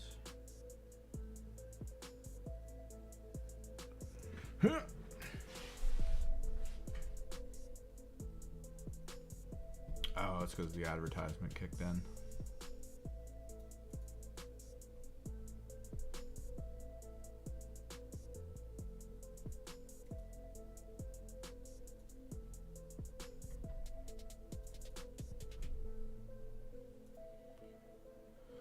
I must refresh.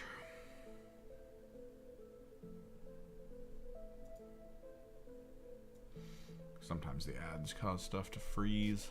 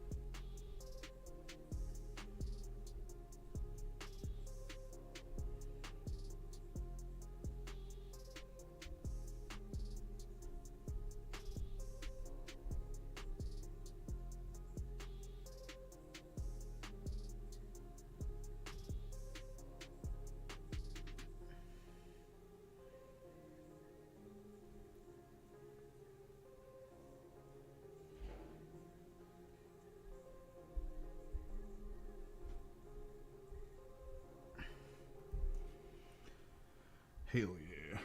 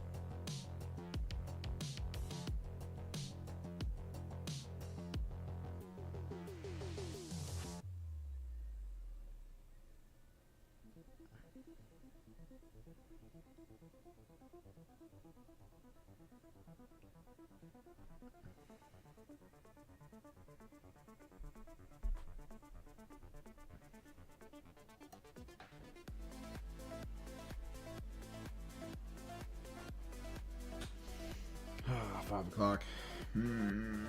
Considering the time,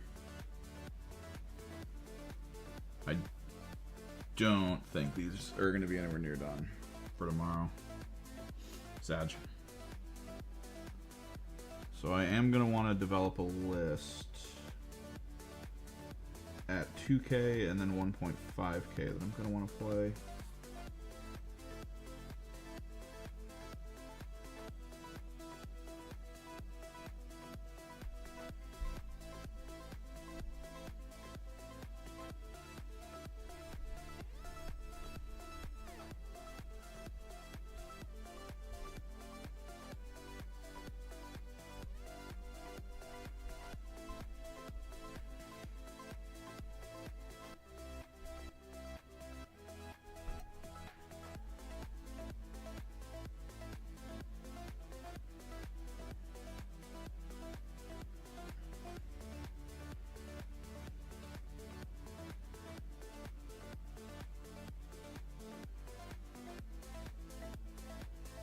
I'm gonna need so many acrylic stands for my display case.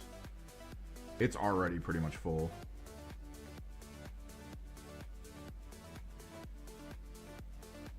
And I'm already painting more frickin' Thousand Sun stuff.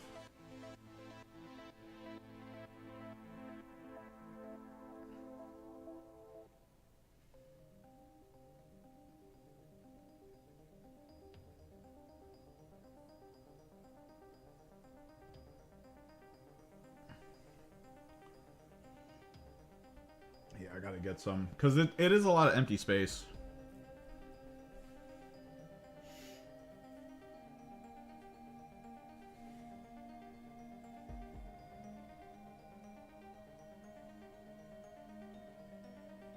Like, it looks cool, but, like, the stuff above is just gapped so hard.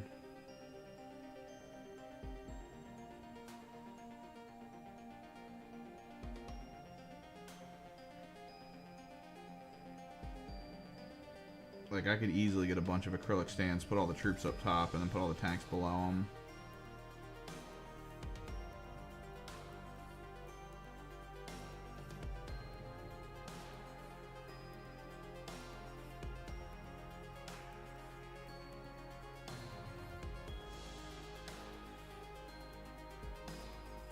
No, yeah, that's a huge problem. Like, I'm trying to think of what I'm going to make as a list, and then I'm trying to think of how I'm going to get it out of my display case. I think the stuff on the bottom for the acrylics need to be all the tanks, for me at least. I don't know if you'll be able to fit all of your tanks down there with how the exorcists are.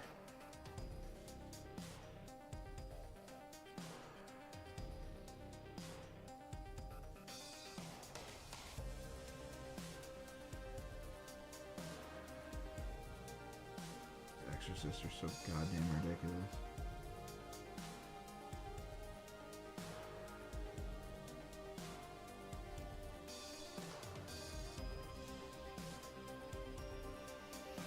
Question is, do I still want to bring the MVBs if I'm going to play a different detachment? I mean, technically they don't get any real benefit anymore out of this detachment, so they can kind of go anywhere.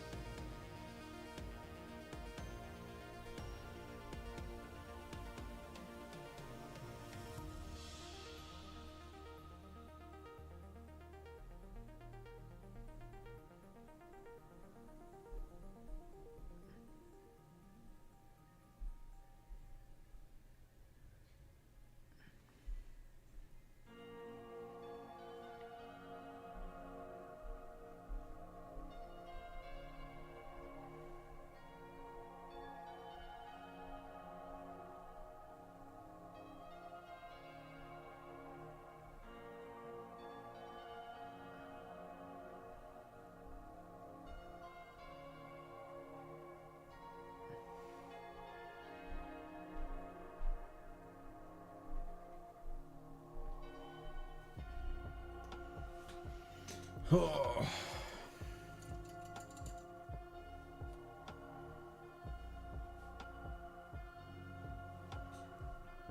525.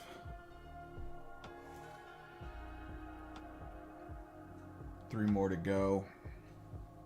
Gold paint that I've been using is already out, so I gotta refill it. Nah, I think it's chill time. Honestly. 5-hour stream, not bad. I do think I chill here though.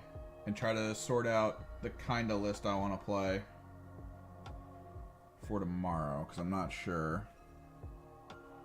I think it's going to be like a hybridized thing. I don't know. I have no plans. What are you looking for? Looking for something specific? I'll be going to the Warhammer store.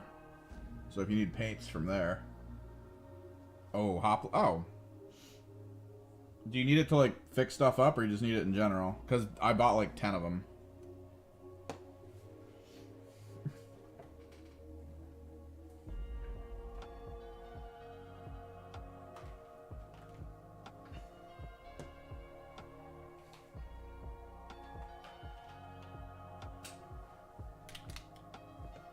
I don't know which one's more full.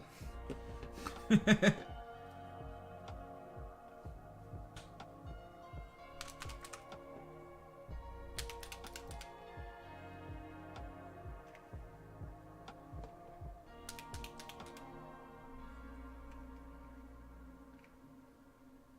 think this one's more full.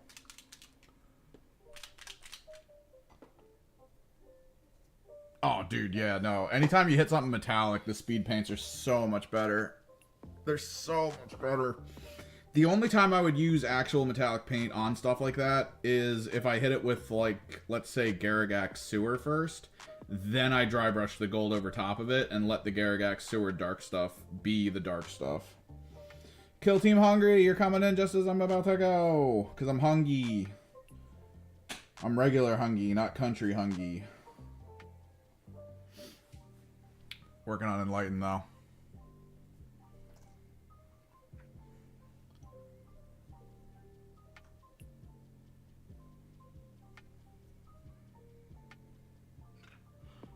I'll probably work more on them off stream. Thanks for swinging in, though, man. Good to see you.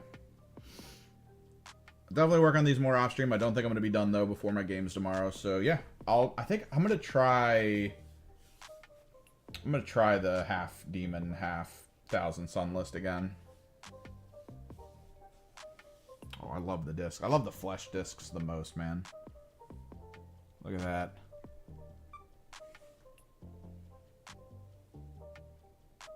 Look at that nonsense. The flesh disc.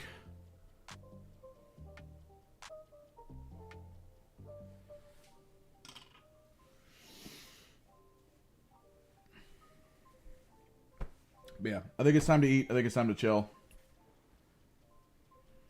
We'll get some more painting done, though. Most likely the Zangors will at least get a little bit more worked up.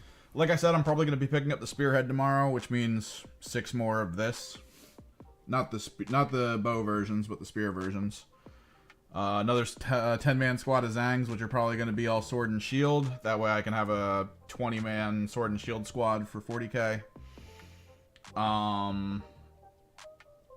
Yeah. And then a shaman, which I'm probably going to convert into another bowman. Just in case. Because I'm a little mad about this one. Because this was a broken part that I had to glue on.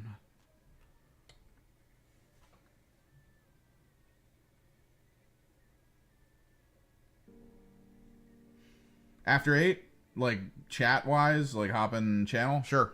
Absolutely. I can pop in. Oh, because I think I'm going to go part demon. I think I'm going to lean into a Terminator squad with a Lord. A Lord of Change. Oh, this is the problem. Because we're doing 1,500, right? So I need to do... Technically, I could take 1,000 points of demons It depends on what do we want to do with list, because it's for a 2,000 point game, it's 1,000 points of demons is possible, and technically anytime you go above the 1,000 point bracket, you're technically in a 2,000 point game. Or do we want to do that I just have 750 points of demons to play with? Build as if 2K. Okay. And I'll think about that while I eat my chicken parm later, bitches.